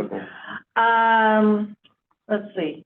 We're having mountain lions too, mountain lion sightings, so that's something new to be. Did they stop a hunt or something with mountain lions, or was that just a conversation? I seem to remember something going on with the hunting of mountain lions. Yeah, CPW, I think at last week's commission meeting, was reviewing tags for mountain lions, and I think due to decreased mountain lion populations have decreased the tags for hunts. Okay. Interesting. Yeah. So, I was not there for maybe that they day, just but I can- migrated. It's like, you know, they do move. I don't know, we're still seeing them down by the lakes and the rivers and different places, so, yeah, so we're seeing them too, but, yeah. So, some kind of fun things, I serve on the executive committee on the Colorado Foundation for Ag in the Classroom, and they have out, their literacy program this year. Their project is on featuring Pueblo chilies.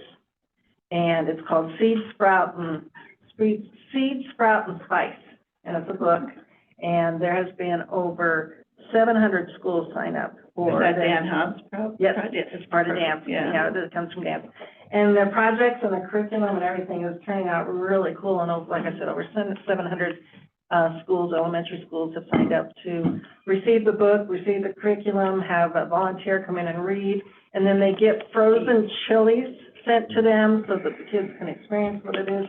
I saw all the activities that they're doing with it the other day online, and it's really cool. So, and it's taken off. It's been on, they've talked about it on Channel 7 and those kind of things. So, and I guess the undersecretary has some interest in it. So this project is really kicked. So we're really excited about that. I think Bethany, she left me. Lori Boyer is starting something called the Ag Communication Council. And I don't know if you're familiar with that, but I agreed to see what it's all about. And we have our first Zoom meeting tomorrow. So we'll see what that entails. But Lori is the radio show host out of Fort Morgan area. So we'll see what transpires from that. But happy to, get some. She also won the National Broadcaster of the Year last year. That was the last year? In 2022, Yeah, I knew she had won something, so yeah. So Right. she's really moving forward and wanting to do positive things. And so when she asked if I'd serve on that, I said yes. I saw something on Google, maybe you guys can tell me. This is kind of a humorous question. In Center, there's a gentleman that's gonna be on Farmer Wants a Wife. Have you heard that? I saw that. Who is it? I don't know the name, I just saw it on now I wanna know who that is. Do you know who it is? I don't know who it is. And he's from Colorado.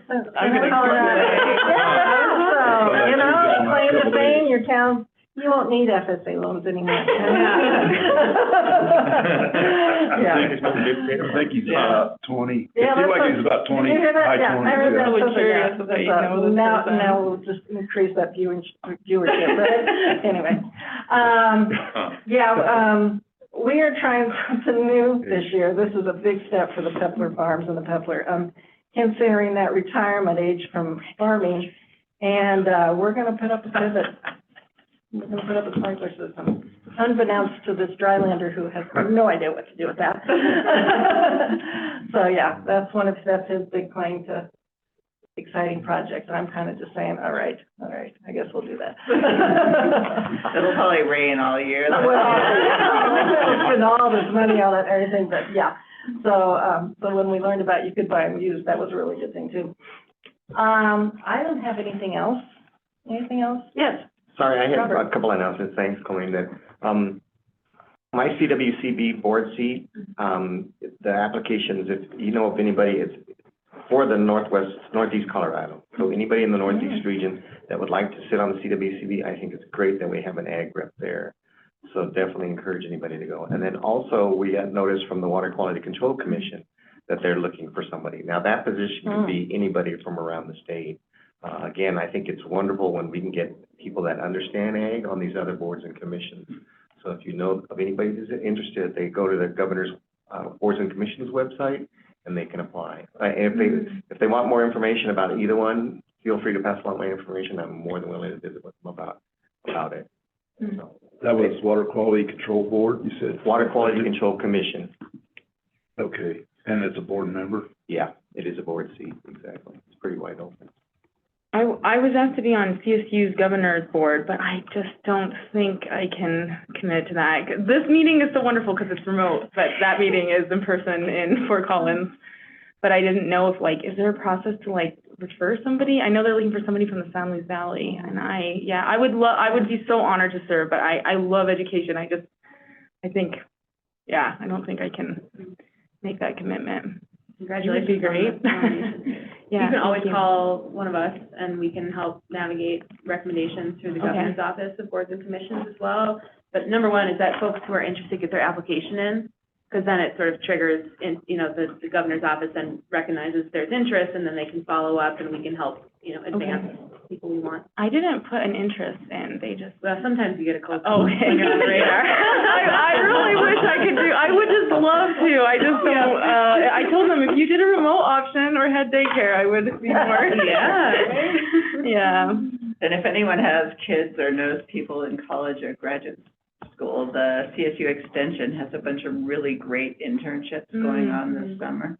So have a look at that. I think there's 70 open internships, and they pay fairly well, and there's some super interesting. There's one having to do with the wolves. There's a couple events project ones. There's some human services, ag-related ones, and there's a lot. I was amazed at how many internship opportunities there were. That's really cool. Yeah, and I think they were paying an undergraduate $5,000 for 10 weeks plus housing and travel expenses, and then $7,000 for graduate students for the 10 weeks plus travel. So not peanuts either. That's nice. That's Great. really cool. Ag Forum's next month too, Yeah. Yes. February. Yes. What is? I don't think, The Ag Forum. yeah, When is it? February 29th, I think it I should think be. so. Because that's the FFA Oh, Hall of yeah, Fame. it's leap year, isn't it? So It's on Leap Day. yeah. Yeah, I haven't seen invitations go out. Have you seen anything, David? Yes, because I was on last year's, email or whatever, so they're sent, it's online now to pre-enter or whatever, so. Yeah. I don't know if I set it up in my. And CFEGA is the day before as well. All right. Anything else for the good of the order from anyone? With regards to water, our commissioner will be speaking at Colorado Water Congress. Yay. She's developing a panel there, That's so awesome. I'm really excited about that. Awesome. Thank you. I'll be following Robert on the panel about Then water. you'll cover it all, right? Yeah, you're gonna get a theme here. You're gonna see Robert and I on the road a lot. Yeah, great. That's I awesome. just can't say no. Yeah, Yeah. literally. That's awesome. We can we ask, questions about politics in this meeting? You can ask any question you want. We might not be able to answer.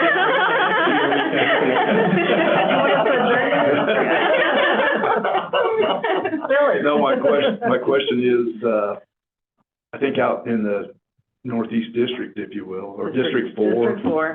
District 4, as you've all heard, is becoming, very interesting, but with the race, but what we're not understanding is how can you jump, I guess I call it jumping districts when you don't live there? Because I think when you run for an office, which that would be don't you have to live there or reside there? No, Is that no office in the state of no, Colorado? just that office. Just that office? Just, yeah, just the house. Senate, you have to live in the state. You have to live in the state. Yeah, Huh. It's really interesting, isn't it? and you're welcome. Okay, yeah. All right, there's no further business. Can I entertain an adjourn? Just a reminder, next meeting is February 21st. It will be virtual from 12:30 to 3. Can I have a motion to adjourn today's meeting? Madam Chair, I so move to adjourn our January, whatever day. Thank you, David. Do I have a second? I'll second. Thank you, Catherine. We have a motion and a second to adjourn the meeting. Any discussion? All those in favor, please say aye. Aye. Opposed? All right, thank you. Meeting is adjourned. Everybody have a great evening. Thank you. Bye, guys. Enjoy the stock show.